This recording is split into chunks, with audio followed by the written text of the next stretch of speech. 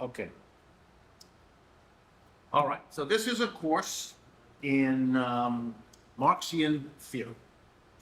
And I want to lay out for you a little bit about who I am and how this is going to be organized. It's going to be quite intensive. I have 4 weeks, every Monday for 2 hours, for 4 weeks, to present a kind of condensed, intense version of what I think Marxian theory basically is like. That means that today I'm going to introduce Marxian theory, but particularly by distinguishing it from other kinds of theory, so that you can see what makes it the unique and different theory it is, and enable you, hopefully, to use Marxian theory alongside of or instead of other kinds of theory when trying to understand the world around you, say, for example, the current economic crisis. First, let me introduce myself so you know where this is coming from. I'm a professional economist. I went to the university and got my PhD to become a professor of economics. And I have been doing that for the last 30 years. Most of that time at the University of Massachusetts in Amherst, from which I officially retired December of last year. And I now teach at the New School in Manhattan, New York City. In my capacity as an economist, I have had to learn both the conventional, often referred to as mainstream economic theories, and on my own, I learned the Marxian economic theory. I had to do it on my own because it's not part of the curriculum here in the United States. And a word about that is appropriate. In other societies, including many other capitalist societies, it is perfectly normal, usual, routine for people who are Marxists to lecture and teach courses in schools and universities alongside their non-Marxist colleagues. That is not the case here in the United States. The United States isn't afraid. As a society, it is afraid and has been for a very long time. So, for example, the majority of economics departments in the United States do not have any Marxists at all on the faculty. A few, in the interests of diversity or balance, get a token Marxist, a little bit like they would get a token woman, a token African American, etc. You get a token leftist, token Marxist. And there are some like that. And I myself have been that in a variety of situations. I was helped in my particular case, which is relevant here, because my education was at the what I consider the premier American university. I went as an undergraduate to Harvard, then I went to Stanford to get a master's in economics, and then I went to Yale to finish my education, where I got another master's in economics, a master's in history, and a PhD in economics. So I am a loaded product of the best the United States has to offer. And apropos of a course in Marxian economics, let me explain that at no time when I was a student at Harvard or Stanford or Yale did any professor, with one exception, and he was the only Marxist there, no professor ever required me to read, with one exception, Marxism. Just didn't do it. If you ask these folks why, they would be awkward. There is really no explanation. The truth of it is, which they mostly wouldn't say, is that people my age, my colleagues, don't know Marxian economics. They're literally not qualified to teach it, partly because where they went to school, no one taught them. So where would they have learned it? They would have had to do it on their own, which is what I did. From an early age, partly because of my family and partly because of people that I sought out outside the university, I learned what this was about. I was given by kind professors who were friends in other departments or other universities. I was given books to read. They would occasionally meet with me to discuss it. Basically, I carved out my own curriculum because I wanted to learn it. But absent that desire and absent some people to help me, it would have been undoable. So I am in a peculiar position as an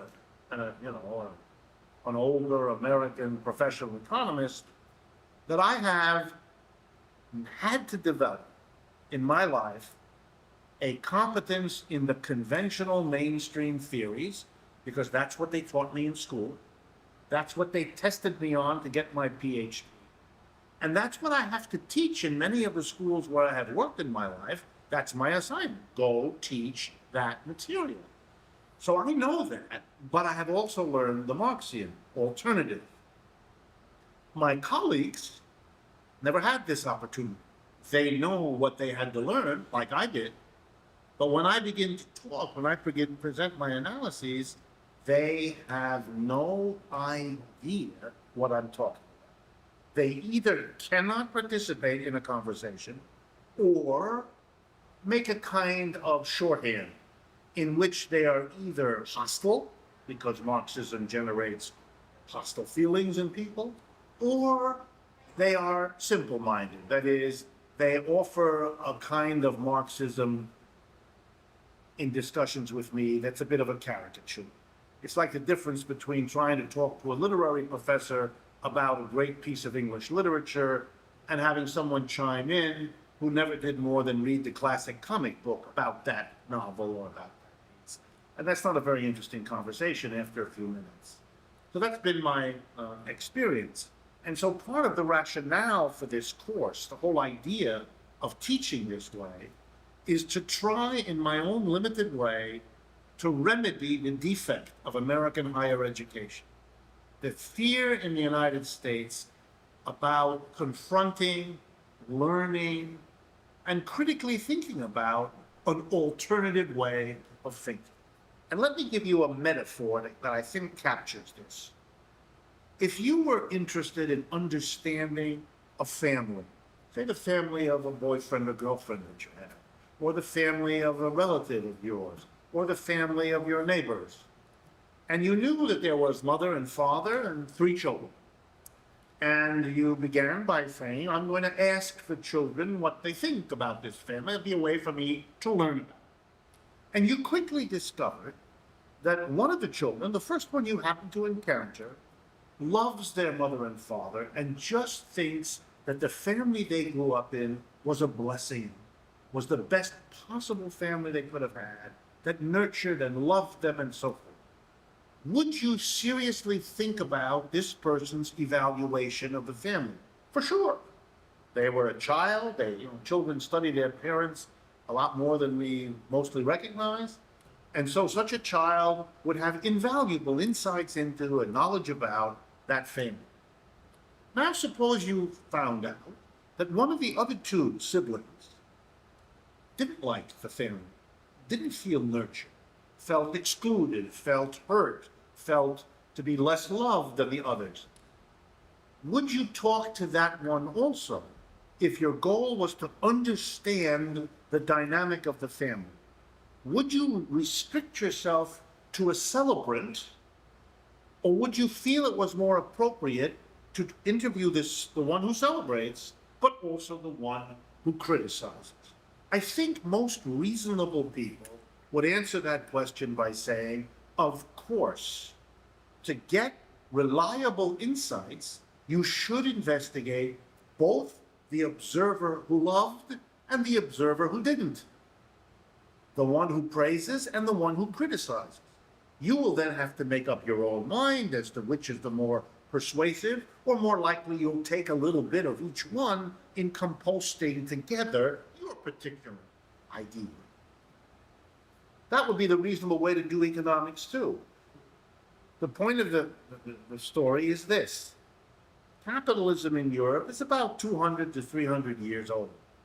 And from the beginning of capitalism's arrival on the scene, as it replaced the pre-existing system, feudalism, that existed in Europe, capitalism, like every other economic system human beings have ever lived in, has had the people who love it and has had the people who don't. That's normal, that's natural. Karl Marx was born in 1818 in the midst of the successful emergence of capitalism in Europe. He's a product of modern capitalism as it took hold in the 19th century. He lived from 1818, when capitalism was really coming into Germany, to 1883, when capitalism had become the dominant economic system in that country. So he is a student of and a product of capitalism. But like many, he was a product who became critical. That is, his experience as a mature young person, and I'm going to describe him in a few minutes, was an experience of thinking and living in capitalism that led him, as it did many others, to be critical. And he developed an analysis of capitalism that was critical of it. He believed the human race could and should do better than capitalism. As I say, I'm going to explain it in a moment, but I want to get clear that he's critical, and that one of the key distinctions between Marxian economics and conventional economics is that the conventional economics fundamentally celebrates, applauds, and values capitalism. And Marx doesn't. They both study capitalism. A little footnote for those who may not be familiar with this. Marx never wrote a book about communism. Marx never wrote a book about socialism. He never wrote an article about either of these. That was not his interest. He felt that was looking into the future, which is not what he did. He was an analyst of capitalism. His books are about how the capitalist system works. But he never hid the fact that he was a critic who wanted to get beyond capitalism. And so he's like that sibling who's critical of that family, as opposed to the celebrants who aren't. Let me turn then to Marx as a particular figure, since this critical approach to capitalism is associated with his name. As I say, he was born in Germany in 1818, and as a young man, he came from middle-class parents, and so he did something that was very rare for German young people at that time. He went to college. Something like 1% of young people ever did that. Which was typical in Europe at that time. Mass education is a 20th century phenomenon, didn't exist in the 19th century anyway. In any case, he went to the university and he majored in philosophy. And he got the equivalent of a PhD, his doctorate in Germany, and his first job was as a young professor of philosophy at a German university. Because this was around the middle of the 1840s, it was a time when there were revolutionary changes, because capitalism coming in and contesting with feudalism produced lots of struggle in these societies. And particularly in 1848, there was a wave of revolutions. They're called the revolutions of 1848. They happened in every European country. Marx got caught up, as many young intellectuals in Germany did, in the revolutionary ferment, and this introduced him to critical thinking about German society, which he really hadn't encountered so much as a pretty pampered young student who studied Greek philosophy. His doctoral dissertation was on Epictetus, an ancient Greek philosopher. So he got caught up in political action, like many young people, and it really changed his way of thinking.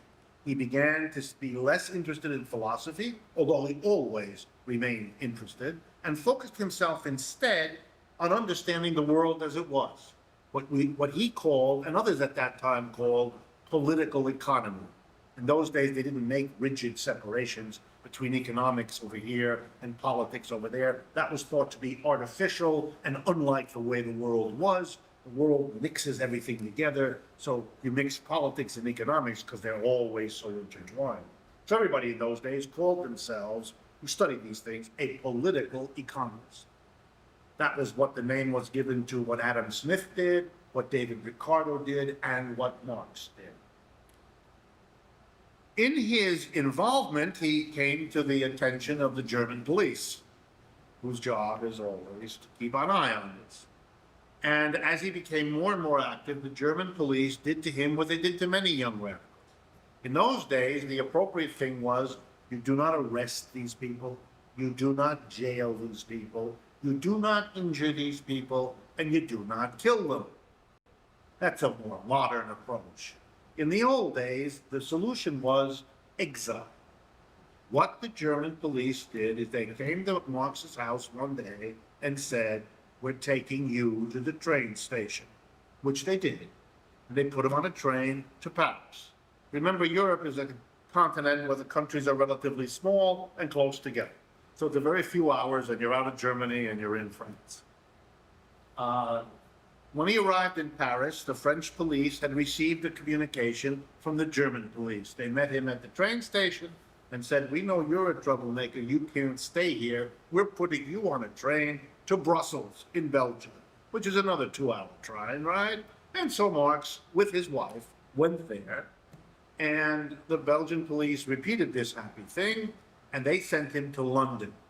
In those years, in the middle of the 19th century, London prided itself on never ejecting political refugees. People who came not because they had committed a crime or anything like that, but they were running away for political reasons or they had been exiled.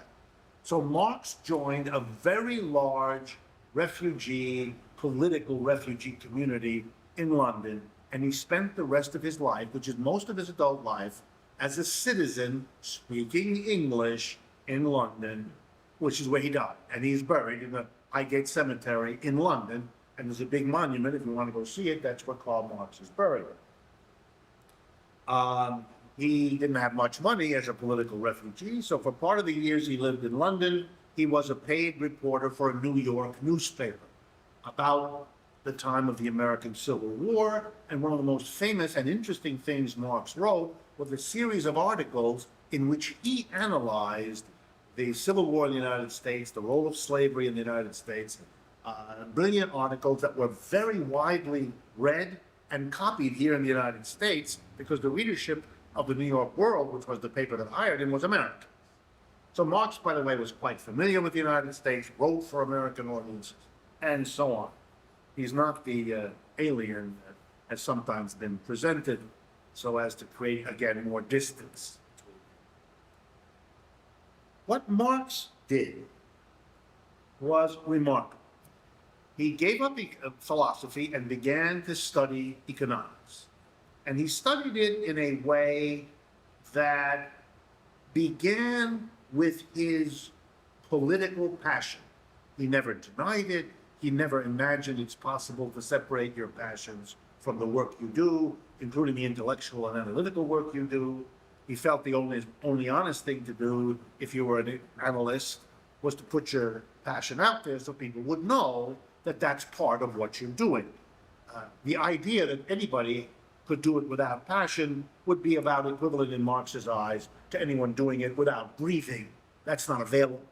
You stop breathing, you're not going to be an analyst very long, and you have no passion. It's not only that you're not going to do good analysis, you're not going to do any analysis at all, because passion is part of life. We all have passions, it's just some of us are comfortable or uncomfortable with them, and some of us are honest or dishonest about them. Marx put it right out there. He didn't like capitalism. He was going to develop a critical stance towards capitalism. And that made him very different from most of the economists whose work he studied to get himself up to speed to do economic analysis. A footnote here for some of you that may be interested. Unlike 99% of economists in the world, myself included, we have never taken the trouble that Marx took to write long studies of literally every major economist that had written before him. There is a 3-volume work Marx wrote that is published, available in English and many other languages, called Theories of Surplus Value. That's the title of the book. The Russian edition, because the Russians put out the most famous edition, runs 3 volumes. And all those 3 volumes are Marx's long, detailed, critical assessments of Adam Smith, David Ricardo, Thomas Malthus, and a whole host of the great writers before Marx, whom he studied, and you can see in what detail by reading that thing. As I say, the only other person that I know of in our profession that ever did that was a professor at Harvard years ago named Joseph Schumpeter. You may come across his name. He was very famous. He wrote a history of economic analysis. It's a book about 4 inches wide, an immense tome, But it's a testimony to that he did what Marx did. He was not a Marxist, by the way, but Marx is remarkable. And for people who are interested in how Marx came to develop his theories, he's basically done the work for us, because in those 3 volumes you can see how he worked his way. Well, why was he critical? Where did his passion come from? And this is important, because if you're going to understand Marxian theory, then you need to understand the passion that builds it, the passion that informs it, because that'll be part of your own assessment about your own feelings in relationship to this body of work. It's also a body of passion. He was part of a generation born in 1818 for whom the great historical event around which their whole formation as human beings occurred was the French Revolution. Recall the dates. The French Revolution erupts in 1789. That is only 20, 30 years before Marx is born. So Marx is born into the generation that was completely mesmerized, was drawn to the drama and the passion of the French Revolution. To remind you, the slogan of the French revolutionaries who overthrew King Louis, who overthrew the rule of the feudal landlords, who overthrew the role of the Catholic Church as the biggest landlord in feudal Europe. The slogans of the revolutionaries were liberté, égalité, fraternité. Liberty, equality, and brotherhood. And they brought in a revolution that was to get rid of everything in society that impeded or blocked the achievement of a human community grounded on, founded on liberty, equality, and brotherhood, without distinction of race, gender, or anything else. And Marx was absolutely caught up, as most of the young people of his generation were, with the nobility and the beauty of that image. The interesting thing was that the French Revolution also got rid of feudalism. It took the land away from the feudal landlords. It took the land and the buildings away from the Roman Catholic Church. It dispossessed the 2 great power institutions of feudalism, the landed nobility and the church. Instead, everybody became a buyer and a seller in the market.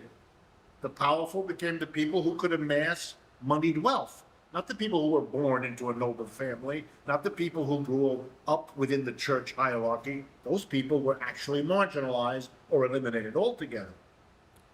So the French Revolution was 2 things, if you think about it. On the one hand, the end of the feudal economic system and the emergence into dominance to this day of capitalism. But it was a transition from feudalism to capitalism that was wrapped in a noble, passionate commitment. And the best way to say it is this way.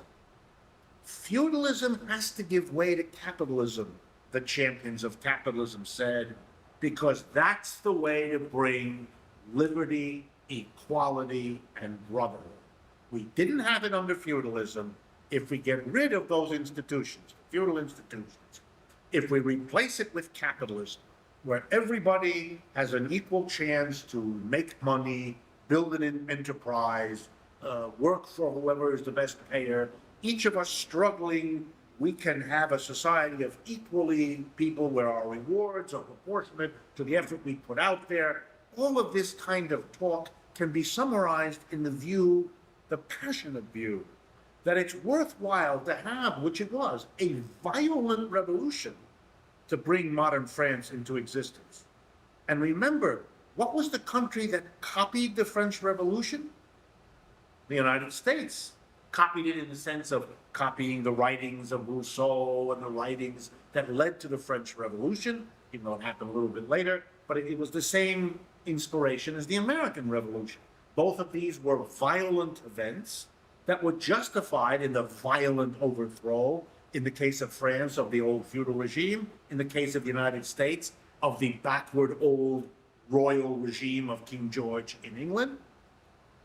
The rationale, the justification, liberty, equality, and fraternity. That's why Thomas Jefferson writes, We hold these truths to be self-evident. All men are created equal, etc. The same language, the same imagery is had in the one place as the other. Capitalism would bring liberty, equality, and brotherhood. The promise of the American Revolution in the 1770s, the promise of the French Revolution in the 1780s. Now, here comes the punchline. By 1818, which is 30 years later, Marx, who is as wonderfully in love with the image of liberty, equality, and fraternity as anybody ever was, believed in it all his life. He, however, reached a very important conclusion. Yes, the American, French, and other revolutions had successfully overthrown feudalism and brought in capitalism. But, here comes the punchline, the promise that the transition to capitalism would also usher in liberty, equality, and fraternity had, in Marx's view, been broken. That promise was broken. Those things were not accompanying capitalism. On the contrary, as Marx looked around the exploding industrial capitalism of England and France and Germany in his lifetime, it was populated by super rich capitalists at one end and a mass of desperately poor workers coming in off the countryside, living in horrific housing. By the way, novelists in France, Émile Zola or Balzac in Germany, dozens in America, all over. There's endless evidence about this. Marx drew the conclusion, the problem, the slogan, the hope of the French Revolution is as compelling and as beautiful as ever.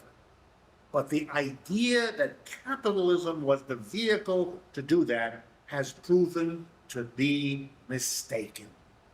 And therefore, Marx, talking about himself, said, I therefore devoted my life to trying to understand why capitalism has been, and as he came to believe, would forever be unable to deliver liberty, equality, and fraternity. So that if you want those things, you have to go beyond capitalism. Capitalism is not the agency that will bring it. Capitalism is the obstacle to its realization. So if you want to understand the passion, it's the passion of the love for the ideals of the French and American revolutions, wedded in Marx to the facing up to the fact that capitalism hadn't been able to deliver what it was promised would be part of its benefits. And I must say, if someone asks me today, why are you a Marxist? My answer would be ditto. That I would look at the 150 years since Marx died, that capitalism has been around, and his conclusion that it failed to deliver liberty, equality, and fraternity, then all I can say is good understanding, because it hasn't been able to deliver it now either. The gap between rich and poor in the world today is greater, perhaps, than it has ever been. Whole continents, for example, Africa, sit in a condition that is unspeakable. The gap here in the United States between the rich and the poor, and I don't just mean in their wealth and their income, but their access to culture, their access to education, their access to school, medical care, it's grotesque. We have not produced liberty, equality, and fraternity. Nothing close to it. So it is important to understand that Marx's particular take in economics is driven by, is motivated by a sense that capitalism needs to be analyzed to understand why it hasn't been able to do what its proponents had hoped and promised in their enthusiasm. So it's not a dismissal out of some cheap shot of I don't like you, or I didn't make a lot of money, it has nothing to do with that. The irony is, and part of the appeal of Marxism has always been to people who believe in liberty, equality, and and fraternity because they feel a kindred spirit in Marx, and they're right. That was his motivation, and it led him to be a critic of capitalism. Let me turn then to how this criticism became, in Marx, a systematic theory. Because it's one thing to be critical of capitalism. For example, you can notice that rich and poor are widely separated, or you can notice that some people have a lot of power and others have very little, things like that. Those are observations, those are valuable, but that's not a theory. That doesn't explain how and why capitalism should work like that, as opposed to how it had been promised it would work. So Marx began by saying, I want to see what everybody else has understood about economics. I want to learn from everybody who went before me, even recognizing that many of them, like capitalism, are not critical, but they, nonetheless, he did what I said at the beginning today. He did what you ought to do. You study everybody so you can understand the system. So if you read, for example, the theories of surplus value, you'll see Marx devoting hundreds of pages to analyzing the works of Adam Smith or David Ricardo or countless people whose politics could not have been further from his own. And I ask you to compare that to modern day non-Marxist and anti-Marxist professors of the sort who dominate the American university. They haven't a clue. It is embarrassing for me when I appear on panels with them and go to conferences with them, which I do fairly often, that I really can't have a conversation one way or the other because they are simply unfamiliar with the Marxist literature. They never had anyone teach it to them in school. Their careers never rewarded learning this stuff. Indeed, it would have hampered their careers to be seen as interested in it, and so they simply do not know.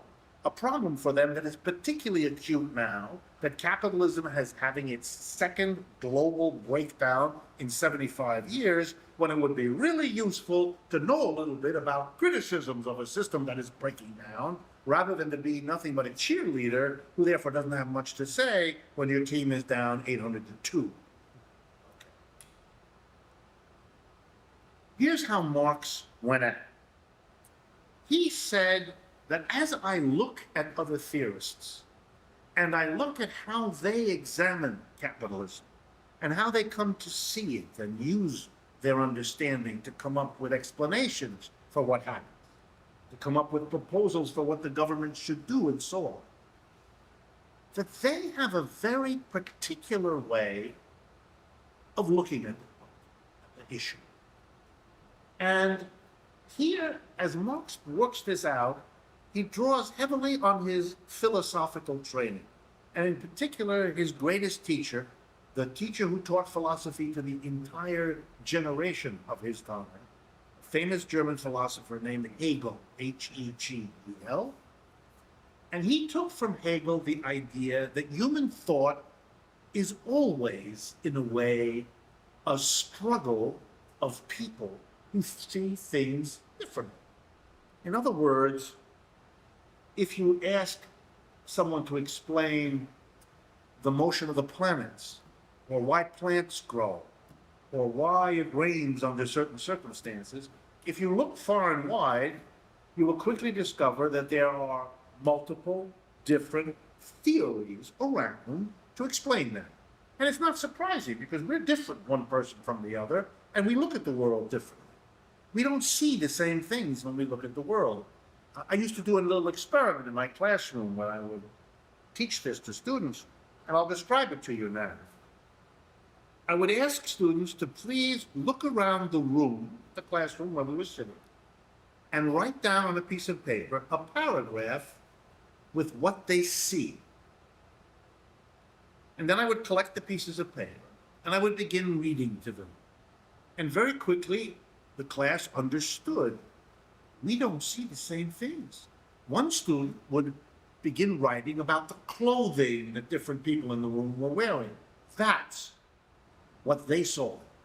Another one didn't say a word about clothing, was fixated on the architecture of the room, how it was designed, the shape. Another one didn't talk about the room or the other students, talked about me as the teacher. That was what they saw. Another one talked about expressions on people's face, but not me or the architecture or the clothing. In other words, to answer the question, what do you see, depends less on what there is and more on who you are. What in your life made you respond to my instruction? Tell me what you see by looking there. Moreover, if your mind is focused on clothing, you're going to not see architecture. It's not because it isn't there. And it's not even that you're not interested in architecture. It's just that you look in a certain way. The same thing happens when you try to ask people to explain what they think about less tangible things. I'll give you an example that may remind you of moments in your own life. The concept love. You're there with your significant other in a very dimly lit little restaurant having a wonderful conversation. And either you say to him or her, or she says to you, whatever, I love you. At which point a very difficult moment begins to develop. Because over the next few weeks and months, or if you're not careful, over the rest of your life, you're going to discover with that person that you don't mean the same thing with these two words, with this one word. Excuse me, you're two people. You each bring your unique ways of thinking, imagining, hoping, dreaming, analyzing to this concept. What he meant when he said it, and what you understood when you heard it, those are not the same thing. They can't be. You and that other person are completely different. You had different mothers and fathers. You grew up in a different community. You had different experiences. How in the world would you ever come to see things the same way? You don't. You can't. Therefore, human beings, particularly in large communities, always develop multiple different ways of understanding what's going on. Sometimes one among the several ways that people have becomes so dominant that either everybody, for some peculiar reason, decides to think that way, or, what also sometimes happens, is that that one perspective represses or suppresses the others, punishes people who believe in some other way. You all know of examples when, for example, one concept of what God is kills people with a different concept. That's very popular and has been for a long time. So Marx begins as a student of Hegel with the presumption that, of course, different people will develop different economic theories. Just like it is no way strange that a family with 3 children will quickly discover that the 3 children don't have the same view of the family. They were not all born at the same time. They were born at different times. Mama and Papa were different people when each of them was born, except their actual experience of the family is different. So it'd be much more bizarre for them to have the same view, and much more suspect, than it would be for them to have a different view. But different views frighten a lot of people. Because if you live in a world of the sort many of you may live in, you believe without ever having questioned it, that if there are multiple ways of thinking about something, one of them is the right way and the other ones are the wrong way. That is a very deeply ingrained assumption in our culture. And it's one that Hegel didn't agree with, that Marx didn't agree with, and then I think if you worry about it a bit, you will probably not long agree with it either. Let me drive the point home as follows. First, suppose I asked you the question, what's the right way to eat a meal? Is it with a knife and fork, or is it with chopsticks? You would resent, I would guess, the question. You would say to me, what do you mean the right way? These are just different ways. They come out of different cultures, they have different qualities, it's a somewhat different experience to eat with a knife and fork as compared with chop. But the question, right or wrong, is the wrong question. It's like asking me which is heavier, Monday or Friday. You wouldn't spend a lot of time struggling with the answer because you think the question is nonsensical, right? And for a Hegelian or a Marxian, the question, what's the right theory, is similarly senseless. Theories are different. A Buddhist compared to a Catholic, we're not going to have a conversation which has got the right take on religion. They have different takes on religion. Okay, I would only ask you to apply the exact same logic if I say to you, look, there's a Marxist critical way of understanding capitalism, and there's a mainstream celebratory way. These are different theories, they develop in different ways, but if I ask you which one is right or wrong, my hope is that you would at least understand why a Marxist finds that question senseless. They're different. They come out of different needs, different feelings, different experiences. I already gave you some of the dimensions of Marx's life that ended up making him interested in critical approach to capitalism as a system. With his critical approach, one of the things Marx focused on early in his life, and that came to shape his economics, was one particular aspect of capitalism that he found odious, that he found fundamentally incompatible with liberty, equality, and fraternity. Here's that dimension. It has to do with labor and work. In Marx's view, modern capitalist societies were structurally, constitutionally unable to provide equality, fraternity, and liberty because of the way they organized work.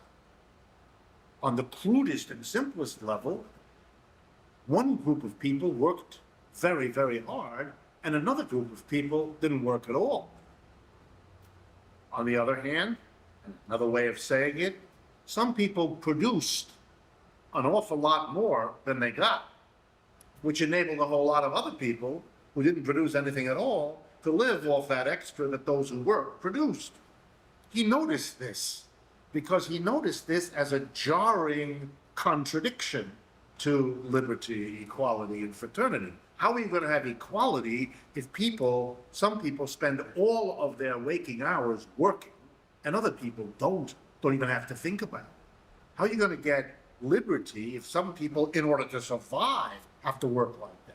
How much liberty do they have, and what does their liberty mean if they're too exhausted from so many hours of work and low pay for that work that they have neither the time nor the interest nor the energy to go out and inform themselves about civic affairs or participate in cultural activities, etc.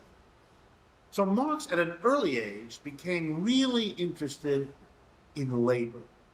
And so his studies were shaped by an interest in the inequality, let's call it, of the whole way labor is organized.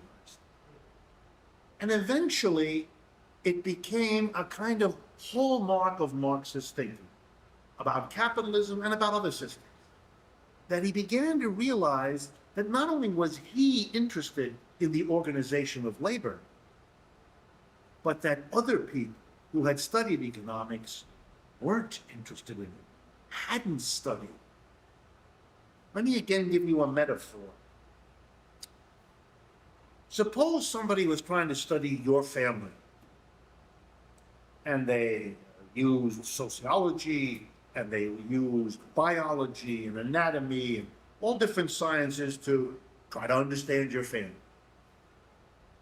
And then along comes a man or a woman who says, wait a minute, there's something seriously missing. I mean, all these studies have learned things that are useful. The whole way labor is organized. And eventually, it became a kind of hallmark of Marxist thinking about capitalism and about other systems, that he began to realize that not only was he interested in the organization of labor, but that other people who had studied economics weren't interested in it, hadn't studied. Let me again give you a metaphor. Suppose somebody was trying to study your family, and they used sociology, and they used biology and anatomy and all different sciences to try to understand your family. And then along comes a man or a woman who says, wait a minute, there's something seriously missing. I mean, all these studies have learned things that are useful, but I immediately noticed there's something missing. And my name, just to play with it, my name is Sigmund Freud. And I had in my mind that in every one of our minds, there is a conscious part, that's what we're aware of, what we're aware of saying, thinking, and doing. But there's another part, a part that is unconscious, a part where we have sequestered off, put into a part of our minds that isn't available to us most of the time. Things we have experienced that are frightening to us. Something we said when we were a little kid and we saw the frown on our mother's face and we realized that's not a good thing to say. That's not a good thing to do. And so we wanted to please our mother, and so without knowing what we were doing because we were little, we put it in another part of our mind, kind of pushed it out of our daily consciousness. But it turns out, Freud argued, that every human being has an unconscious, and periodically that unconscious erupts into your conscious life. He gave examples. A slip of the tongue, when something comes out of your mouth that you didn't mean to say, but that's your unconscious talking. Dreams, another time when your unconscious can become semi-aware for you. Well, think of Marx like this. He's like Freud.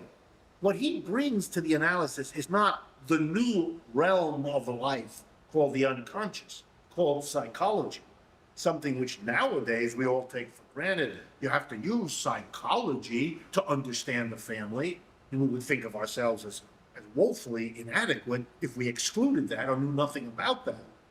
Well, Marx is saying to us, and I as a Marxist am saying to you, it is equally bizarre 150 years after Marx shows the importance of how labor is organized in shaping any society, that when you analyze capitalism today, or 50 years ago, or last month, most of the mainstream analysis does not worry about, look at, think about, or apply Marx's research on, and that of many Marxists since, the importance of the organization of labor in shaping how an economy works. Well, let me explain further. Marx wasn't interested when I say hey, organization of labor. He wasn't interested in, the carpenter works with a hammer, and the barber works with scissors. It's not that.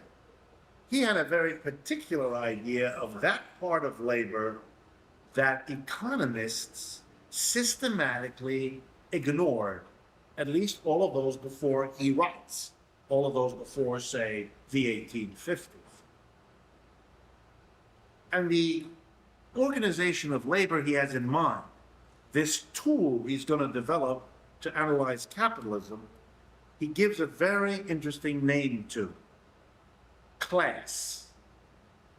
That is, he uses the word class to describe, to depict, to identify a particular organization of labor. And before I explain it to you, let me remind you that this is Marx's new and different concept of class. Because of course the word class, which comes from the verb to classify, to take a bunch of things and break them into little groups, to classify. For example, I can classify people in a room, those who are tall and those who are short, those who are fat, those who are thin. Those are classifications. The class of the fat, the class of the thin.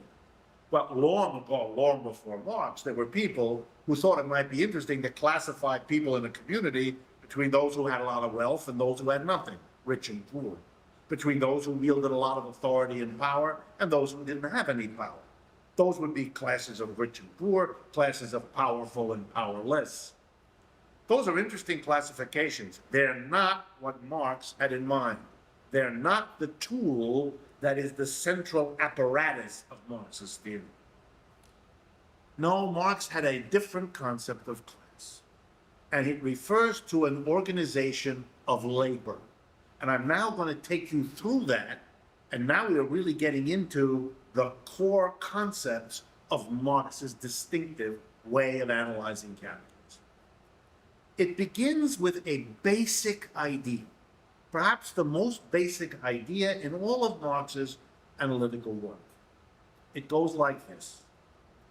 In every community of human beings, a household, a tribe, a clan, a village, a nation, no matter how big or small, in every reproducing community that lasts through time, you will find, Marx says, that some people in the community do work.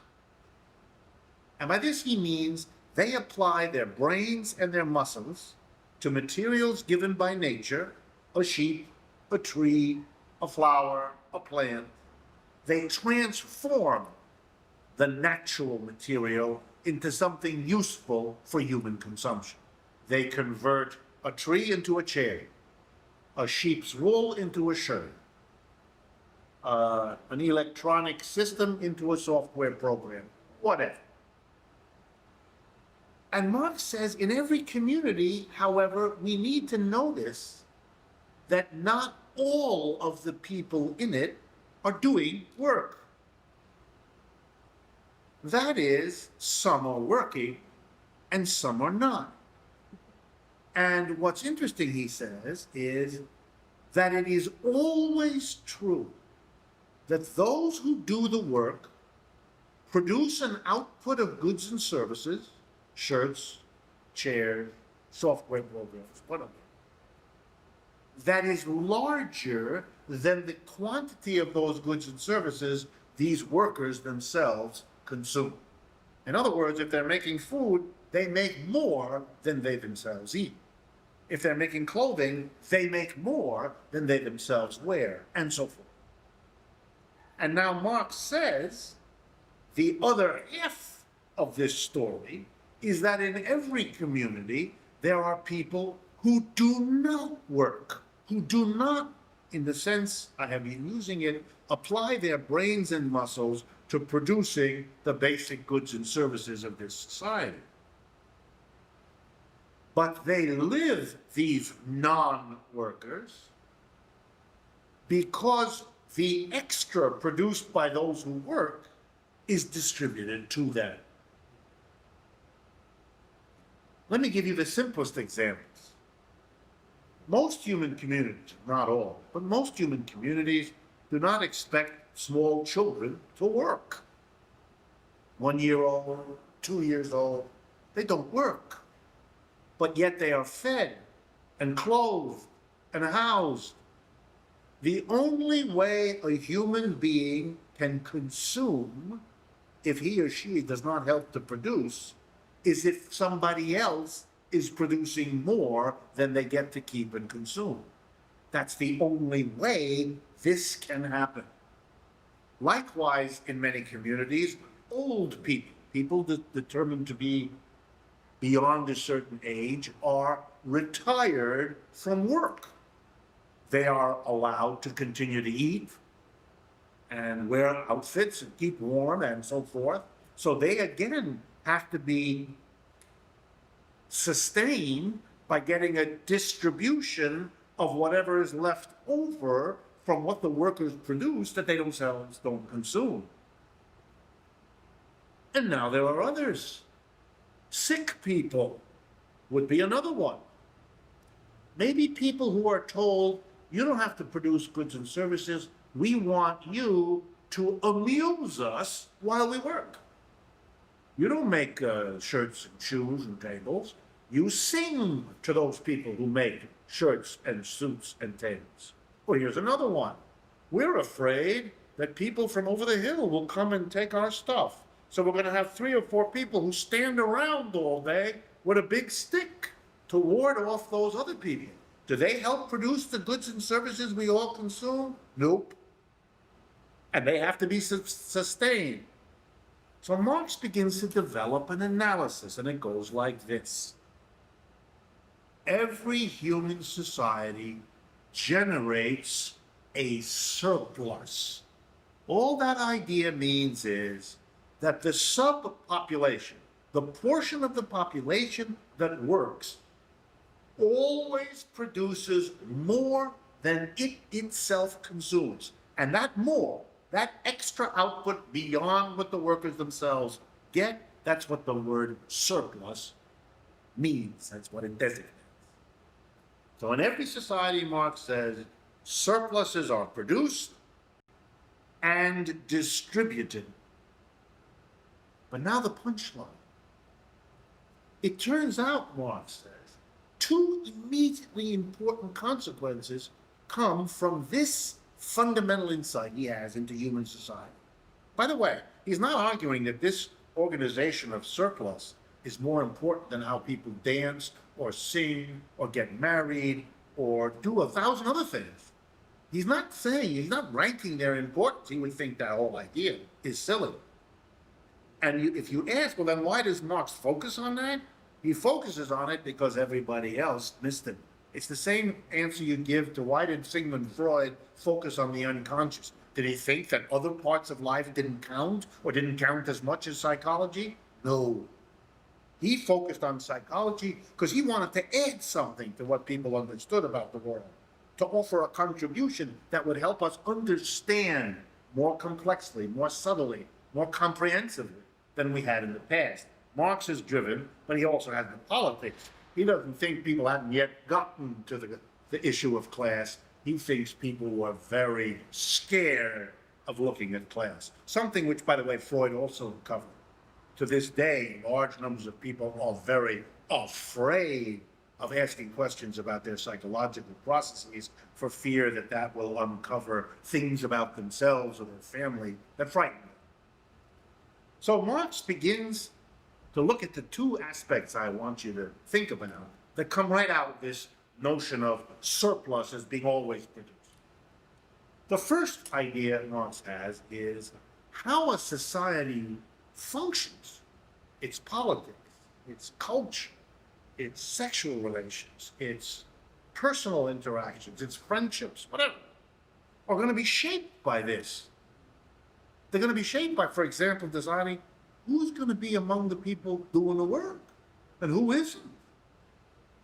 And how much of what those workers produce in the way of surplus is going to go to this kind of person who isn't working, as opposed to that kind of these questions of how you organize, they're going to shape everything else about that society. This is no minor matter. This is not about whether you pick your nose with your pinky or your index finger. This has major consequences. And the second thing Marx immediately noticed, once he posed this question to himself, is that societies have radically different ways of organizing this. Let me go back to my simplest example. There are some societies who do not feed their children. They don't. They don't have the workers produce a surplus to sustain their children. They don't want to. They don't care about it. They're not interested in the next generation. There are many famous examples in history where babies, when they were born, were simply left by the side of the road, the way people nowadays maybe leave kittens that their cat has had, but they just not accept responsibility for, and many of them died, as they often did. Likewise, there are societies that don't take care of their old people. They just don't. Or their sick people. In other words, every society has to make a decision. Who's going to do work? Who's going to produce the surplus, the workers? And who's going to get it? And how much are they going to get? Are we going to give our children a lot, but the old people a little?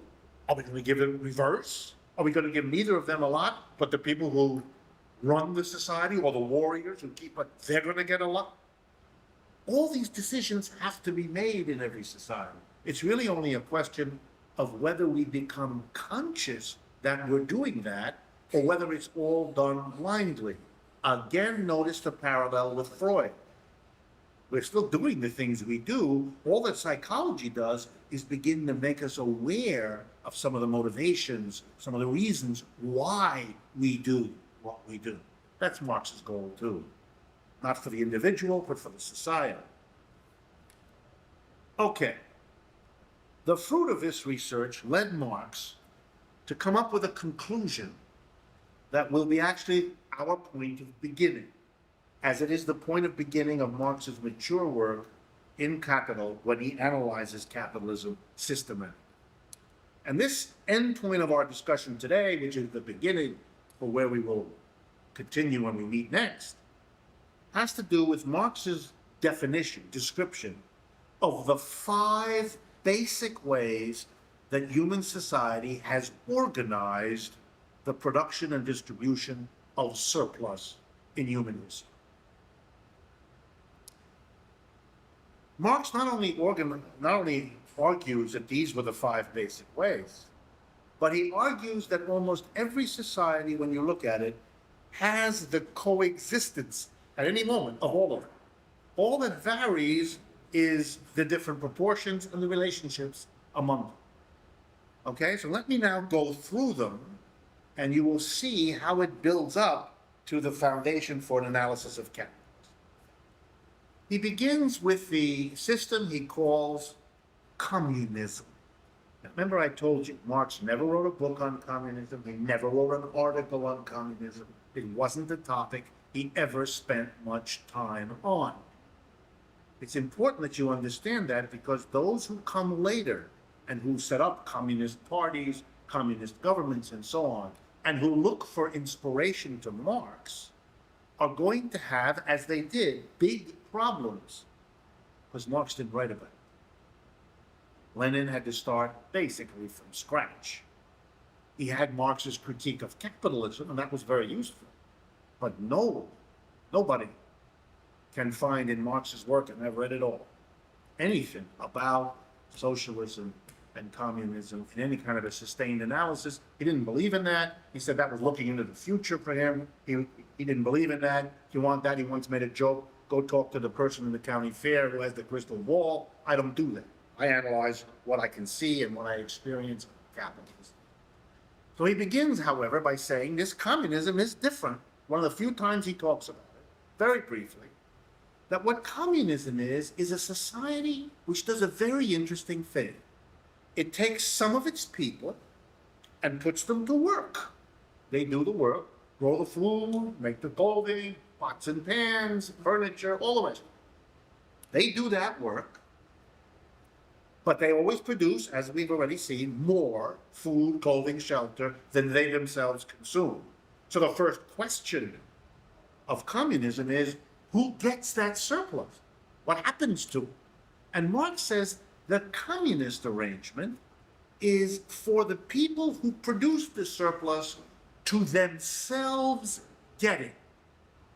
The producers of the surplus get it themselves, and they sit around and they decide what to do with it. In other words, the people who produce a surplus, who get a surplus, and who distribute the surplus socially are the same exact people. That was his definition of a communism. And you can see the root commune, community. It's the community of workers who are also the ones who get the surplus and distribute it. Please notice, for those of you that are interested, that here is Marx's definition of communism. It does not have one word in it about the role of the state, because the role of the state is irrelevant to this issue. Communism is not about the state, for Marx. For other people it is, but not for Marx. For Marx, it's about how you organize the production and distribution of surplus, which is his entry point into analysis. The second kind, not communist, he tends to call by different names. Ancient is one name he gave it. Self-employed is a name I would give it. Here now, think of an individual farmer, craftsperson, someone doing work who produces enough to sustain himself or herself as an individual worker, but always produces more. I'll give you an example. You do software programs in your garage with a computer. Do you produce just enough software programs so that you can sell them and get enough money to sustain your own consumption? If you did, you'd be out of business pretty quick. Why? You have to pay taxes to a government. Where are you going to get that from? You have to make sure that a little security service goes around your garage at night so you don't get the stuff stolen. Who's going to pay for that? You have to produce a surplus. You have to do more software than just your own consumption because you've got other things to take care of, like a community that wants to take care of its kids. You might also want to take care of your kids to replace yourself when you wear out or die with another producer of software programs. And Marx says these two class structures, what he calls them, these two organizations of the surplus, have something in common. In both cases, the people who produce the surplus are the ones who get it and distribute it. In the communist case, it's the group of workers as a whole. In the ancient/self-employed, it's an individual worker. Now that takes care of two. Three are left. These three are distinguished from the first two, I'll give you their names in a minute, by one key fundamental fact. In these three, the people who produce the surplus are not the same as the people who appropriate and distribute it. So there's, right away, a fundamental difference. Marx defines, in capital, very clear, explicit, he defines any system in which the people who produce the surplus are different from the people who get it. He uses the word exploitation for that kind of a system. This is not about whether you treat people nicely or not, whether you pay them well or poorly. That's a popular usage of the term. That's not, and that's fine. It's just not what Marx's definition was. Marx was fascinated by class structures, by systems in which you did not, the way you earlier had in communism and the ancient, you did not give to the people who produced the surplus the social power and position of receiving and distributing the surplus they had produced.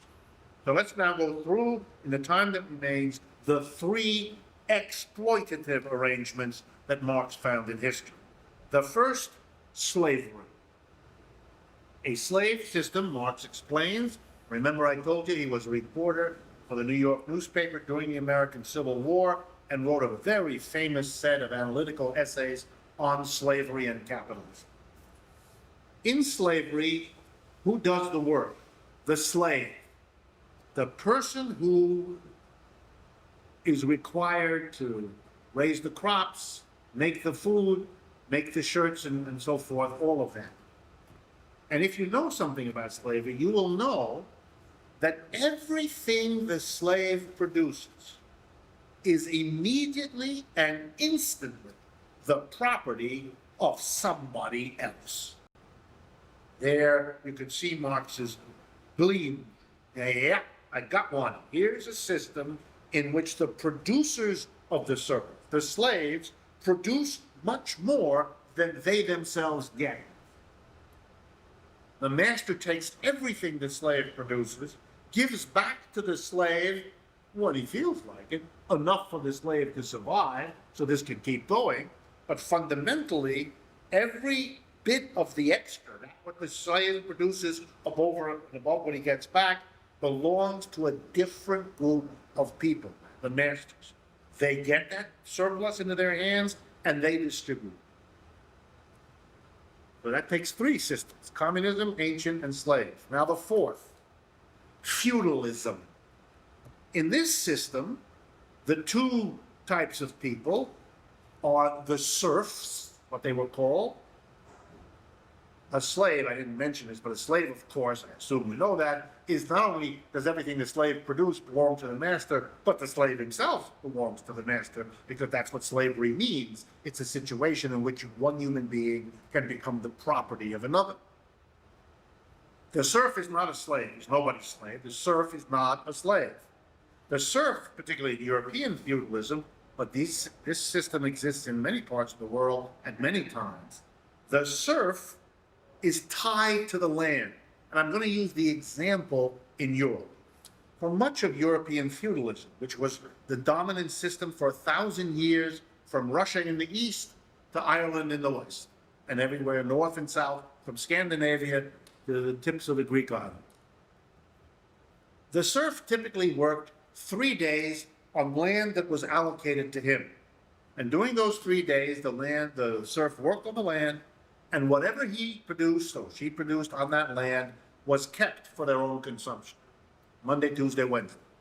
Thursday, Friday, Saturday, they went to the land of the Lord, the guy who owned the big piece of land that was the dominant character in this system. They were obliged to do that. So Thursday, Friday, Saturday, they went on and worked on the land of the Lord. Everything that they produced there belonged to the Lord. At the end of work on Saturday, they went back to where they lived, where they worked the first days of the week. And Sunday, because European feudalism was capitalist, they rested and went to church. Okay, now Marx said here is another exploitative system, because the time the worker, the serf works on the 3 days on his own piece, that's his, as Marx liked to use the phrase, necessary labor. That's the labor, the fruits of which he got himself to consume. It was those second 3 days, Thursday, Friday, Saturday, that he was doing surplus labor. And that extra output of those second 3 days, belonged instantly, automatically, to somebody else who wasn't a serf, the Lord of the manor. So there's another exploitative system.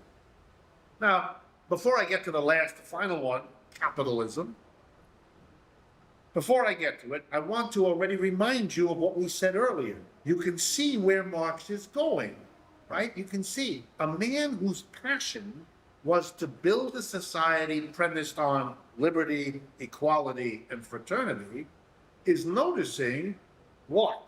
That it would be very hard to expect liberty, equality, and fraternity in a society where one group of people produced a surplus that another group of people got. What kind of equality is that going to permit? If you make a formal equality, we're all equal, but some of us work and produce a surplus that other one of us live off of, the equality is going to be unreal. It's going to be formal at best, phony at worst. That's what you can see where he's going. So now we get to capitalism, which is really where his theory starts. But before we get into the formal theory, which is next time, I want to take you through how Marx understood capitalism to be a distinctive and unique exploitative class structure.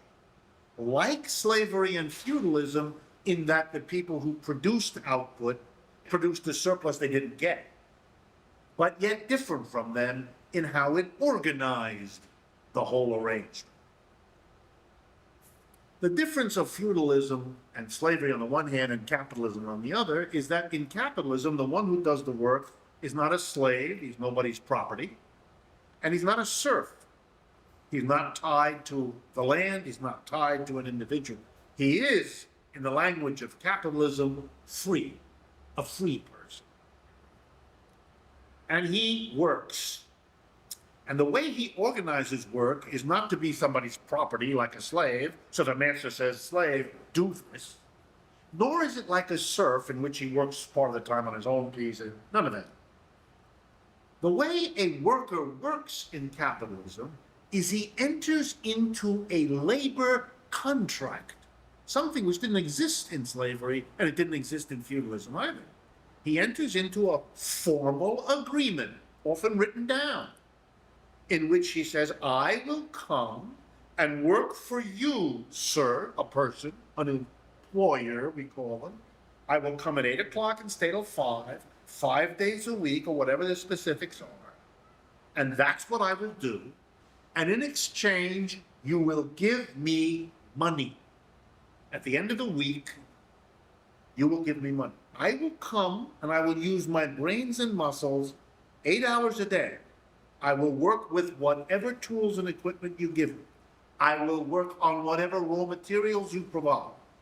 And the fruits of my labor, the output that I have poured my creativity, my brains, my muscles, my very substance, that will be immediately and instantly your property. And I understand that if I take any of the output home with me at the end of the week, I get arrested. So you only have to give me a wage. I give you the fruits of my labor. Keep that in mind. The worker gives the employer the fruits of his labor. The employer gives the worker a wage.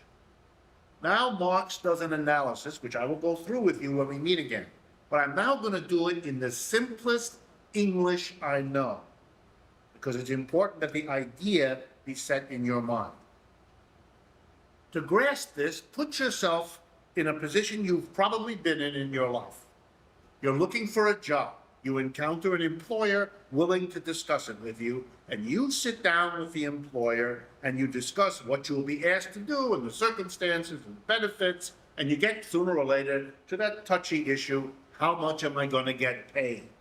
And let's assume you work something out, just to have round numbers, you agree to work, and the employer agrees to hire you for $20 an hour to come for 40 hours a week to do whatever it is this employer's business involves. You know what Marx is about to teach you. You already know. But you live in a culture which perhaps has prevented you from fully thinking about what I'm about to say. But you knew. Here's what you knew. There is no way on God's green earth that employer is ever going to give you $20 an hour unless during that hour your labor activity produces more stuff for him to sell at the end of the week than $20 worth. If your hour only adds $20 to what he has to sell in his business, he would have to sell that product of your labor, get the $20, and give it to you, leaving him with nada. He's not going to do it. They never do. You're never going to have it. There's only one basis on which any capitalist ever hired a worker, and that condition is you've got to produce more for me than I pay you for coming here to do it.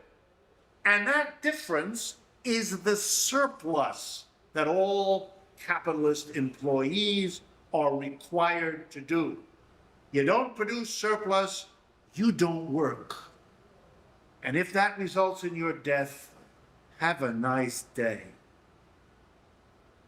So Marx is saying to us, recognize that capitalism, even though the workers are not slaves or serfs, does replicate those two systems in this particular way, that one group of people, the employees, go to work on condition that they produce a surplus that the employer gets and the employer distributes.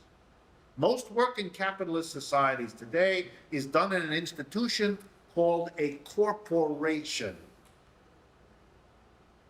The workers in a corporation produce whatever the corporation sells. At the end of the week, when the corporation sells whatever it produces, it takes the revenue from the sale, and it uses it for three purposes. One, it replaces the tools, equipment, and raw materials used up this week. Two, it pays the workers a wage. Three, it has left over the surplus. Who gets that surplus? Who keeps that revenue? Who's the first one to get their hands on that portion of the revenue from sales that is not used to reproduce used up equipment and not used to pay the workers? The board of directors. That's who legally gets the surplus. And they then distribute it. Let me remind you, average size of a board of directors, 15 to 20 people, who can be receiving the surpluses produced by hundreds of thousands in large corporations or any number in smaller. We have arranged capitalism so that it is an exploitative class structure, one that fundamentally, in the guts of the production system, creates a massive inequality and a massive tension. The tension between those who produce, and part of it they don't get, and those who get in proportion to how much they don't give to the people who produced it. That produces conflict, tension, corruption, and a whole host of other lovely consequences that together explain for Marx why the promise of capitalism to be the vehicle for bringing equality, fraternity, and liberty could not deliver ever on that promise. And Marx's implication, if you don't change the organization of this system of labor, if you don't get rid of the class structure and replace it with something else, the next century will see the same failures of realizing the dreams of the Russian, French, or American revolutions that the last century. And that's the power of Marxian theory, because as we proceed, we're going to show exactly how capitalism works, starting with that surplus, so you can see in detail how it operates as an obstacle to achieving liberty, equality, and brotherhood. I will see you next week.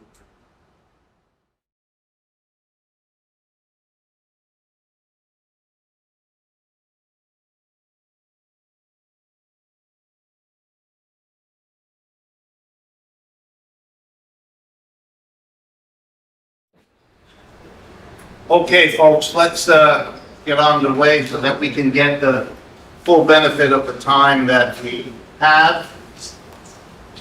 I wanted to tell you what we're going to do today so that you can see how we're moving along to achieve it. Having spent much of last time going over with you Marx's commitment to focus on class analysis, and having stressed that by class Marx meant something unique and different, namely the production and distribution of surplus, and how that happens in societies, and how it shapes what goes on in this society, and how Marx is going to focus us on it because he thinks other people have neglected, missed, or ignored, or downplayed this phenomenon.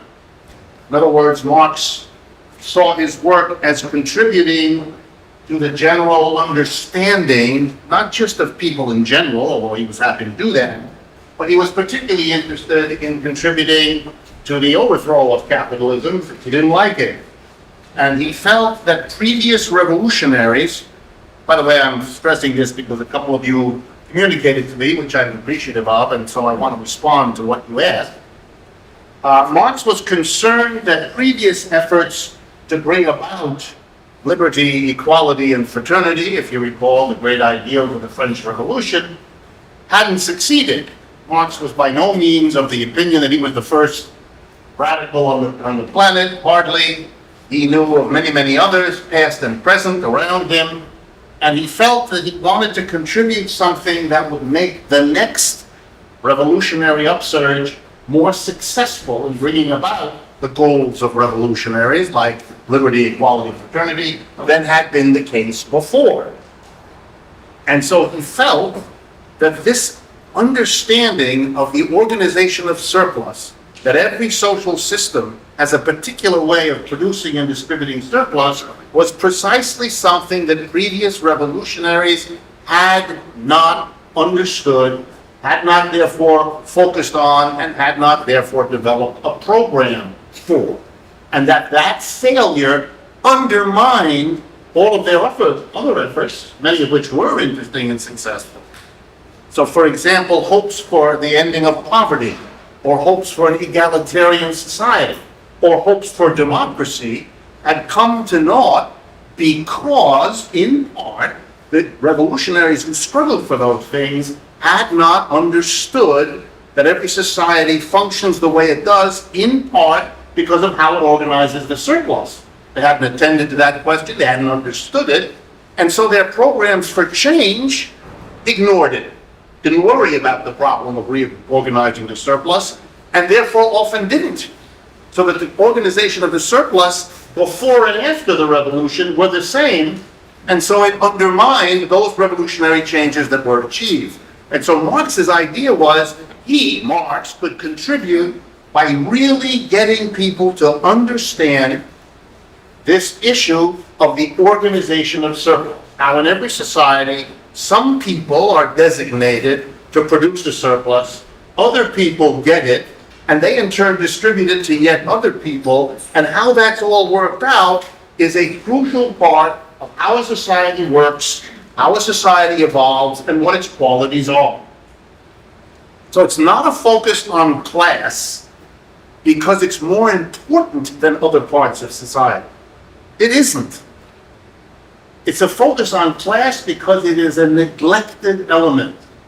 It has been missed, and the social costs of not understanding it, especially for revolutionaries, has been awful.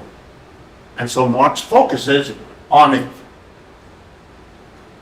The phrase, therefore, that opens the Communist Manifesto, the history of all hitherto existing society is the history of class struggle, is followed by remarks that clearly show Marx meant to say, and pretty well said it, that this is the hidden history of society. It's the part of society that is occluded, that we don't see, that hasn't been understood.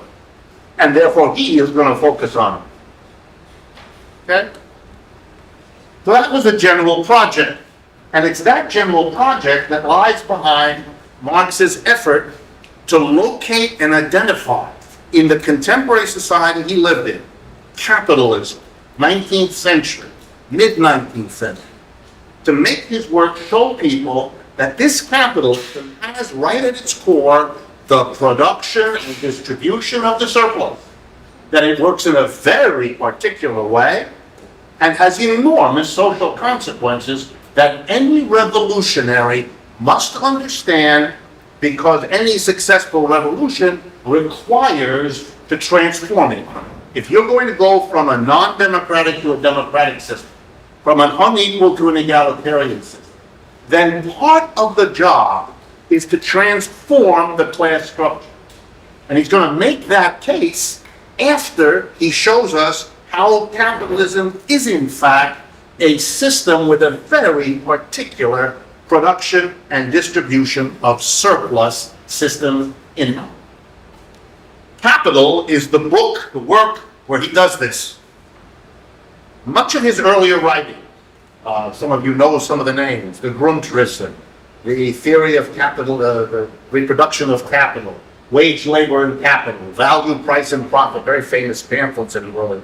Most of those are preliminary sketches, like a painter might make, of different parts of what will eventually be one major canvas. That canvas is Marx's Capital.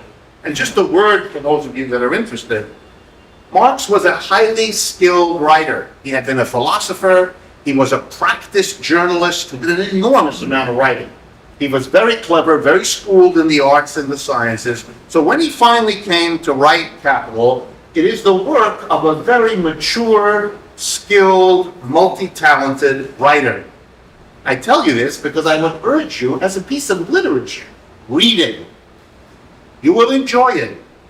You will find, by the way, for those of you interested in economics, very few parallels in the history of economics. For example, a writer who, in the middle of an explanation of a complicated economic point, quotes Dante's Inferno, or Greek playwrights, and he does it all the time.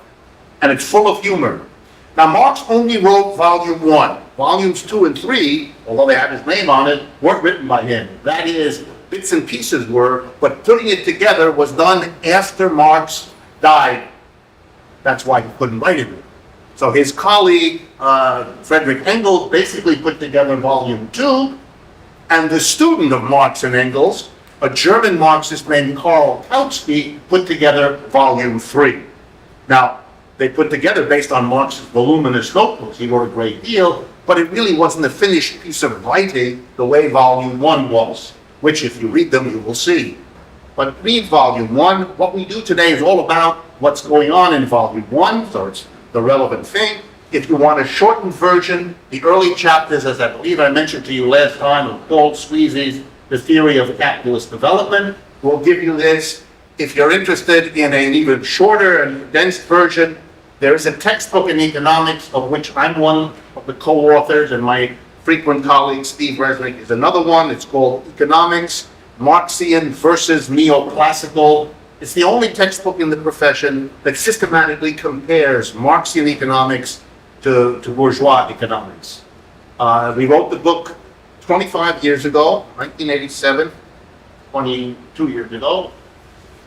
It was published by the Johns Hopkins University Press, and wonder of wonders, for a textbook, it is still in print. It's never gone out of print, and the reason it's in print, it's the only book that does this. So any professor who wants to give his students a comparative sense of how conventional economics is different from Marxian, this is the only book. It also contains in the middle a chapter that goes through the basics of Marxian theory, and you can use that if you want a kind of quickie way to get in to this material.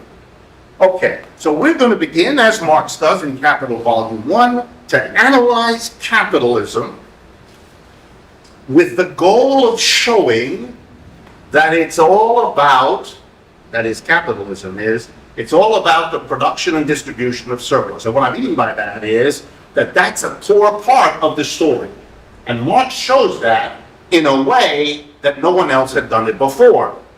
Well, they didn't have his goal. Of course they didn't do it. It's not that they were limited or didn't see, but they had a different objective when they analyzed the system than Marx. Marx was to be critical, to overthrow it, and then that last thing I told you, to remedy this defect in other understandings, that they didn't get at this particular question. So how then does Marx do the job?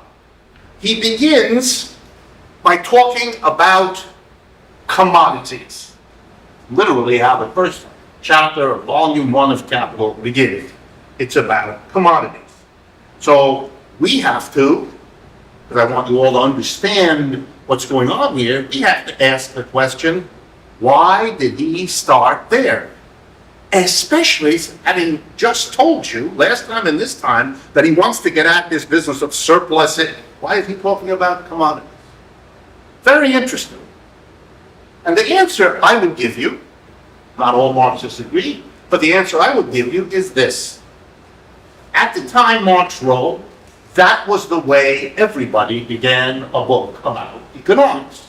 It was as if everybody believed, as self-evident and obvious, that the place you begin with a book about economics is about markets where commodities are exchanged by people. And so Marx made the decision, which all writers, particularly writers who want to write against a dominant tradition, they always have a problem. You want the people who are used to thinking of the topic in a particular way to stay with you long enough to maybe be persuaded to think in a different way. But if you hit it right in the face at the beginning with a completely different way, you may very well lose that. This will look bizarre, strange, weird, and so Marx made a decision. I'm not sure it's the right one. And by the way, if you ever read his correspondence, you will see an immense exchange between Engels and himself about how they're writing, how Marx is writing Volume 1, and his anxieties about doing it the way he did it. Anyway, he decided to, if you like, pander to his presumed audience. Remember, in mid-19th century, we're talking about European societies in which the majority of people were not literate. So when you write a book in the middle of the 19th century, you're writing for a very limited audience. He's writing a 3-volume work in economics. You can imagine how big an audience he's likely to get. So he's writing for a well-educated audience, one that's used to reading and used to reading in economics. So he begins with commodities, because that's what everybody talks about. Goods and services that have a price attached to them because they are exchanged in a market. But Marx is a clever philosopher who's writing economics.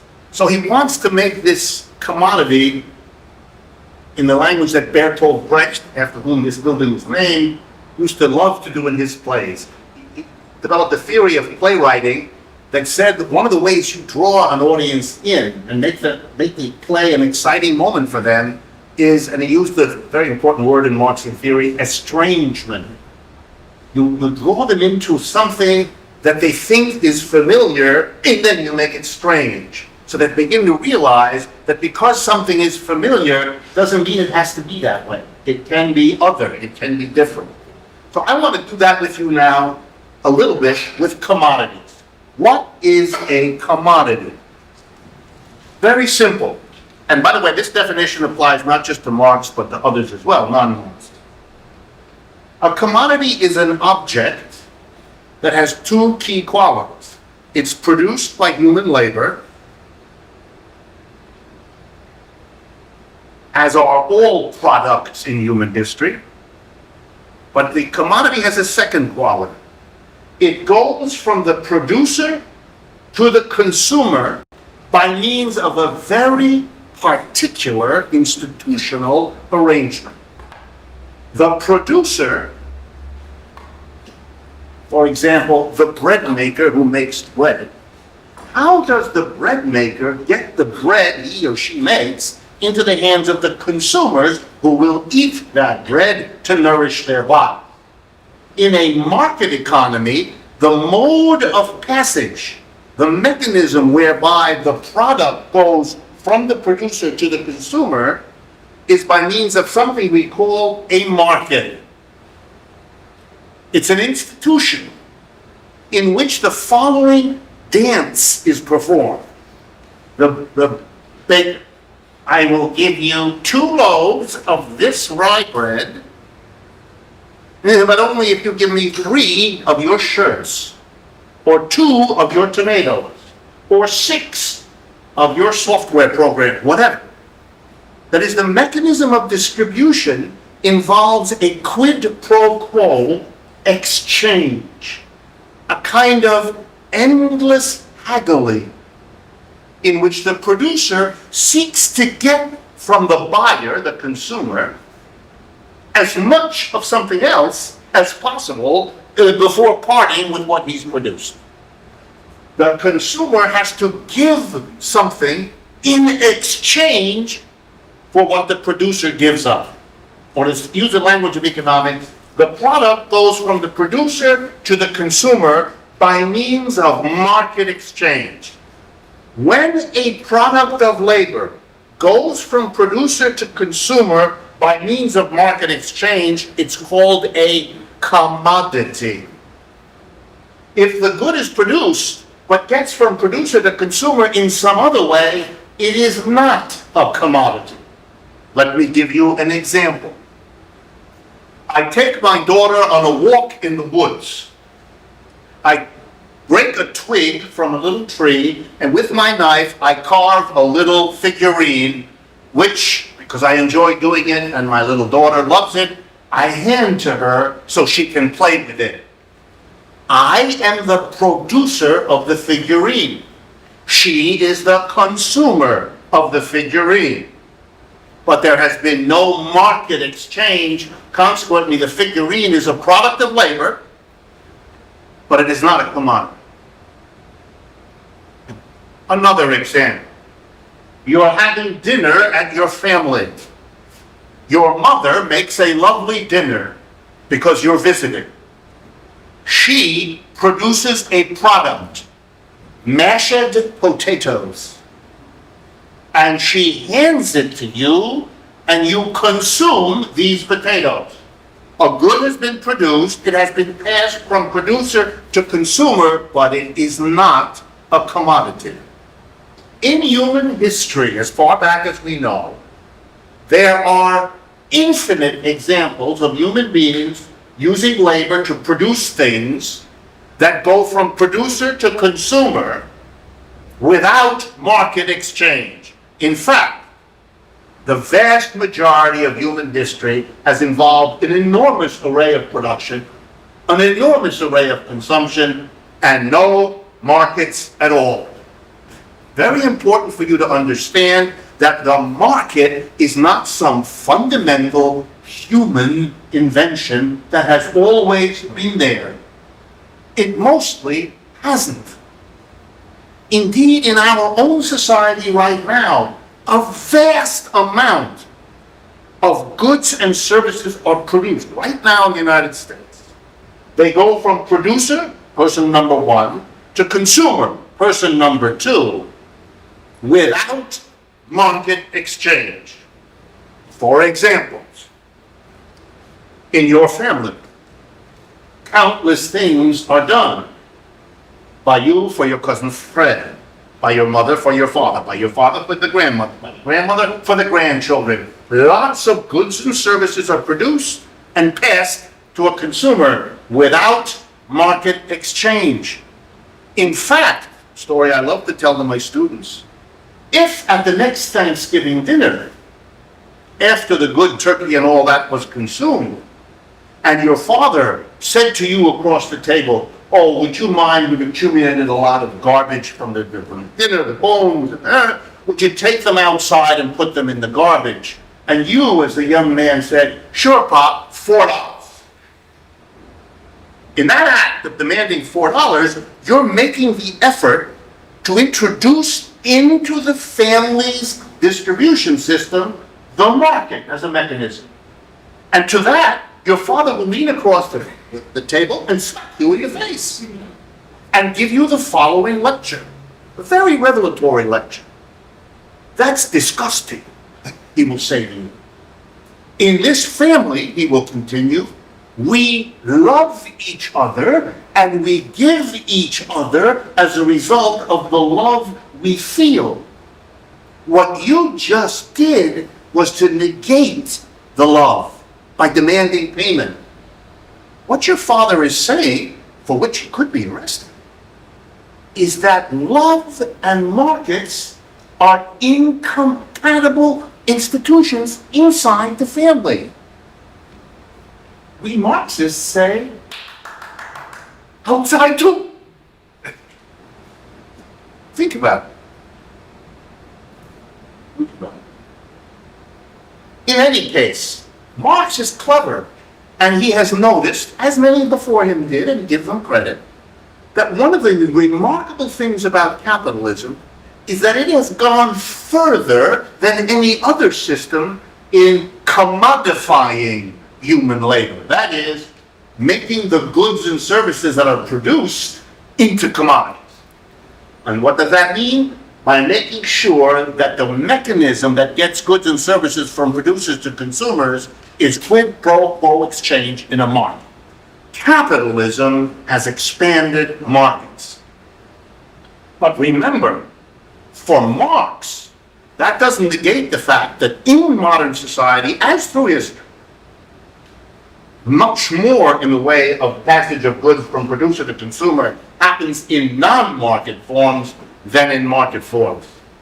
It's a particular and peculiar way. Let me quickly, because I don't have time, give you examples of other systems.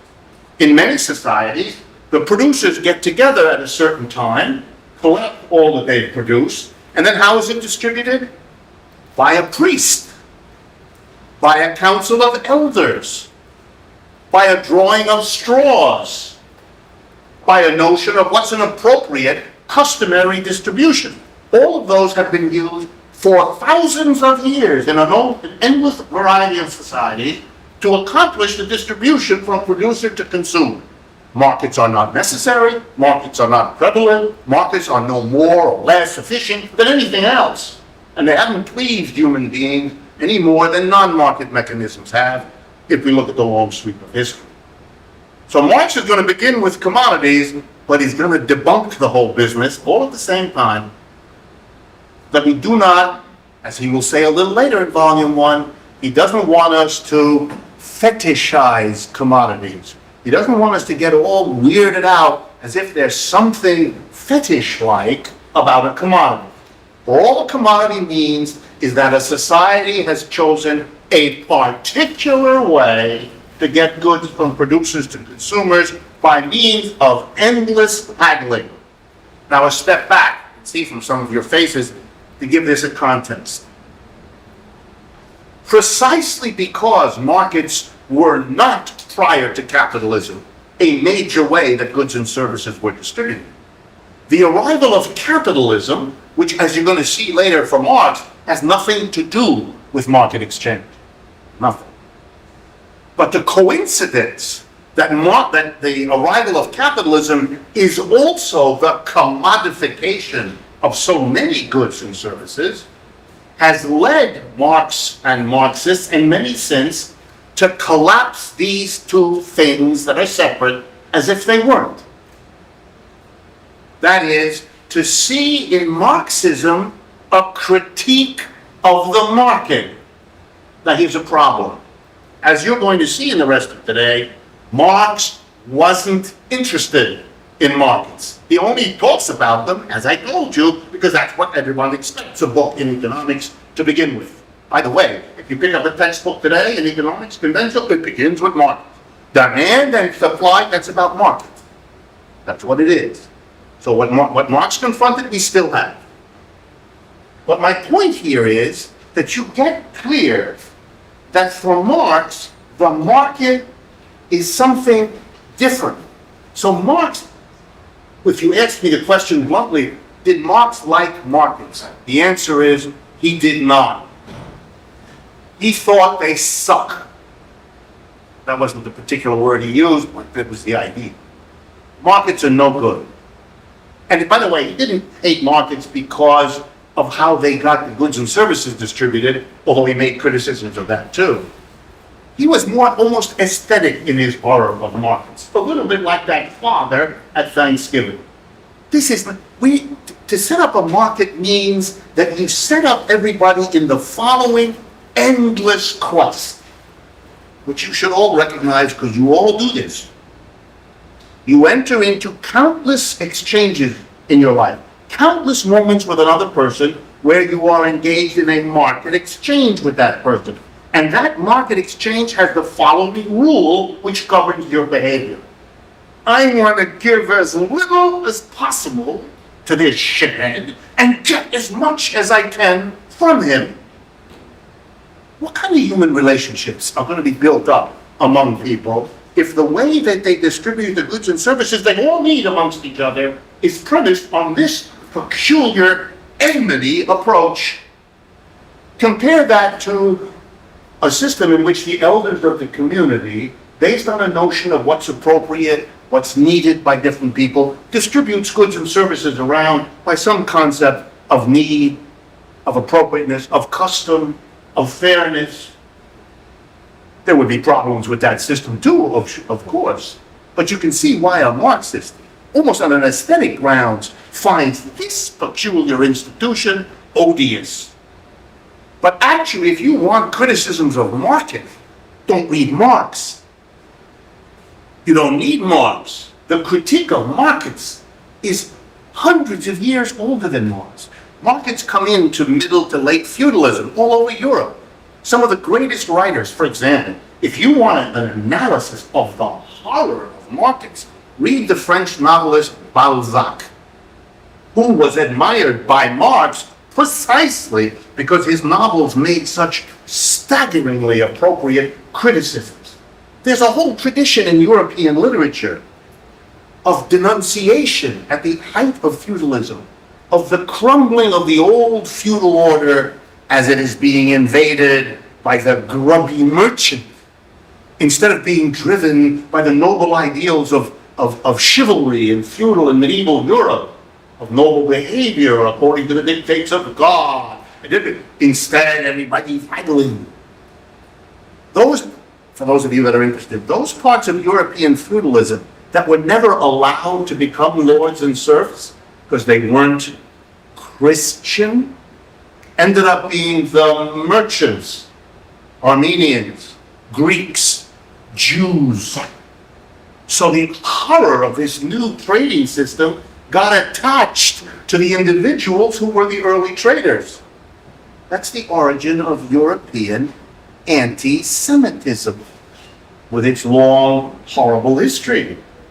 The Jews were the bringers, they weren't the only ones, but they were the bringers of the trading mentality, which was seen to undo the old feudal society governed by the dictates of religion and morality and ethics. Nothing was more horrible, to say Thomas Aquinas or dozens of others, than the following modern notion. What do you get for that commodity? whatever the market will bear. What? You mean you're going to snatch all the money that poor widow has for the 3 pieces of bread you give her because she's desperate and that's moral? In the high medieval time, the Roman Catholic Church got so freaked out by this that they imposed rules on commerce. For those of you that are interested, Thomas Aquinas, all in there. They had the theory of the just price.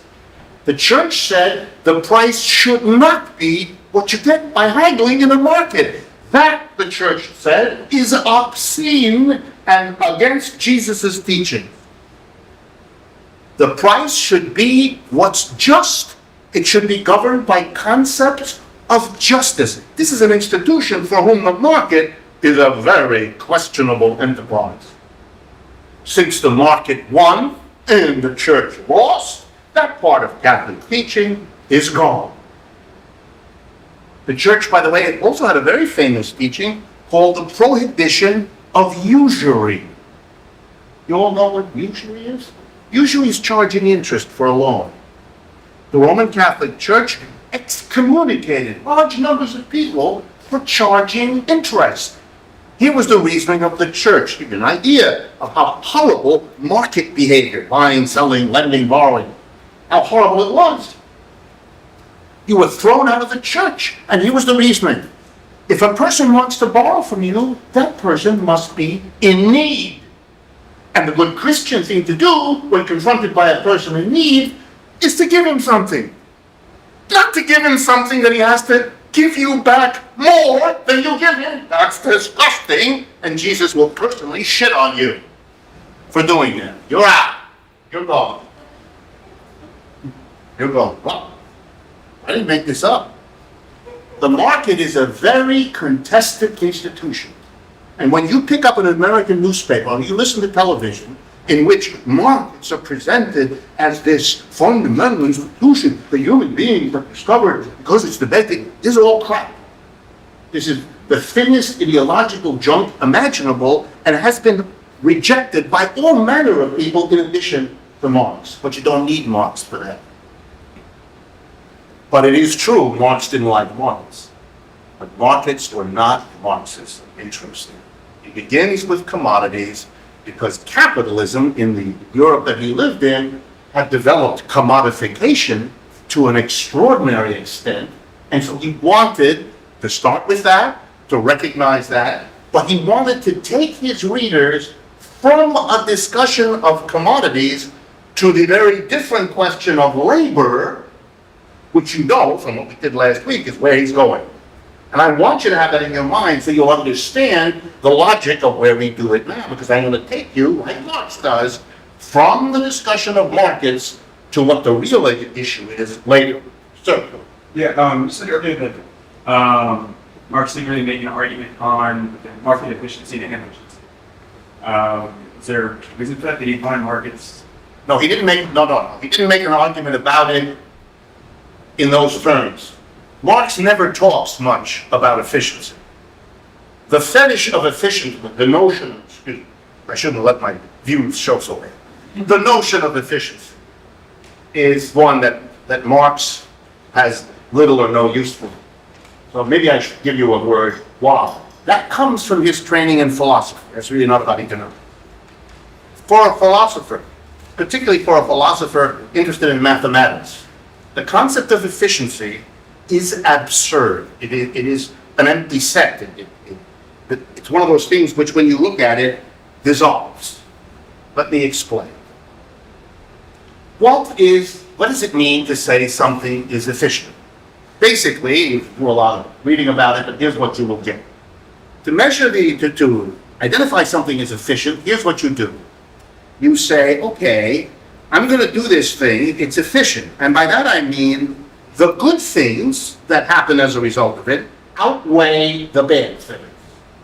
I'll give you an example. A debate among Obama's advisors, should interest rates be lowered by 1%? If some of his advisors say, yes, we should, and the president says, well, why? The answer, well, it's efficient. Well, what do you mean? Well, the good things that will happen if we lower interest rates, here they are, when you add them all up, are better than the bad things that will happen. Or to use the language of efficiency, which is often called cost-benefit analysis, you measure the benefits, you measure the costs, and if the benefits are larger than the cost, it's efficient. And you do it. And if the costs are larger than the benefits, it's not efficient. You don't do it. Are you all with me? Should the hospital in your neighborhood build another wing for cancer patients? Big public meetings and hearings, yes, oh, and the hospital comes in and says, okay, we understand this controversy. We're going to bring in a cost-benefit analysis team. I've been on those. They have one very good virtue. Lots of pay, getting money for this. So I do it sometimes. Here's what we do. We come in and we count the costs. And we add them up. And we count the benefits. And we add them up. And this is very hard. If one add up is larger than the other one, you got your answer. If the costs are more than the benefits, inefficient, don't build it. If the benefits are larger than the costs, efficient, build it. This, by the way, is presented by the hospital as a non-debatable issue. This isn't about point of view or rep. This is an objective measure. Who can? If you still don't, if the benefits are larger than the cost, and you still oppose the project, you're sick. I mean, we just did the work in the benefit or larger than the cost. Who could object? Okay, what's the problem here? The problem here is, and you all know this already, so I'm just going to pull it out a little bit more to the forefront of your brain than it already sits in. What are the consequences of an act? Building a hospital wing, raising or lowering an interest. What are the consequences? The answer? The consequences are infinite in number. Come on, the consequences of building a wing to a hospital, they're going to change the temperature in the immediate environment. They're going to change the traffic patterns. They're going to change the wind direction. They're going to make a speeding ambulance go on this street rather than... You know how many things happen when you change something in the world? An infinity. Not only that, they don't all happen now. Some of them only happen 2 years from now, and 4 years from now, and 6 years from now. What are the consequences of an act? Nobody knows. You couldn't possibly know what all the consequences are building a hospital or raising an interest rate. Nobody has ever known all of them because they stretch infinitely out into the future. If you build that wing of the hospital, there'll be people coming for cancer tests who didn't used to come. They'll be driving in from the suburbs. They're going to change the use pattern of the roads. That's going to mean the roads have to be refinished at certain times. That's going to cost money to the neighboring town. Who the hell knows all of this? It would take you a lifetime to list all the possible, and by that time, you'd be a very old man or woman. And you'd only be at the beginning of your task, because not only do you have to know what all the consequences are, but you have to add them all up. Value that. How are you going to do that? What exactly is the value of the extra 4 accidents a year that will happen because ambulances are running this route rather than that one? What? You can't do it. And the same goes for the costs and for the benefits. They're infinite in number. Nobody can measure them all. Nobody can know them all. So when you hear, I've measured the costs and the benefits, you're listening to a liar. He or she couldn't have done that. And when you actually sit down with a cost-benefit analysis, you see it immediately. They've looked at, I don't know, 20, 30, whatever the budget allowed for. Not 512, not 6,002, just a bunch. But here's the worst of it. I referred, as if I knew it, what the consequence of building that wing of the hospital, or the consequence of lowering an interest rate. And I said, for example, accidents of an ambulance. But of course, what I call the consequence of an act, that I'm going to measure the efficiency of, I can't do that. I can't say it's the consequence just of what I'm measuring. Accidents over there with an ambulance happen because of wind direction, visibility, tire pressure. Wait a minute. All the things I say are consequences, costs and benefits resulting from something I'm measuring are never the results of only that.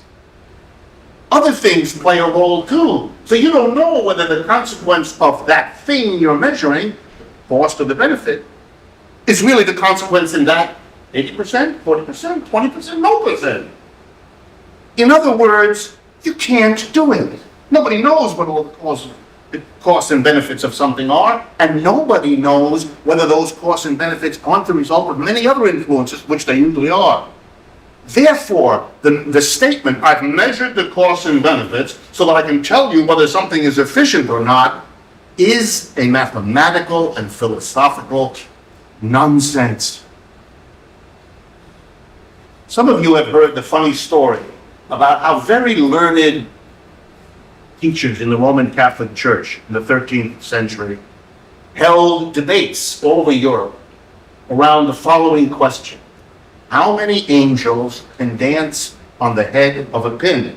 And the reason they had this debate was that angels were conceived of having no dimensions. So they had no width and length, which raised the question, billions of them could be on the head of a pin. They had no dimensions. And we look back on that and go, whoa, smart people with a very strange question. Well, I submit to you, long after we're all dead, people will go back and say, in the America in the 20th and 21st century, people got really excited about something they called efficiency. And don't feel bad, it's all of us that they're making fun of, because it is preposterous. There is nothing there. It's a concept that has no meaning. So the question is, why would smart people, you and me and our colleagues, why would they believe in something so vacuous? And the answer is, it provides a philosophical need, an emotional need. See, we are a society, particularly in the United States, but in other countries too, which has a hard time with conflict. Let me go back to my example of the hospital. Some people want that hospital wing to be built. People who won't have a job there, people who want the job building the damn place, people who are worried about cancer, whatever it is. And then there are a bunch of people who don't want it built. They live in the area, they don't want the traffic, they don't like the pollution, whatever. And they're fighting it out. And then the question is, you have to resolve this. But the problem if you have to resolve a struggle between two sides is that one side wins and the other side is pissed off. And there's a danger that those who lose will be resentful and angry and do something. What you need is a way to defeat people that makes them then promptly shut up, to accept being defeated. Efficiency does that. We're gonna smash you, but it's not that we win and you lose. Neither of us wins or lose. It's that which is the universal truth that we all should bow down to. It's efficiency. Efficiency in our culture is what in other cultures is said as follows: God wants it this way. So let's not fight, you and me. This is going to be resolved. It's not you win, I lose. It is fill in the blank wants it, and that's why it must be this way. Efficiency is our God, and it has exactly as much substance and reality, the one as does the other. If you are not a religious person, efficiency should not be a word that passes your lips. Whereas if you are deeply religious, efficiency is just another way of spelling God, especially in economics. Yeah. So, with cost-benefit analysis, it's like a principle that you would apply to your everyday decisions as an individual. So, if you want to decide should I do X, you can say this is the pros, these are the cons. So, and it seems like that would be a level way, kind of way. And of course, it's not going to be, you cannot be sure it's going to be like an educated guess. But it seems like if there's an educated guess, would be careful with just drawing a lot, saying yes or no. Right? Well, I ask you, the important things in life. Am I going to marry him or her? Let's see, the costs of marrying him. You must be kidding. Marriage is a long-term arrangement. You haven't the faintest idea what the costs are going to be. And you haven't the faintest idea what the benefits are going to be. You can do that exercise, especially if you come from a culture that says you shouldn't do it before you go through an. That's like having 3 prayers before you have your meal. You shouldn't eat that bread until you have thanked this one, this one, this one, and the one in the tree. Why not? It's your cultural form. So in our culture, we weigh the costs and benefits. We pride ourselves on rationality. Let's see, am I going to the store now? Oh, there's a chance I could get hit by a truck, and then there's lightning, and then I might find my true love in the tomato section. You can do all that, but most of us know, although this is gendered, the women know this better than the men, that there's a little bit of a fakery going on. That we're nervous about, for example, saying, let's see where life takes me. I mean, some of us manage that, but most of us find that very difficult. So we don't want to go where life in its complexity takes us. We want to have made the proper decision. And we want that because our mother told us when we were little to do it that way. And she was not pleased when we didn't. So we learned that. So one mother teaches you to pray to Saint Sebastian before you eat tomatoes, and another one asks you to weigh the costs and benefits of eating a tomato. Makes you feel better, do it. As long as you don't make claims that you've made the right choice, which, by the way, is what it's really for, the objective choice, the correct choice. In economics, my colleagues, they said, well, if you don't have a cost-benefit analysis, how do you know whether to invest in there or there? And the answer is you don't. It's always a struggle. You invest over there. Some people will be happy they want it. Other people will be unhappy they don't want it. It can be a fight. Either you recognize the struggle and take your side, or you pretend that you don't have to, that there's an absolute that doesn't require you to take sides. How convenient. You can be on the side that isn't the side. You don't have to take sides. There's an old American Union song that has the following chorus. Which side are you on, brother? Which side of the capital labor struggle?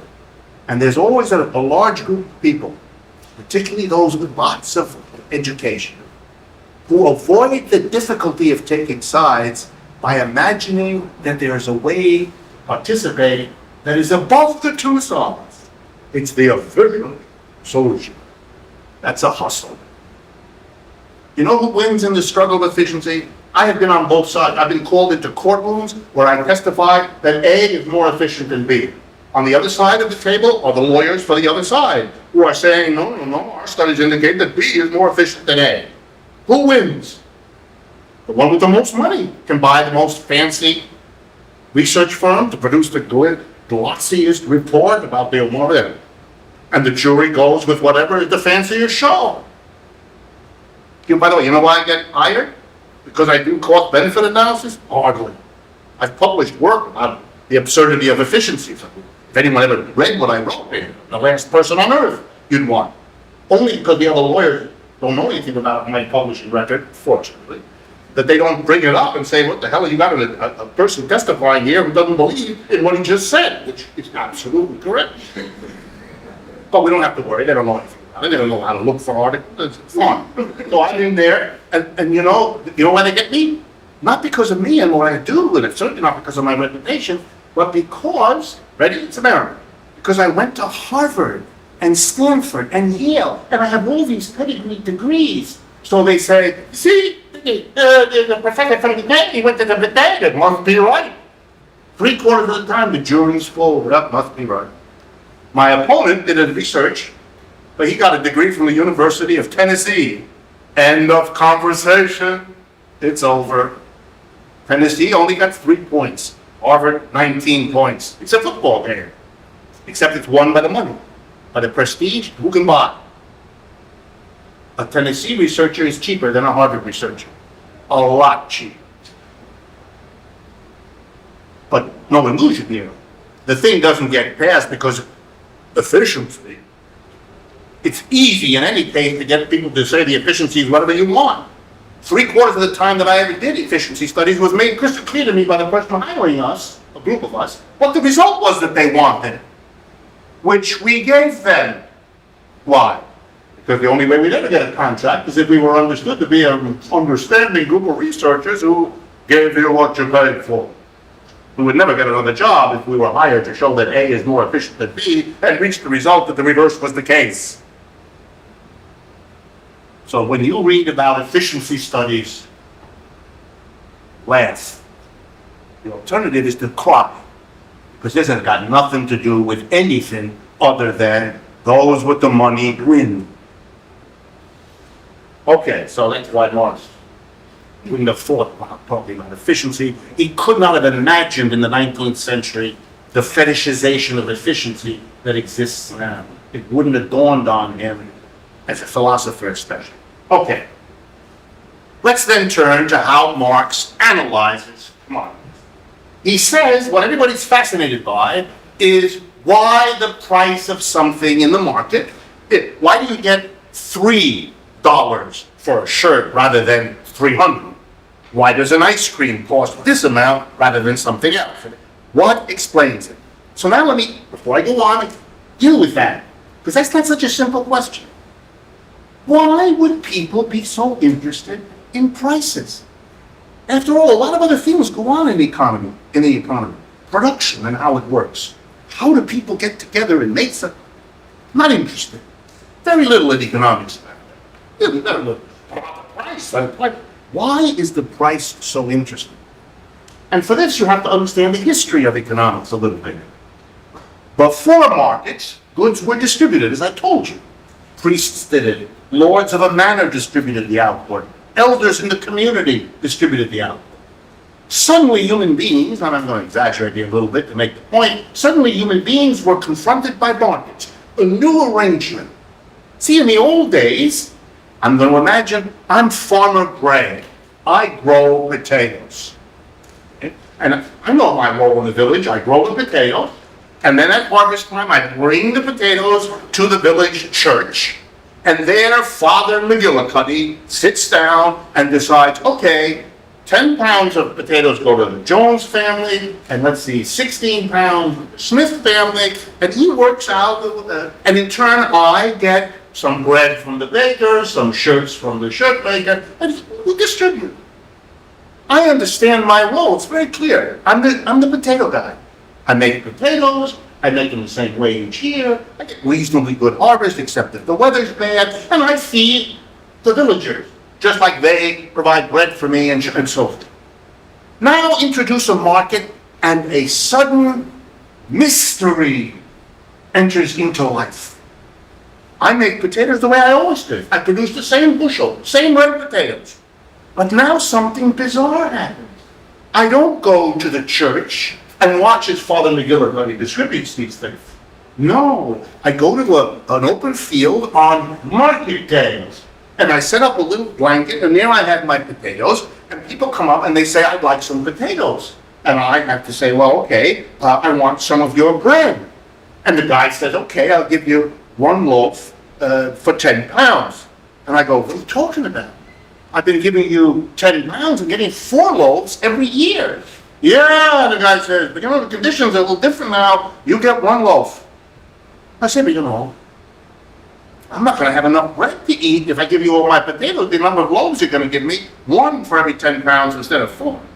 And the guy answers me, trained by Samuelson, that's what the market is today. That's the price. Well, suddenly everybody realized mystery had entered life. Before, everything was understandable. I make potatoes, I distribute them, I get bread. But now there's a new institution that I don't understand, that called the market, in which I can work as hard this year as I did last. I can produce the same quantity and the same quality of potatoes, but I'm going to drop dead of hunger because it only gets me 1 bread for my 10 pounds. Instead, the market controls me. The market will determine my life. So I need to understand what causes prices to be what they are. It is the cry of an entire civilization as it goes from a non-market to a market system to cope with the new mystery. A mystery that wasn't there when there were no prices because there was no exchange. When Father McGillicuddy distributes it, you might not like the way he distributed, but you understand what's going on. Father McGillicuddy thinks you sing a lot, you lose. You understand. But a market, who could understand it? So a group of people began to develop in European society, where this thing went furthest, earliest, devoting themselves to answering the mystery, solving the mystery. What the hell causes prices to be what they, why? Because one day I get a loaf for my 10 pounds of potatoes, and the next year or the next month I get 4 loaves. What's going on? Okay? Now I want to remind you again, that's not it. Marx is not interested in this. Marx is not interested in this shift. It's an interesting shift, has effects, of course. Whether you have a market or non-market, but that's not what he's interested in. Remember? He's interested in the production and distribution of surplus. That's a completely different question. So Marx, looking at this bizarre interest in prices, is a philosopher and asks himself, why are people focused on that? And I just figured the answer. He figured out why this was the issue. And so he began to say, let's see whether there's anything in the answers that people have come up with in the hundreds of 50 years or 200 years or 300 years in Europe that people have been trying to answer this question. I'm going to go through and see whether there's anything useful for me in my quest to look at surplus. Is there anything useful for me in what they have come up with in the way of answers to explain why prices are what they are? And I don't have a long amount of time here, so I cannot go through all that with you. But again, I remind you that the 3-volume work of Marx is called Theories of Surplus Value, a different book from Capital, is where Marx makes comments on many of those other writers who try to figure out what causes prices to be what they are. Just so you get some idea of the richness. Some people thought prices were what they were because that's what God wanted Christian Europe, right? God wanted it. Lots of theorists. God wants the prices to be that. Then there were theories that says God actually wants a different price. It's sinful people who departed from that. That's a variation. Then there was for a long time a belief that the prices of things were determined by God, but through nature. And through nature they meant land. That it was the amount of land it took to make something happen that somehow determined its price. The physiocrats, very famous group of thinkers before the modern age, were interested in that. Nature. Land. But Marx wasn't taken with their answers, although he was interested, he studied it. Marx got really excited when he turned to the great economic thinkers who really begin the profession, the people just before him, Adam Smith and David Ricardo. You remember I mentioned them to you. They are considered to be the fathers of modern economics. Adam Smith wrote about the time of the American Revolution in 1776, and about 25, 30 years later, David Ricardo wrote. So they each wrote basic founding books, and Marx was terribly excited by their explanation for why prices were what they were. Because Adam Smith and David Ricardo both agreed, and I know for some of you this will be a shock, but I hope it'll be one of many as we go along. What did Adam Smith and David Ricardo say was the explanation for the prices of goods in markets? The answer was both of them developed a labor theory of value. Some of you, I know, have taken some courses and read some books and are under the impression that this is Marx's invention. I wish, but it isn't so. Adam Smith, often considered the great champion of modern capitalism, and for good reason, and David Ricardo, who certainly was a champion of, they thought that labor explains the value of things. So the labor theory of value, a theory that says values are what they are because of labor. Marx was excited because you can see why. Here he had a bridge to take us from a discussion of commodities and values, which everybody wants to talk about, to what he wants to talk about, which is how you organize the labor.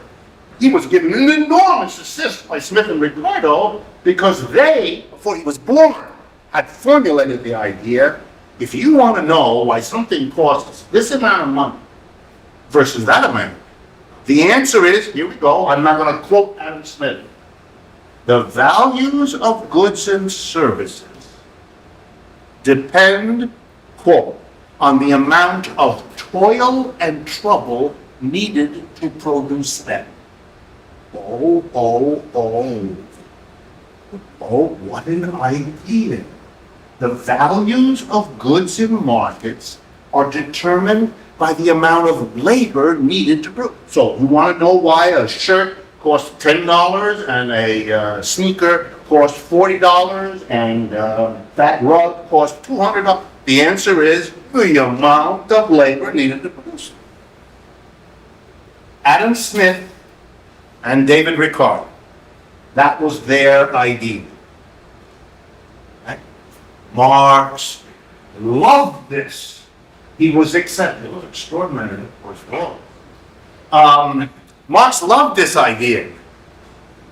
And Marx took it from them, giving them ample credit. And Marx said, yes, he said, that's right. I think they have a very good point.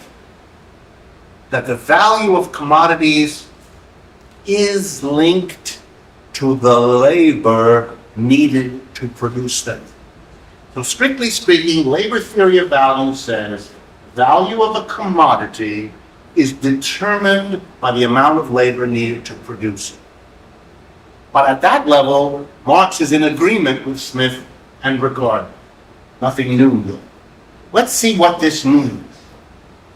It means that, for example, if it takes me 2 hours, on the average, to make a shirt, and it takes me 2 hours, on the average, to produce a bushel of potatoes, then in the market, what the theory says, a bushel of potatoes will equal, what did I say, a shirt?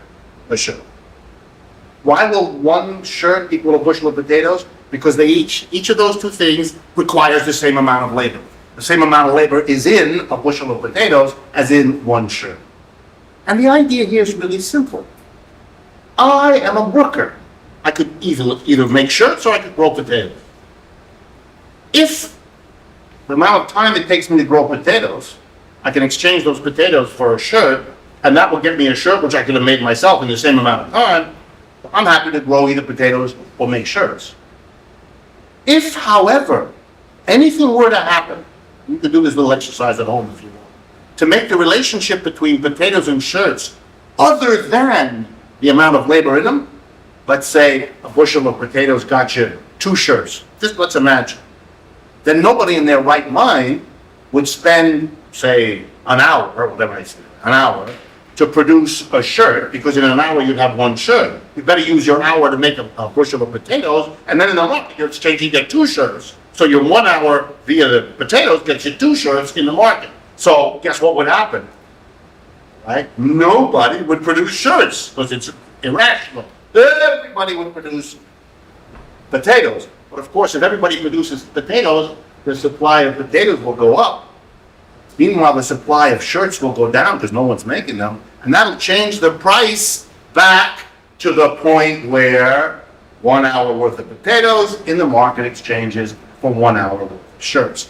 This was a simple logical argument that Smith, Ricardo, and everybody else at that time in England and in Western Europe took as obvious. Will you go with me? The labor theory of value was the dominant, obvious, logical explanation. Okay? Yes? People still in about that, say, people might prefer doing one thing rather than the other. So that if everybody liked growing potatoes rather than making shirts, they might prefer working 2 hours of growing potatoes than an hour and a half. Mostly not. In those days, it was thought that labor being what it is, if you could spend less time doing labor and get the same bundle of goods, you were probably better off that way. But there may have been, I don't want to claim to know the whole literature, there may have been some people who worried about that, who might have taken this idea and said, you know, it doesn't always work because there could be certain kinds of preferences for this kind of good or this kind of labor that would get you something, but it was still the framework within which these questions were asked. Will that create a problem for the labor environment? Sure. Thinking about Sure it could. Sure it could. For Smith and Ricardo, it actually did create such problems because they wanted it to be meant literally. They really wanted it to be meant literally. That you get as many, the ratio of the market of potatoes to shirts or anything to anything else had to do with the amount of labor it took. They wanted it held up. Marx did. Marx developed a labor theory of value from theirs, but he changed it. Really very different. That's why if one way you can test if you ever get spoken to by other professors, this is not a nice thing to do, but in case you enjoy this sort of thing, if you hear that professor tell you about the labor theory of value as if there's one, you know, you got the first sign that you should take another class. But this is an idiot. And a lot of my colleagues have no idea about any of this stuff. And that comes out of their mouth because no one's going to challenge them, but you can now, and you can make it a poignantly unpleasant moment for them, which you might want to do because students often like that. Teachers often deserve it. There are multiple labor theories of value. Smith's is actually a little bit different from Ricardo's, and Marx's is different from both of theirs, and there were others. There were others, labor theories of value. How did Marx do his differently? Marx did two things that neither Smith nor Ricardo did. First, Marx was not interested, again, in explaining prices. So he didn't push the idea that the only thing that determines a price in a market is the amount of labor in it. He was interested that there was a relationship between price and labor. But the notion that that's all that determined the price struck Marx as ridiculous. That was much more important for people around Smith and Ricardo, but not for Marx. As you'll see, Marx just wanted to get us into the discussion of labor. So he was happy that there was some relationship between a price and labor, but he didn't care that it was exact. None of it. And the second thing Marx did that was different was he developed the notion that the labor in the labor theory of value shouldn't be what Smith and Ricardo. They actually thought you count up the hours that the carpenter uses to make a house relative to the amount of hours that the shoemaker uses to make a shoe. No, said Marx. The labor that determines value isn't, here we go now, what he called concrete labor. It's not the particular labor of the particularly skilled person, the carpenter here, the shoemaker there, the baker over there. No, he said. The thing that we have to understand is that the labor that's involved in shaping what goods exchange for is something, and then he coined a completely new concept, abstract labor. Abstract, no such, you can search through Adam Smith or David Ricardo, the phrase abstract labor never appears. In Marx's Capital, that's what all appears, almost only abstract labor. After he tells you it's not concrete labor, what those guys don't like, what do you mean by abstract labor? Here's what he meant, and you can see where he's going, because you all know the end of the story. We're getting over to the labor analysis. He says the value of commodities is determined by the available supply of labor in any economy. And here he says something that's interesting and wonderfully philosophical. He says in any community, the total of output that can be produced depends on the available labor before it's been specialized into this skill, this trade, that industry. You know, we have a certain number of people available to work. So many able-bodied, healthy adults between these ages and that. That's it. That's how much wealth we can produce. Namely, the wealth that could be produced by this group of people. Before, he said, before we allocate, okay, you become a baker, you become a shoemaker, you become a potato grower. Before that, we have something called abstract labor, a kind of pool of the available labor supply. And then he says, you see where Marx is going, he says in every community, all the time, decisions have to be made as to how to allocate the abstract labor to all the specific tasks. If we take a bunch of people who could do anything and we train them to be shoemakers, they're not going to make potatoes. They're not going to have those preferences either. And every society has to decide that. I mean, do you want a lot of people making potatoes or just a few? Do you want a lot of people making sandwiches or just a few? And every society is constantly assessing, changing the allocation of abstract labor into its specific functions according to what the community wants, needs, different influences of the different groups. Every society is always doing it. But, says Marx, below the level of consciousness, there is no explicit, let's see, we got 412,000 new babies this year. How many of them should we direct over into manual labor, and how many should we direct? We don't do that. We have institutions that do that. Family pushes you here, there. School pushes you here, there. Priest, or minister, or rabbi pushes you here or there, and so on. But every society does it one way or the other, collectively or individually, in the family or not, in this institution or that institution, by fiat of government or by free choice. But every society does it. And the economy is partly shaped by this. Because, in the end, comes Marx's argument, the value of every commodity is the amount of abstract labor allocated to it. Every commodity has in it a portion of the abstract labor pool of this society. Couldn't be otherwise. That's not a complex argument. That's a tautology. Every commodity is the product of labor. Therefore, every commodity has in it some concrete labor that is the concrete allocation of the abstract labor available to the whole community. So, of course, in every commodity is embodied some portion of the abstract labor in the community. What the commodity exchanges for in the market is shaped in part by this allocation of the community's labor. But in other parts, it's shaped by the weather that day, people's preferences, attitudes of workers to their job, anticipation and expectations about what the future will bring. Millions of things shape how many shirts you get for potatoes this day in this market at that hour. And it changes all the time. But one of the important things that shapes it is how much labor in the community is embodied there.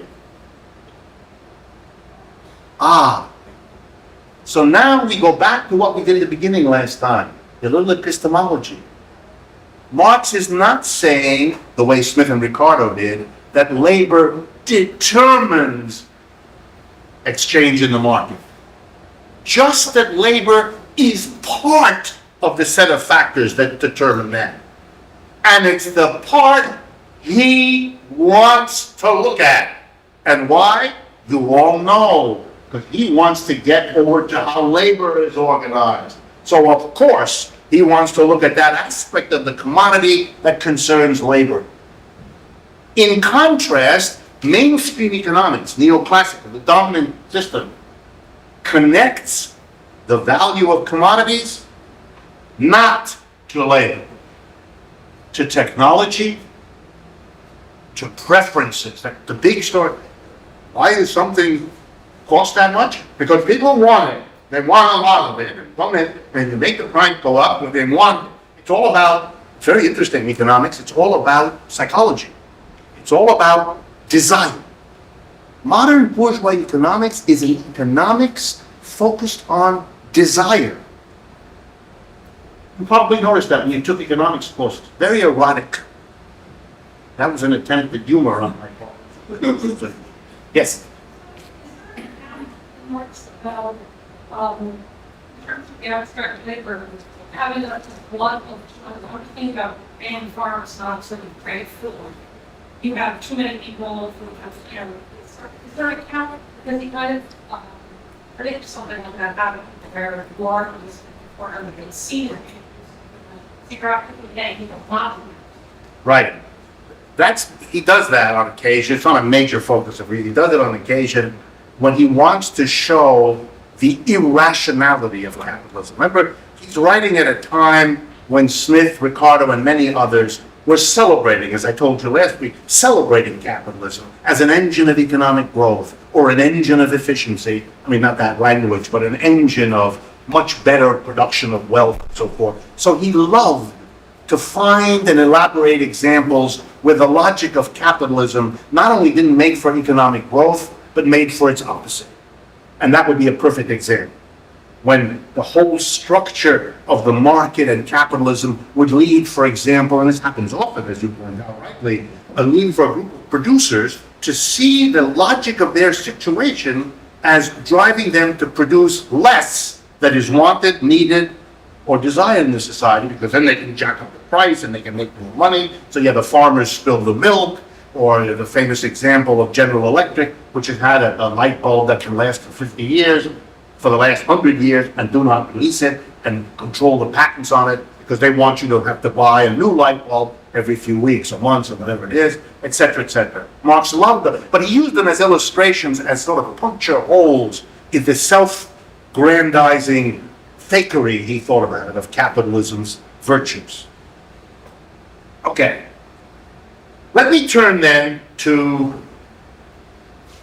Marx playing with the labor theory of value as he understood it. Connecting commodities to labor. But before I do it, I want to stress what I just finished saying. Marx is interested in the labor story. So that's why he's interested in that part of the story of a commodity that relates to labor. He doesn't need to say, and he doesn't say, that it's the only thing that determines these things. The way he handles that, by the way, for those of you who are interested, is he theorizes a distinction, which is also present in Smith and Ricardo, but he makes more of it, a distinction between value and price. Price is what you actually pay in the market. Price is how many potatoes I had to give Tuesday at 4 o'clock for a shirt in the market. It's the actual exchange. Value is the amount of labor it takes to produce, so they don't have to be the same. All of Marx's 3 volumes are about how, where, when, and why prices and values are not the same. All kinds of things that can happen to make the price you actually pay be different from the value of the labor in it. And then he analyzes why that will happen and what the exact reactions of all of the participants to this situation will be. So he has a theory of price and value. By the way, in modern bourgeois economics, neoclassical economics, there is no distinction. Those words are used synonymous. Price and value are synonyms. Not for Marx. Very clearly different. If you read Marx, you'll learn. But it's part of this notion I want you to get that he's interested in value, not in price. And he's interested in value because it connects commodity to labor. So now let's do it. Let's really do what Marx does. Marx begins by saying, okay, there are, in all markets, modern markets, 3 kinds of exchanges that happen. Earlier in history, they all happened too, but in different proportions. At one time in history, you only had the first one. C stands for commodity, and C prime stands for some other commodity. This is potatoes, and the C prime, this is shirts. Right? This first one at the top here, C, this is an exchange to which we now give the term barter. It's when I give you potatoes and you give me a shirt. Or I help you clean your garage and you give me 3 CDs or something. It's an exchange of commodity for commodity. And the labor theory of value says that in general, Marx would say, the amount of abstract labor in this is roughly equal to the amount of abstract labor. That's for the same reason of reallocation that I went through with you before. But Marx says that in modern markets, something else has happened. Exchange and markets have become a bit more sophisticated. So now what we have is we don't really come to market with one thing and exchange it for another. We come to market with whatever it is we have to sell, and we sell it for money. And then we use money to buy whatever it is we want. So if I am a potato farmer, I come with my potatoes and I sell them for money. And then I use my money to buy shirts, shoes, and anything else. So the modern form of exchange, when people have something to sell, they sell it for money. They sell for money and then use the money to buy. Okay? But now Marx says, there is yet another player in the world of exchange, and this player poses a mystery. Because here we can see a certain amount of your labor embodied in potatoes is exchanged for that amount of labor embodied in something else. And here we can see a certain amount of labor is embodied in something, there's that amount of money, and you use that amount of money to buy something else. It's, as Marx calls it, these are exchanges that are based on equivalence. We want a different quality. We want to give up potatoes and get shirts. We give up potatoes for money to get shirts. But the value, the amount of labor in all of them is the same. Quantity hasn't changed. It's just quality that's changed. We want to give up one kind of thing to get another kind of thing. But look at this third one. This third one, Marx says, goes on in every market, but it is a mystery. Why? Because this is an exchange, a player in the market who doesn't begin with a commodity to sell, but begins instead with money. And this player uses money to buy a commodity, which he then resells. See, notice here, this one enters the market, sells something in order to buy and consume it. This guy enters the market with something which he sells in order to buy something else and consume it. This guy is weird. What the hell is he doing? He enters with something called money, uses it to buy something, doesn't consume it. It has no interest in consuming it. Has only one interest: sell it. Well, it's even more mysterious, because the whole presumption here is quantitative difference. He doesn't start with one kind of thing and end up with another. He starts with one kind of thing and ends up with the same kind of thing. He begins with money, he ends with money. These people are driven by getting rid of one quality of thing for a different quality. These people start with one quality and hope to end up with the same quality. The only thing that drives these people is quantity. They start with a quantity of money and they want to end up with N prime, more money. And Marx says, what the hell is that about? Because, yeah, they're exchanging money for goods, goods for money, which is what these people are doing, goods for money, money for goods. But the whole purpose and logic are different. Now, a little footnote.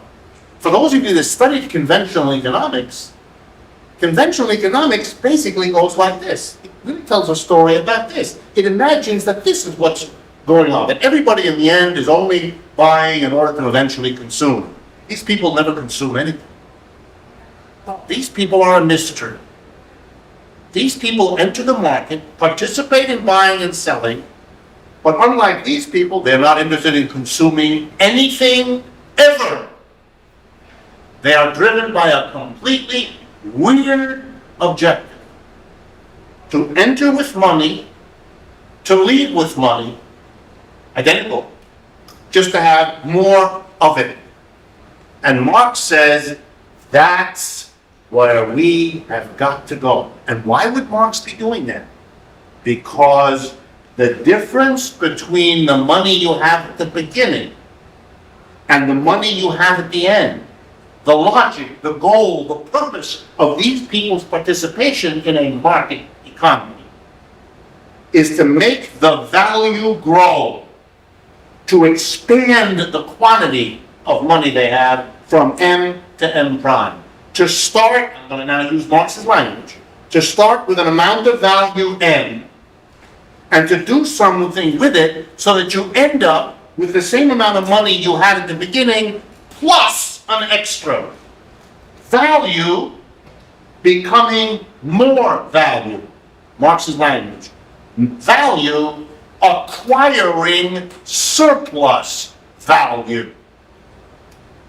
Something makes it possible for a person to do something such that the money he or she brings after going through some exchanges is more than it was at the beginning. These people they don't care, that's not their interest. They start with an amount of value, an hour's worth of labor, and they end with that. They just change the form. Potatoes to shirts. Potatoes to money to shirts. Their goal is a different quality.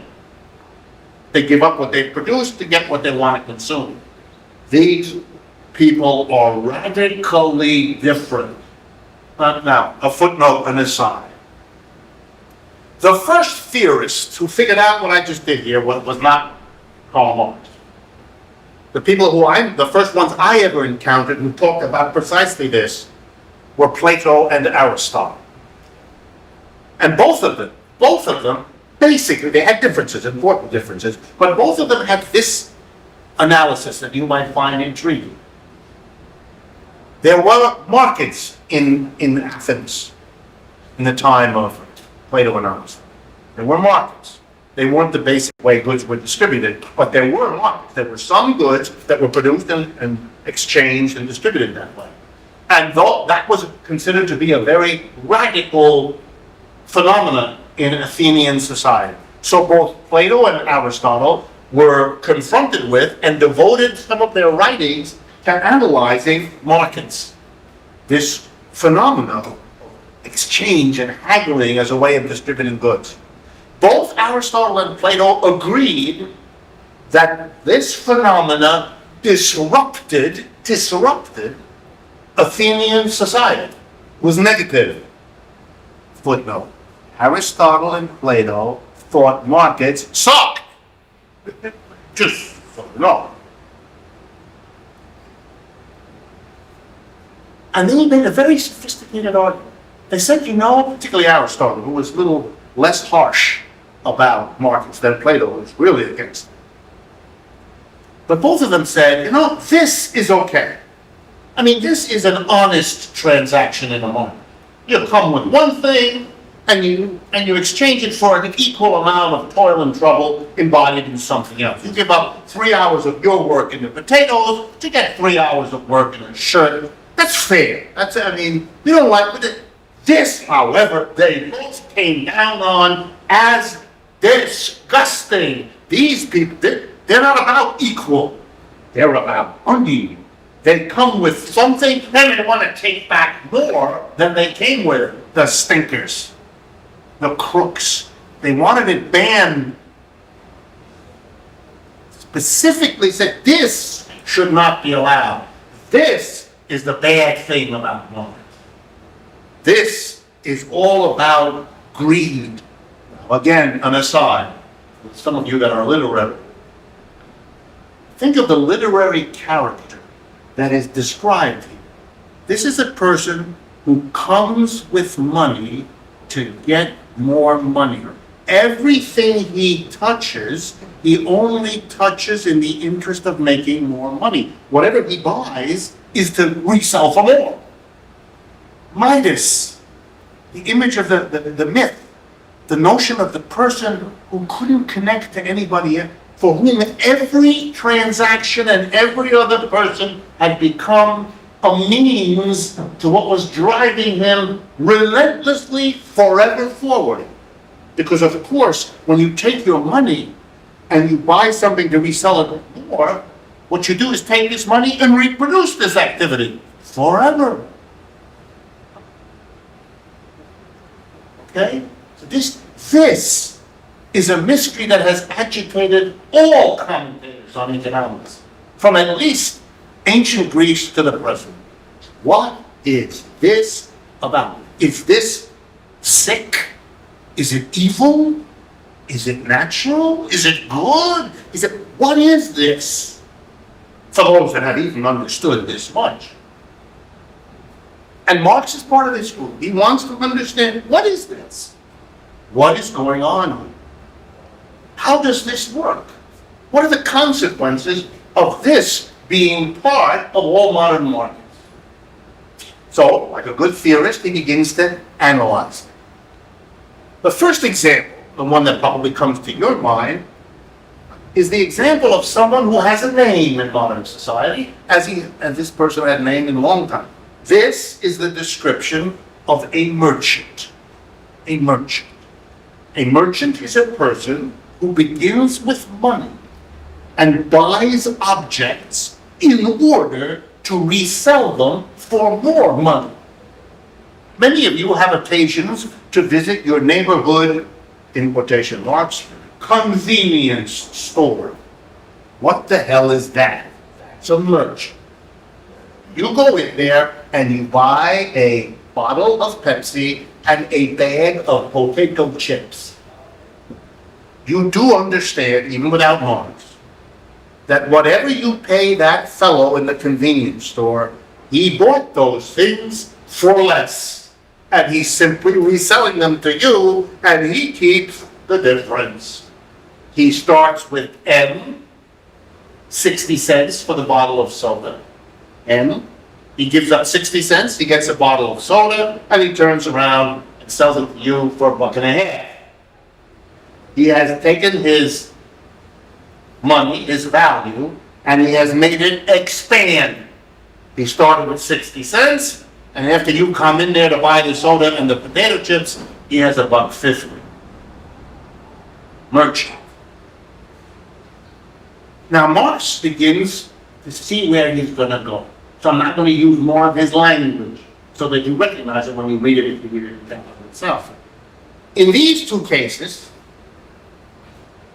what everybody accepts is kind of reasonable exchange. When money appears, Marx says it simply acts as money.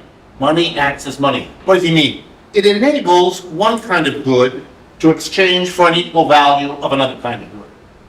But in these transactions, Marx says, money acts in a different way.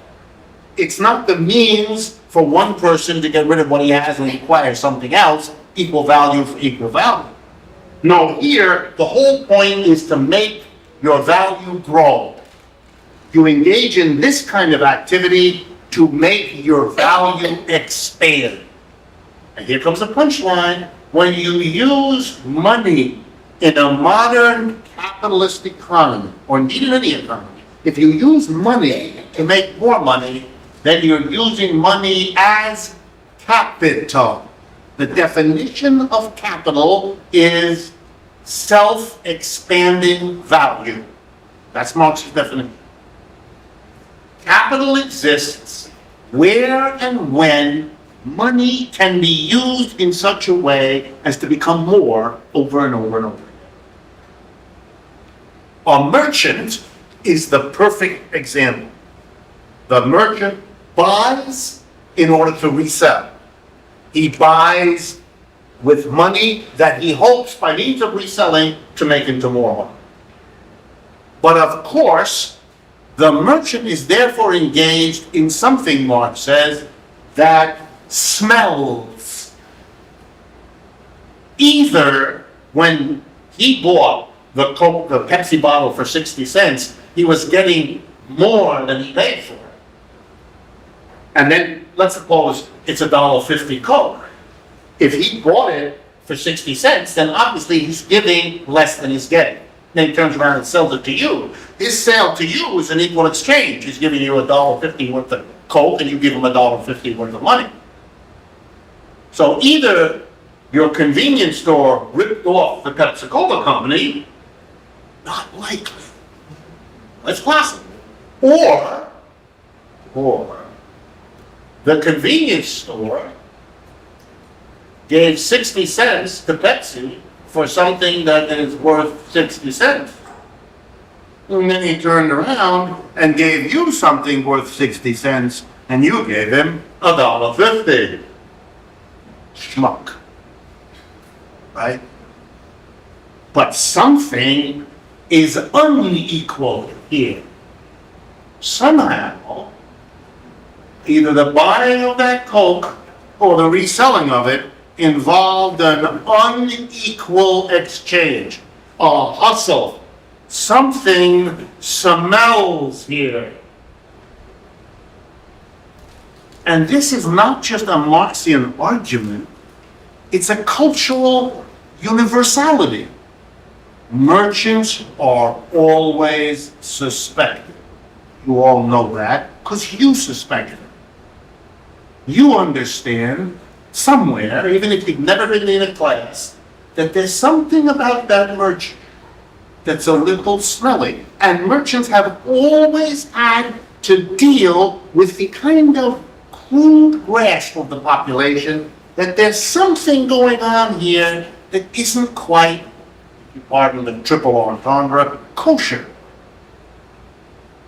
And so merchants have had to develop over centuries elaborate arguments, that's a polite word for bullshit, to justify this. Now, obviously, there's labor in there, particularly in the merchant that say, in the origins of capitalism, we have shipping merchants and things like that. There's time and a form of labor. So I'm just wondering, and surely Marx must recognize this in some way. So is it simply a problem of being uniquely unable to value that labor? No. I mean, there's something legitimate that we can Yes, say that in the vol- merchant does. in- It's something. In volume 2 of Capital, there are long chapters about transportation, about merchants, when they move, how they handle the labor, exactly your question. And Marx calls that part of the labor of a commodity. So that labor is added to the work of producing it, the work of moving it around physically is considered to be productive labor, which a merchant might do or a producer might do. So he deals with that precisely. But he's talking about merchants in the literal buying and selling. Let me give you an example from modern society that'll make you understand. There are people in what we nowadays call the wholesale business or the jobbing business. All they do is they buy stuff. They buy it, and then they resell it. They don't move it, they don't touch it. It actually sits in a certain place. They take ownership of it, they buy it, wherever it is, and they sell it to somebody who picks it up from wherever it is. They are the pure merchant. They buy and resell. Plenty of examples, past and present, for this sort of thing. Okay? They, therefore, are engaged in an unequal exchange. Let me give you the most dramatic example in the United States, in the world right now. The largest single corporation in America, largest employer and biggest corporation in the United States, is the Walmart Corporation. They don't make anything. They are a company that buys and resells. That's all they do. And they're the biggest employer in the United States. They're bigger than any producing company. They are a merchant. They buy and they sell. And that's all over the place. So Marx is intrigued by this. He says there's another kind of person who starts with an amount of money in a market and ends up with more money, who uses money as capital, because that's all capital is. Money used to make more money. Not money used to buy something to consume. No. A merchant buys in order to resell. Who's the second one? And the answer is the money lender, or in modern language, the bank. The bank starts with a quantity of money, lends it to you. Under the rule, you must give them back more than they gave you. That more is the surplus value, the amount that your value grows through and in and by means of the act of lending. So the merchant can take money and make more money, can use money as capital. And the money lender can use money as capital. And Marx says those two, merchants and money lenders, have been part of markets wherever markets arose, whether it be in ancient Greece or medieval Europe or modern Spain or any other place. So he says, that really is capital has been around a long time. Capital isn't new. This is really important, folks. Capital isn't new. And if you want to use the word capitalism, it isn't new either. This was happening, as I told you already, in ancient Greece. That's why Plato and Aristotle wrote about it. So the use of money as capital. capitalism is very old. But, says Marx, here comes now, you can see where he's going. Marx says there is something new now. For the first time, he says, this happens not only in money lending, and not only in merchanting, buying in order to resell, but what is new and different, what makes capitalism the new system in the world, is the stunning reality. It's Marx now. This is his creative insight. That for the first time, capital happens in production. Not lending and money, only, not buying to resell, but in the production of goods and services. The basic thing that human communities do to keep themselves alive, to produce the goods and services by labor without which we can't live. Food, clothing, shelter, etc. Capital, which always existed in lending and in merchanting, that always existed wherever markets arose, just about. The new thing, that which happens in Europe in the 17th and 18th century and spreads to the world, is the capture by capital of production. The spread of capital into production. The takeover of production. So that production becomes, here we go now, subordinated to making money out of money.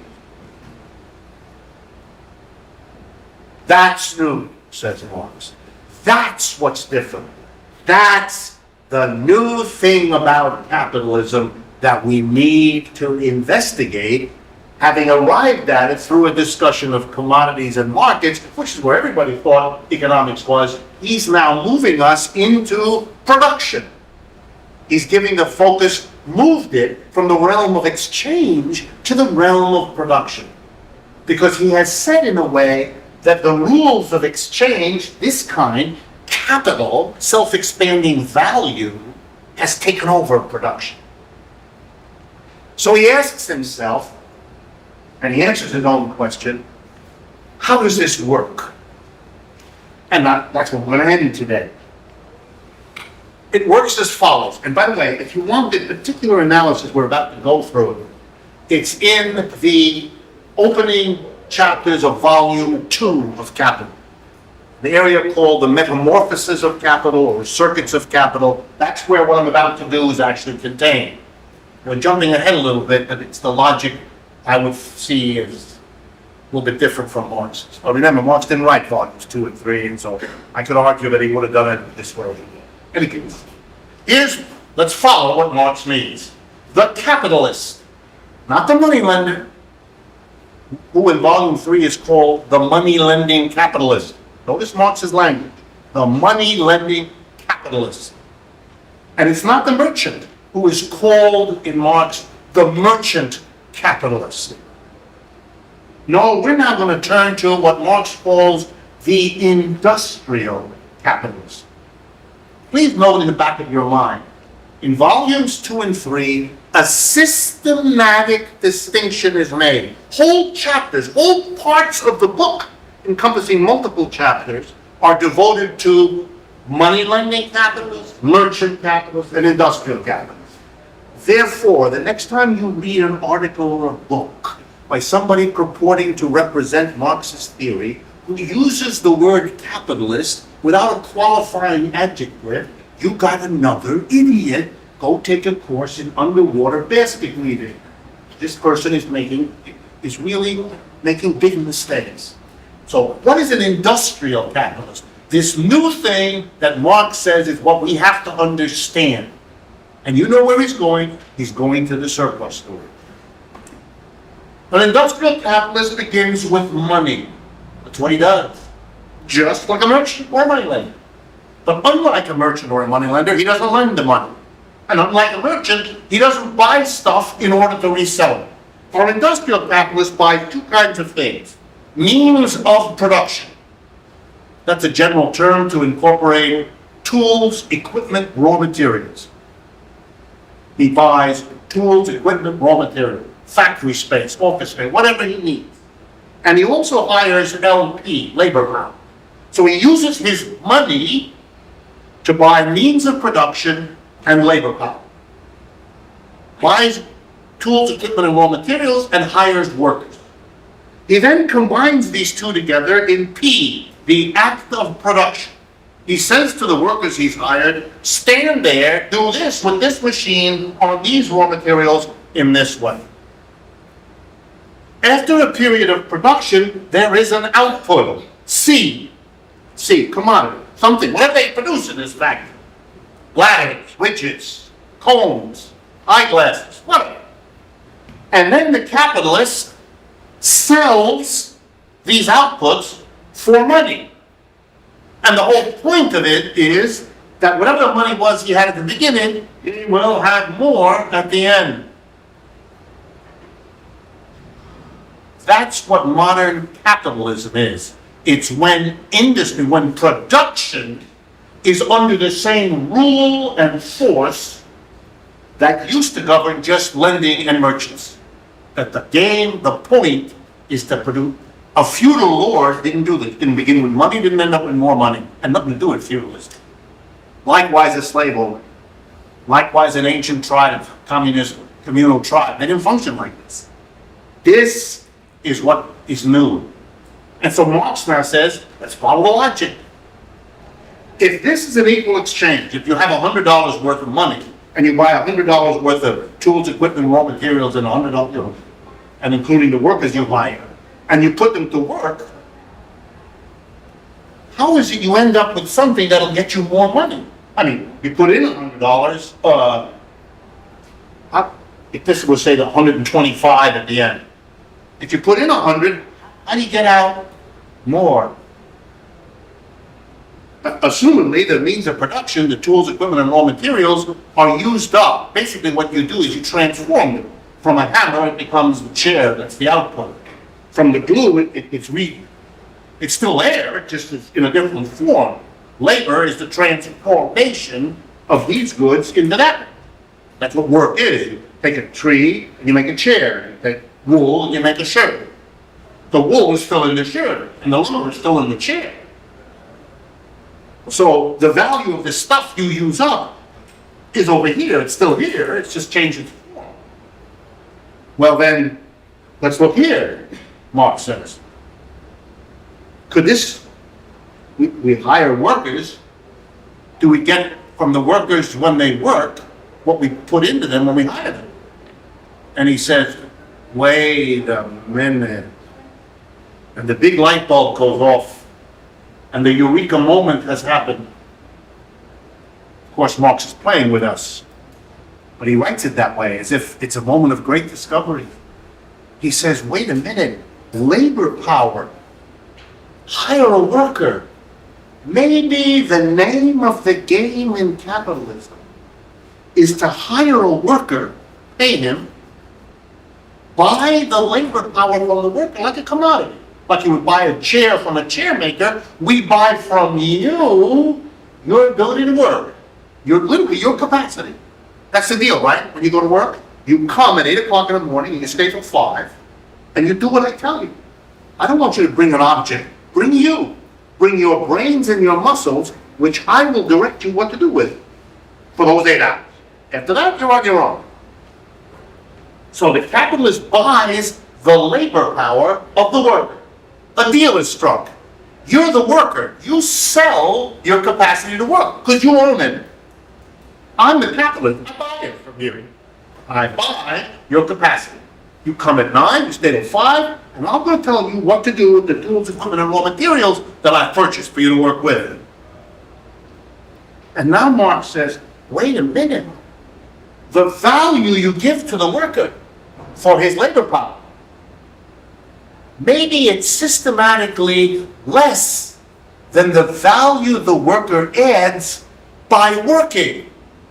Oh, maybe in the contract, the deal between the capitalist who hires and the worker who sells his or her labor power, maybe in that contract there is a difference between what the worker is paid and the value added by the worker's labor. If that were the case, then we would have an answer to the mystery, says Marx. We would give the workers 50, let's say, out of 100, $50 for tools, equipment, and raw materials, $50 to hire the workers. The $50 of tools, equipment, and raw materials show up in the final product. But what shows up in the final product as contributed by the workers is the labor they did, not what they were paid. So let's suppose that were the case, says Marx. Then the mystery is solved.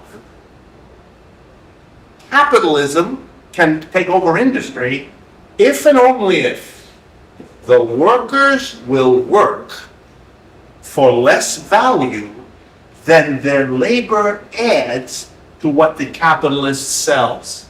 That's what we talked about all last week.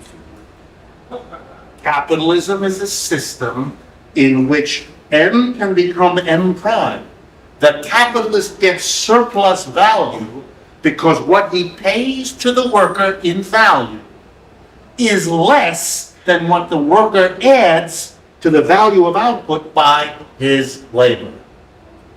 Remember the story of last week? I used as the example from your life. When you sit down with an employer and you dicker over your job that you're hoping to get, and you agree to come and work at this place, and he agrees after haggling with you to give you, I think I used $22 an hour, or some number like that last week. And I had you all pretty much agreeing, right, that the only way an employer is ever going to give you $22 an hour to come there and work is if an hour of your work will give him more stuff to sell at the end of the week than $22. If your labor produced an extra $22 worth of stuff for him to sell by having you there, and he had to take the extra $22 he got from what you produced and give it to you as your wage, there'd be nothing in it for him. And he wouldn't do it. And you all nodded. And this is Marx. That's right. The only way you're ever going to get hired is if you produce more in the output than it costs him to have you come and work there. And that difference, the difference between the value added by a worker's labor and what's paid to the worker, that's the prime. That's where surplus value comes from. Capitalists can be active in industry. Capitalism can take over industry if and only if the working class of people accept this role. The minute the worker said, we're not doing that, then on that day, take our hat off, capitalism is over. Finished. Can't function. The capitalist cannot get his capital to be fruitful. In fact, the very language, capital is fruitful, is awesome, which no Marxist would ever allow let go. Capitalist is fruitful? What just happened here? The capitalist is ripping off the worker. He's taking from the worker more than he gives them. And Marx says therein lies the secret of capitalist industry. And look what he's done. He has taken us from a discussion of commodities and exchange, nice and sweetly over to the question of labor, thanks to Smith and Ricardo, and from that into the whole area of production. And by examining this peculiar capital, money used as capital, asking how it spreads to industry, he has finally answered these questions and in the process given us the most important contribution of his work, the theory of surplus value. That in production, M can become M prime. Money can act as capital and grow if and only if it's able to pay for a worker's labor less than the value added by that worker when he or she labors. And based on that insight, which we will begin with, I'll go over it again at the beginning of next week on Monday, we will then ask the next question that comes. Once we understand where the surplus arises. We're going to examine the workers who produce it, the capitalists who get it, and then how those capitalists who get it distribute it around the society and how that shapes the politics and the culture and everything else. We've run out of time. I will see you next week, 5:30.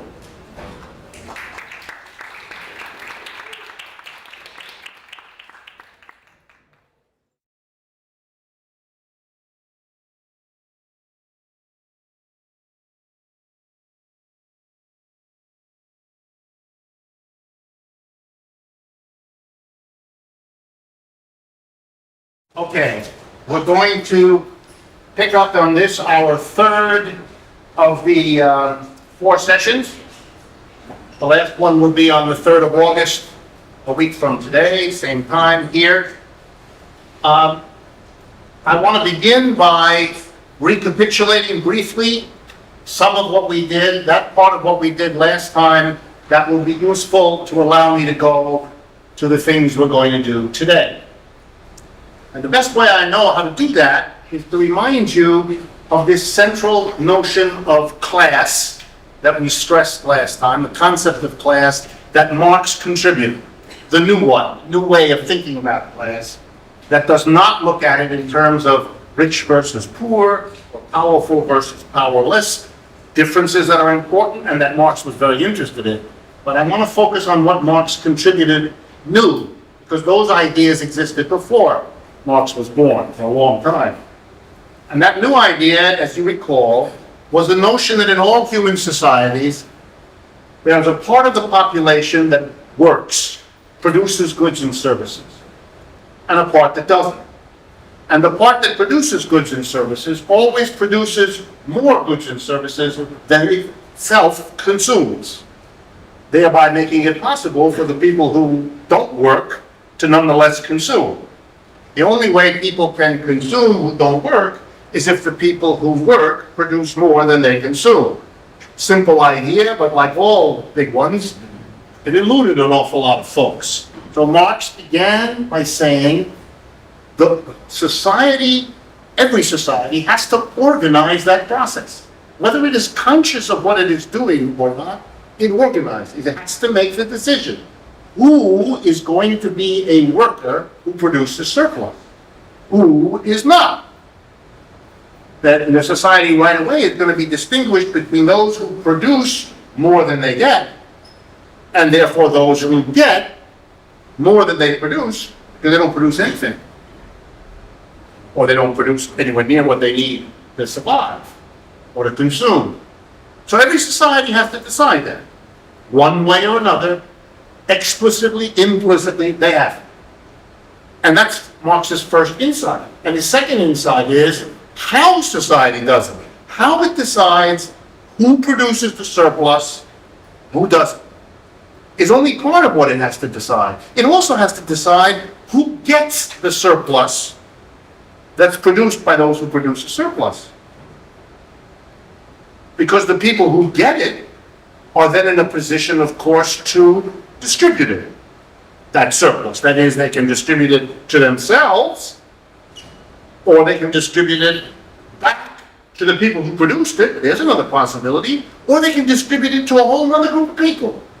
People who are not producing it, and unlike them, are not appropriating it, but live off distributions.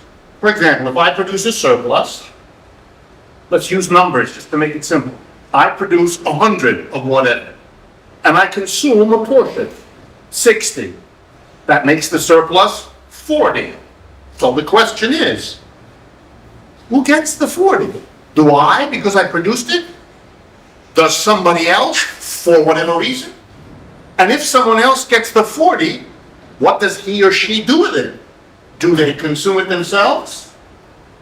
Do they consume a portion and distribute it to yet other people who can therefore live because they get a distributed portion of the surplus? Every society makes these decisions. Every society solves this problem, because there is no way to be a society without solving that problem. So they do it. But they may do it through religious ritual. They may do it unconsciously. They may do it through mechanisms that they see or understand altogether differently. But Marx's insight is, whether or not they understand it, no matter how they understand it, every society does it. And the big punchline, just a second, the big punchline for Marx is, it turns out that how the society organizes the production, who produces it, the appropriation, who gets the surplus, and then the distribution throughout society, how that's done shapes everything else in that society, influences the culture, the politics, the economics, the art, whatever. So it's a very powerful influence within society, but before Marx, not very well understood, and mostly not understood at all. Much as in the United States today, and in much of the world beyond the United States, that sentence is still true. This theory is not taught. This way of thinking about an economic system is not presented. It is not stressed. It's not repeated. Radically different ways of understanding how society works are reproduced. So it is still an agenda for Marxists today to do what Marx did, which is to say, hey, let's pay attention to the production, appropriation, and distribution of the surplus, because, as Marx will show, and as I'm going to try to show here, it is very influential in all the other aspects of life. And therefore, if you want to change a society in fundamental ways, you cannot afford to act as if this isn't an issue. That is, to be very blunt, if you're a socialist and you would like to move the world beyond capitalism, you have two tasks from Marx's perspective. In addition to whatever else you're trying to understand about the capitalism you want to go beyond and the socialism you want to create, you also have to understand how capitalism organizes the production appropriation of surplus, and how that supports its military, shapes its ideology, and creates all the obstacles to social progress that Marxists think it does. And likewise, you have to ask and answer the question, how would a socialist or communist or whatever you want to call it, new, different, better society, how would it, whatever else it does, how would it organize the surplus differently? If you don't do that, and I'm going to be provocative now, and this is, I don't have the time to prove it to you, but I'm going to give you the title of a book that does this. Otherwise, here's what can happen to you, and what happened to the left. This is obviously my perspective here. You can make a revolution in 1917 in Russia. You can create a new society, the Soviet Union. You can radically alter the classes, by which you mean the rich and the poor. You take wealth away from the rich and you distribute it to large numbers of poor people, which the Soviets did. And you can radically alter the distribution of power. People who wielded great power before the Russian Revolution didn't afterwards. And people who didn't wield much before wielded a lot afterwards. So Russia radically changed the class structure in terms of who owns and who doesn't. And it radically changed the class structure in terms of who has power and who doesn't. But now the Marxian question. Did they radically alter the organization of the surplus? Well, there are fundamental changes in who produced it, who got it, who distributed it, and how they distributed it. And I'm going to provoke you now. My answer in general is they didn't change it much. And partly because they didn't think about it much. If you read about what happened in Moscow, in Leningrad, in those years, the great debates of Lenin and Trotsky and Stalin and all the others, they were full of passion about a whole lot of things. Changing the distribution of wealth, changing the distribution of income, changing the distribution of power. Wonderful, really interesting. Did they have long conversations about reorganizing the production, appropriation, and distribution of the surplus? None at all. None at all. very occasional oblique reference. So an interesting thing happened. The leaders didn't think like that, but neither did the masses. Workers and groups of workers. If you've ever read the story, and if you never have, one of the most exciting books you can read, and you should read if you never have. It's a wonderful book about the Russian Revolution by an American journalist who just happened to be there, named John Reed, R-E-E-D. Wrote a wonderful book called 10 Days That Shook the World. It's around in paperback editions, but it's for American audience particularly because it's an American in Moscow at the time, in Leningrad, and trying to understand this revolution all around him, and it's very worthwhile. In any case, the workers took over factories, and with great excitement, they announced to the managers and the owners of the factories on Monday, this was Friday afternoon late, on Monday, don't come in. We are firing you. It's a wonderful idea. It's not the boss who fired the workers fired the boss. Don't come in on Monday. We suggest you leave town for your own safety, which many of them did.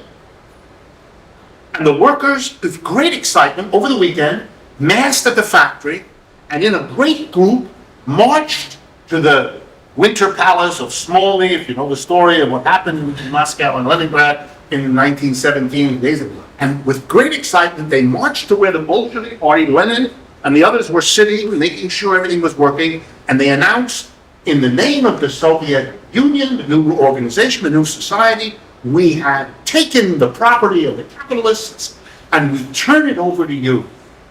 And with great excitement and great feeling, they did it. It is now the property of the people, not of those capitalists. And it will now be run by the workers' government, led by the Bolshevik Party. And then those workers, I'm doing this a little bit stylized, but I want to get the point home. Then those workers turned around and singing a wonderful Bolshevik song, went home. And Monday morning, they came back to work.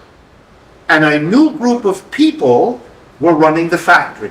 They were commissars. They were delegated, selected people, communists selected by the Bolshevik Party to now run the factory, to make sure that it produced. And the workers came at 9 in the morning and left at 5. Kind of like they did before. And they produced more than they got as wages. Kind of like they did before. And the surplus was appropriated not by a board of directors elected by shareholders, that's how it had been before, but instead by the people's commissars sent by the party, who took the surplus. Notice something. The personnel changed. The structure didn't. And it's not because the masses wanted it and the nasty Bolsheviks didn't give it. Not at all. Neither the Bolsheviks nor the workers had that in their minds. That's not what they thought a revolution was. And now the provocative point. I would argue that you were unable in the end in the Soviet Union to sustain the fantastic changes they achieved. Generalized education, generalized housing, generalized medical care, an unbelievable transformation of a backward society. In 1913, Russia was the backward water of Europe, behind in every way. 50 years later, this country, which went through World War I and World War II, where more Russians were killed than anybody else, suffered 2 world wars, suffered a civil war right after the revolution, suffered a revolution. Despite that, in 50 years, from the most backward European country to a global superpower rivaling the United States. It's the most stunning economic development story in the world until one other country has that kind of short-term transformation from a backward agrarian country to a modern industrial power. And what's that? China. Isn't that interesting? Russia and China. In terms of economic development, nobody holds a candle. Nobody. To what they achieved against those odds. But they couldn't sustain it. neither into Russia nor in China. They couldn't hold on to the redistribution of wealth. It is now going back to what it was. They couldn't hold on to the redistribution of power. It's now going back to what it was before the revolution. So we as Marxists have to ask the question, what was missing? What enabled all of those breakthroughs not to be sustained? And my answer to you would be, they didn't change the organization of the surplus. They didn't change how it's produced, who produces it, who gets it, how it's distributed, and to whom. They neglected what we're going to spend most of today talking about. And I think it cost them as dearly as any neglect of anything ever cost anybody. And you know, that argument, I didn't make that up. That's Marx's argument. Obviously not about the Russian Revolution. He died before that. But Marx's argument, which you recall, was to ask himself a similar question. Why did the French Revolution's goals of liberty, equality, fraternity never get realized? Why did the promise that capitalism gave to everybody, let's get rid of feudalism, let's have capitalism, because it brings with it liberty, equality, and fraternity? Why was that promise never delivered on? Why was that promise broken? That was the question Marx asked. And that's why he turned against capitalism, because his research, his thinking said, capitalism is not only not bringing us liberty, equality, fraternity, it is itself a major obstacle. Something more has to be transformed. We have to go beyond that. That was an analysis comparable to our asking in our generation, what went wrong in Russia and China? Why are they what they are? What happened there? And I think this surplus argument is the way to go. If you are interested, and I excuse myself for the immodesty, what am I going to do? With a colleague of mine, a person I write with a lot, I spent 10 years of my life with this colleague trying to answer the question, what happened in the Soviet Union? And if you are interested, there is a book. It's called Class, Theory, and History, because that's really what it is. And then it has a subtitle, Capitalism and Communism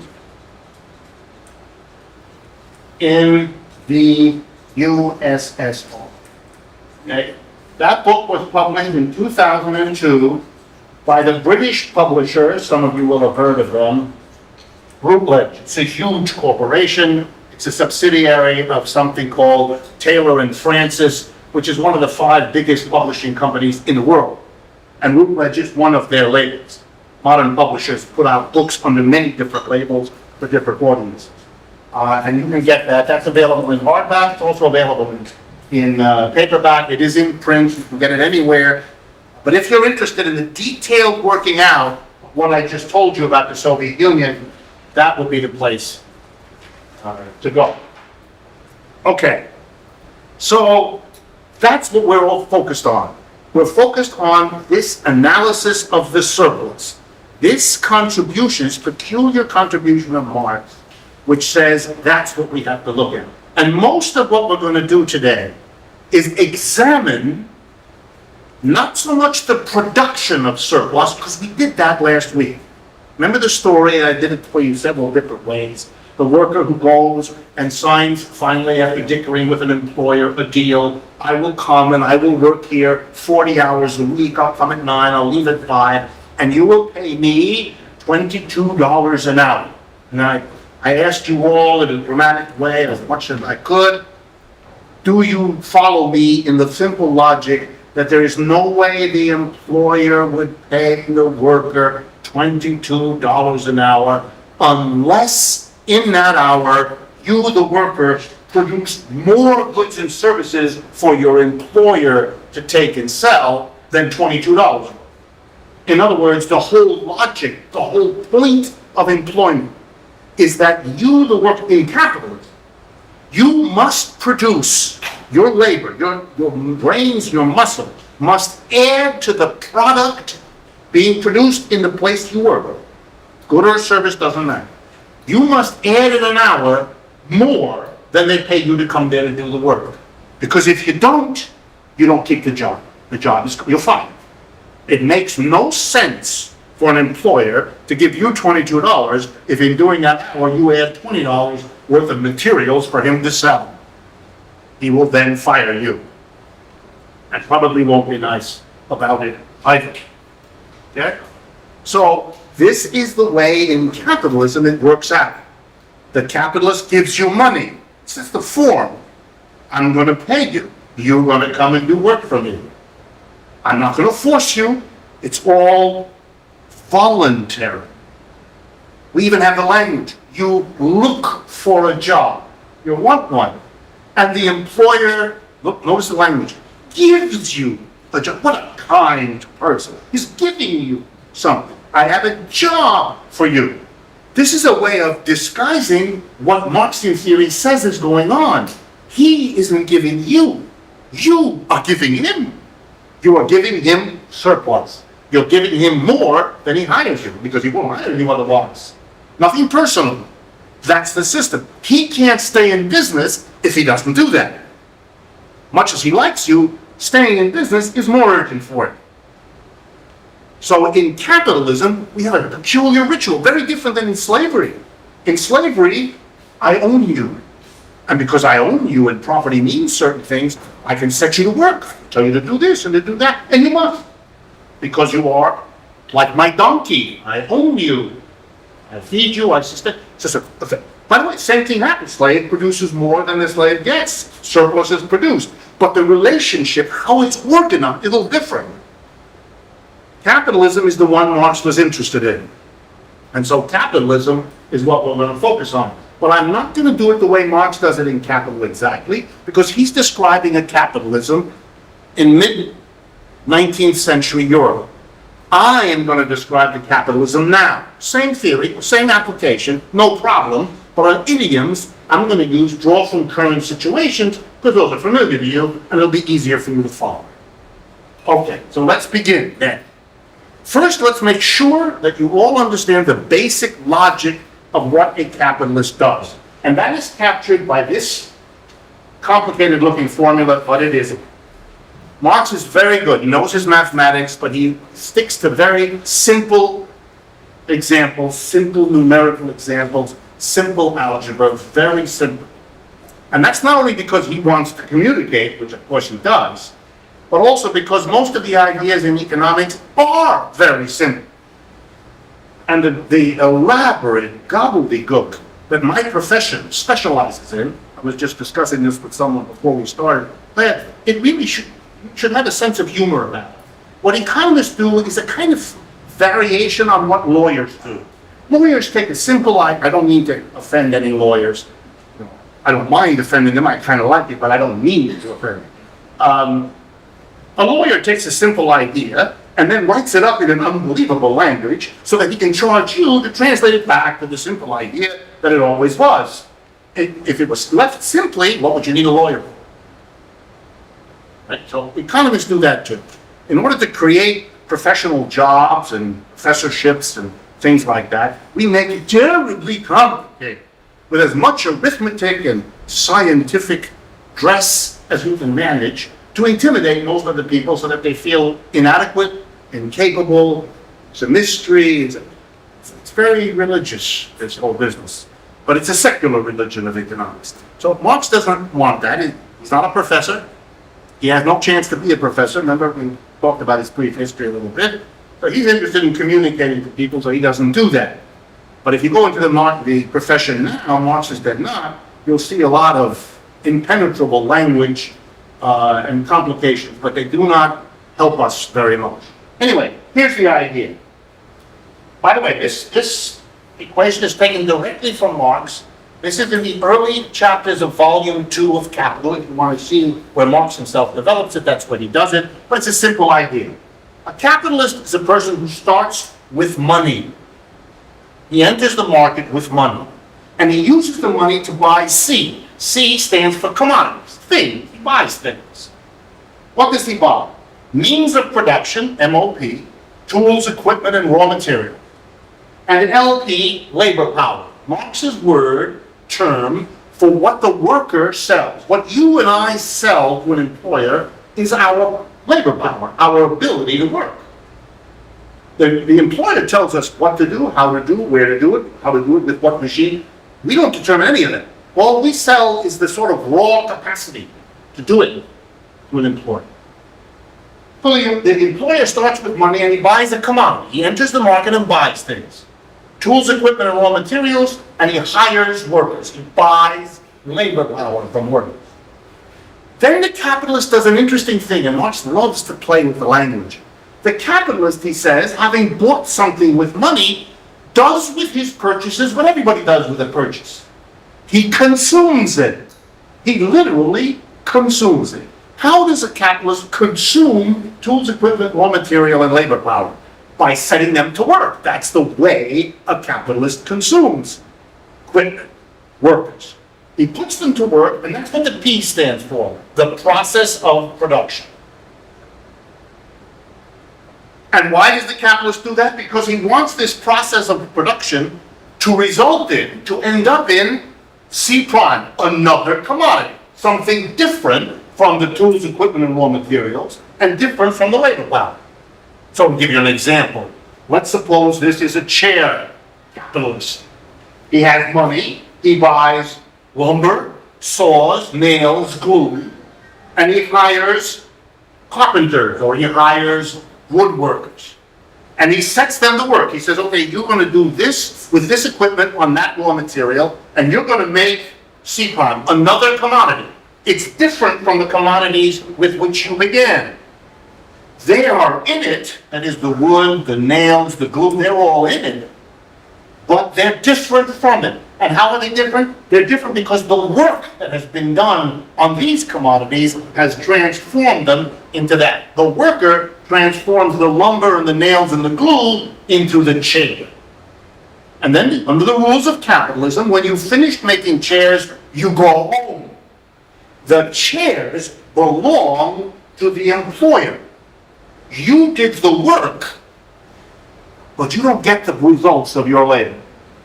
You are separated instantly, automatically, unquestionably. You don't get the fruits of your labor. That's the way the system works. By the way, footnote, because I know some of you are interested. Were that to be unacceptable, morally, ethically, or for any reason, capitalism cannot function.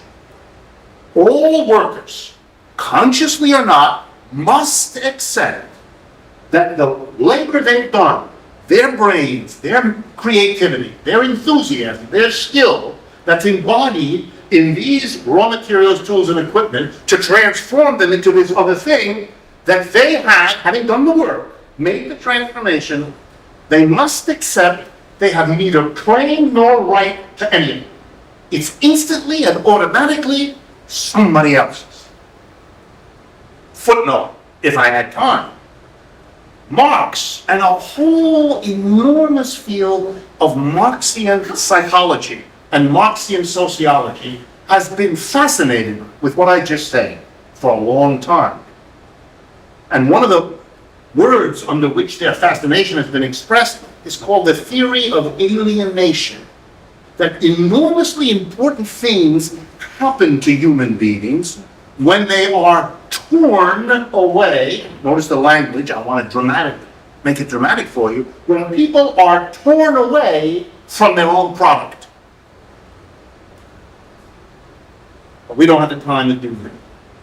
So capitalism involves the capitalist in this activity.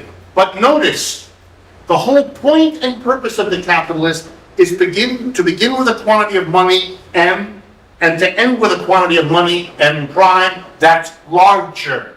The whole point of the exercise is to end up with more money than you began with. The difference, the extra money you have at the end compared to the beginning, that's called surplus value. The point of a capitalist is to end up with more surplus value. To have more money at the end than at the beginning. So now let's look at this closely. The capitalist starts, let's say, with 100. and he buys 50 worth of means of production and 50 worth of labor power. So he has 100 in money, now he has 100 in these two things. And then he puts them together and he ends up with a commodity, which he sells for money. This commodity has to be more than 100 or else he's not doing what he's supposed to do and not what he wants to do. So typically in our example, if we start with 100, 50 in lumber, glue, nails, and so on, and 50 for workers making chairs, we're going to end up with a quantity of chairs, says Marx. That quantity of chairs has more value than 100. It has, say, 150 worth of value in that chair, which the capitalist then sells for money, 150. Bingo, the capitalist is happy. He started with 100, he ends up with 150. The difference, the 50, is the surplus value he got out of production. So now Marx asks himself, still in volume 1, well, where did he get it? How did it happen? And Marx's answer is all about his theory. The gain didn't come from exchange. In general, people just give an amount of value in one form to get an equivalent amount of value in another. They're not going to give up $30 worth of something for $40 worth of something. The people who can give up the 30 to get 40 would enjoy it, but the people with the 40 and the 30, they wouldn't enjoy it. So he says, we have to look in production. That's where the magic happens. Something happens in production such that the tools, equipment, and raw materials put together with the worker produce more value than they themselves have. Clue, what produces more value than it itself has? Workers. You pay the workers their wage, but they produce for you more than that. So the value of the chair is got in it, the value of all the tools, raw materials, and equipment used up, plus the value added by the worker. But what the value added by the worker is more than the value he's paid. And we already went through that. Therein lies, as Marx puts it, the secret of capitalism. The extra that the capitalist has at the end, the surplus he gets, the whole point and purpose of the capitalist, to end up with more money than he began with. The reason he has it is because the workers produce more than he pays them. They collect that, it's embodied in those chairs and realized by the capitalist when he sells them. And with his 150, he now commences the next round of chair production on a larger basis. He starts with 150 as compared to the 100. That's the basic idea. Okay, so that's how surplus is produced. That's where it's produced. The workers who produce goods and services for an employer who gets the goods and services and sells them in the market, sells the chairs for money. That's what all capitalists do, and we have located who produces the surplus? The workers. Who gets the surplus? The employer. So Marx has done the first part of what he promised. He has identified in capitalism who is doing the surplus producing, who's getting it, where this happens, and how it's organized. That's all preliminary. Now we begin for what's new today. We're going to ask the next logical question. What does the capitalist do in capitalism with the surplus he gets from the worker? In the case of modern capitalism, I'm going to show it this way. I start with this little rectangle. I've got it divided into two parts. Necessary labor, NL, and surplus labor. Necessary labor is the work workers do that produces a value equivalent to what the boss pays them. To use simple language, it's the part of the work workers do where they get the fruits of it back to themselves, in a sense, to consume. Surplus labor is all the work workers do that they don't get back, that is not paid. It's the surplus. And the surplus, I'm going to make, this surplus here, I'm going to make into a larger rectangle simply because I have to go through with you all the things that capitalists do with it. I need it to be big, so so I can display it for you here. So a capitalist gets a surplus. Having made the chairs and sold them, he sold $150 worth of chairs, but it only cost him $100 to get that done. 50 for the tools, equipment, raw material, 50 for the workers. So he's ahead $50. That's his surplus. That is, he gets the surplus, but he didn't produce it. None of it. And you're going to see that in a minute. So what does a capitalist do with the surplus? That's the question. Because remember, I told you, Marx's analysis talks about the production of the surplus, the appropriation, and the distribution. Now we're going to talk about the distribution. Up until now, we talked about the production and the appropriation. Okay. Make it modern. Who is the capitalist who gets the surplus into his or her hands today in the United States and most other countries? Well, most of the productive work in the United States and in most other capitalist countries is done by a particular institution called a capitalist corporation. It's a legal instrument. It was set up in the 19th century or maybe a little bit earlier. It has different names in different countries. In England, for example, it's called a limited company. Some of you notice that sometimes brands like to use the word LTD at the end of something. That stands for limited. Limited is the British equivalent of Inc. in the United States, INC, for incorporated. If you're interested, we can talk about it later. It's a legalism. It's not crucial for what we have to do. So most productive work is done in a corporation. So now the question, who gets the $150 when you sell the chairs in our little store, right? In the corporation? Who gets it? Do the workers get it? We've already been there. No. Do the managers get it? No. Do the shareholders get it? No. Who gets the money? Who gets the $150? Answer. A very interesting group of people.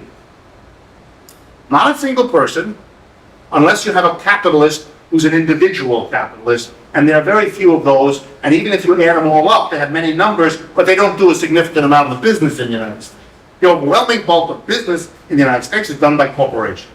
And the answer is something called the board of directors. That's the capitalist in the Marxist theory.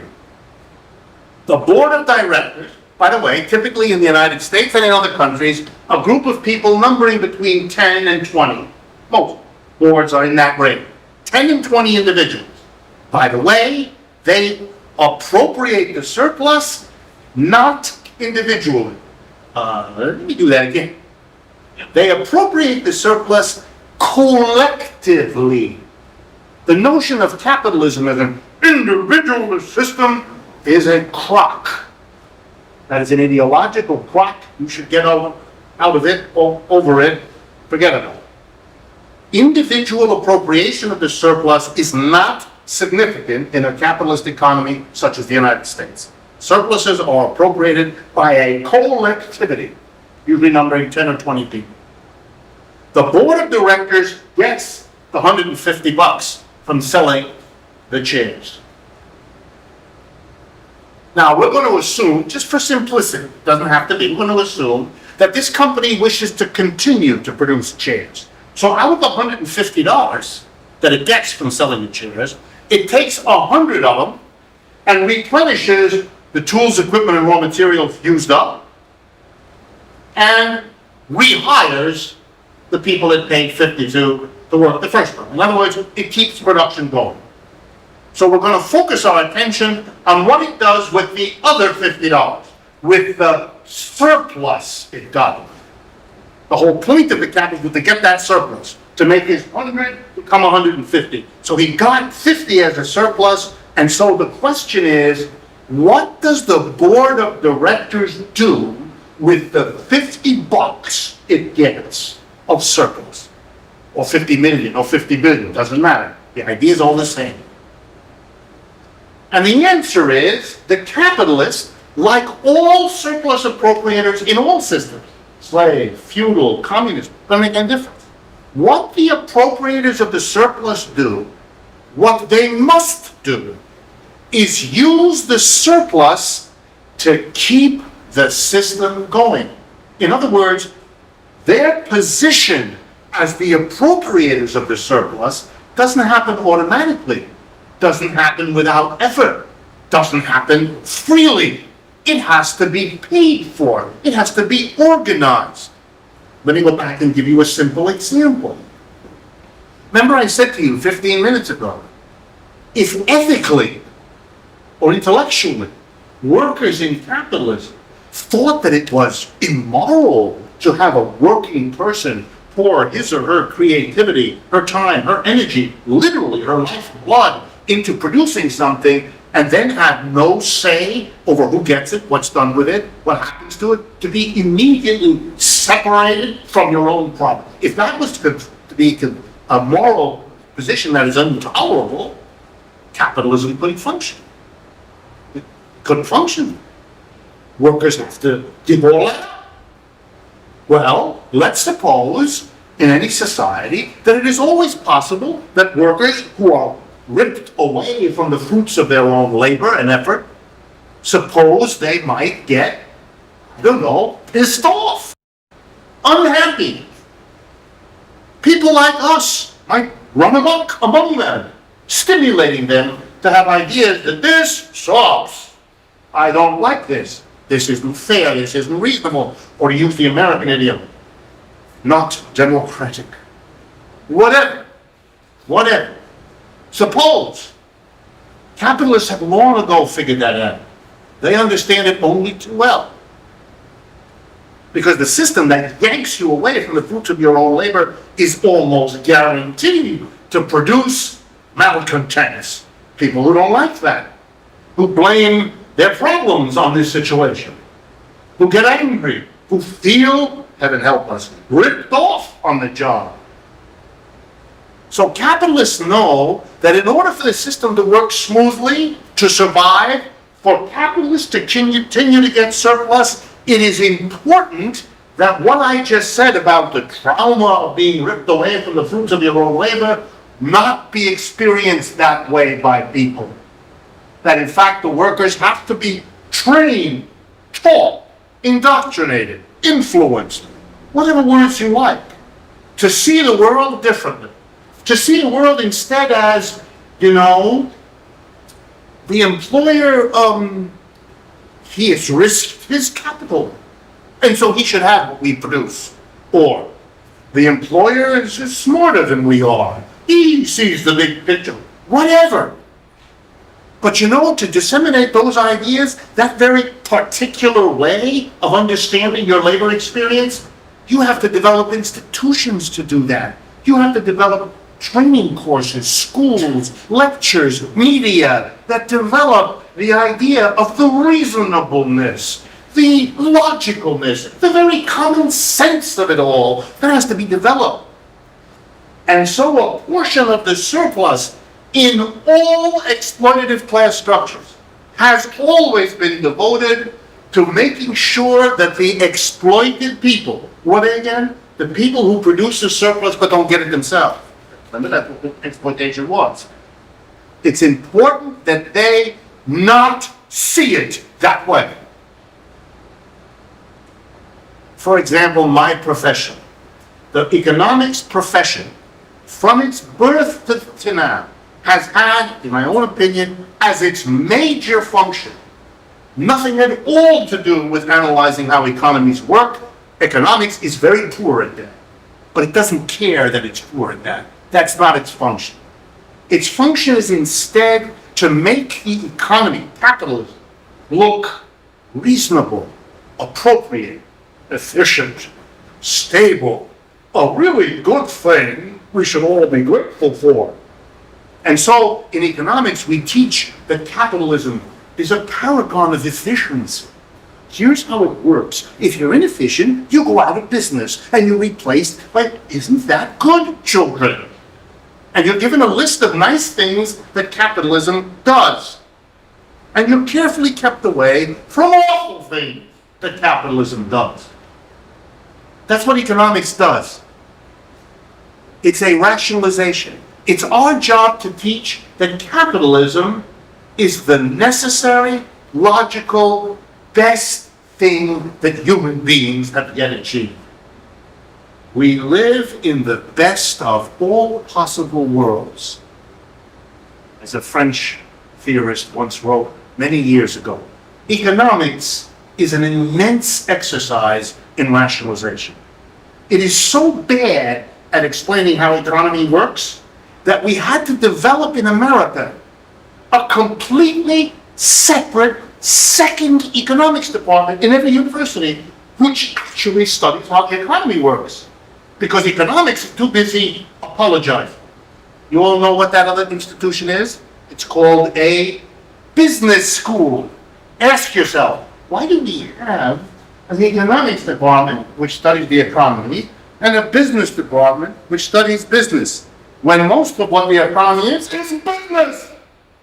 What is going on here? This is called duplication of effort. You know how I know that? Because right now, as all American universities are in a terrible financial crush, one of the things being done in every campus I know of is weighty conversations in which the deans are deciding whether we can't achieve some economies by, you guessed it, merging the economics and the business department, because they can't figure out why the hell do we have everything twice.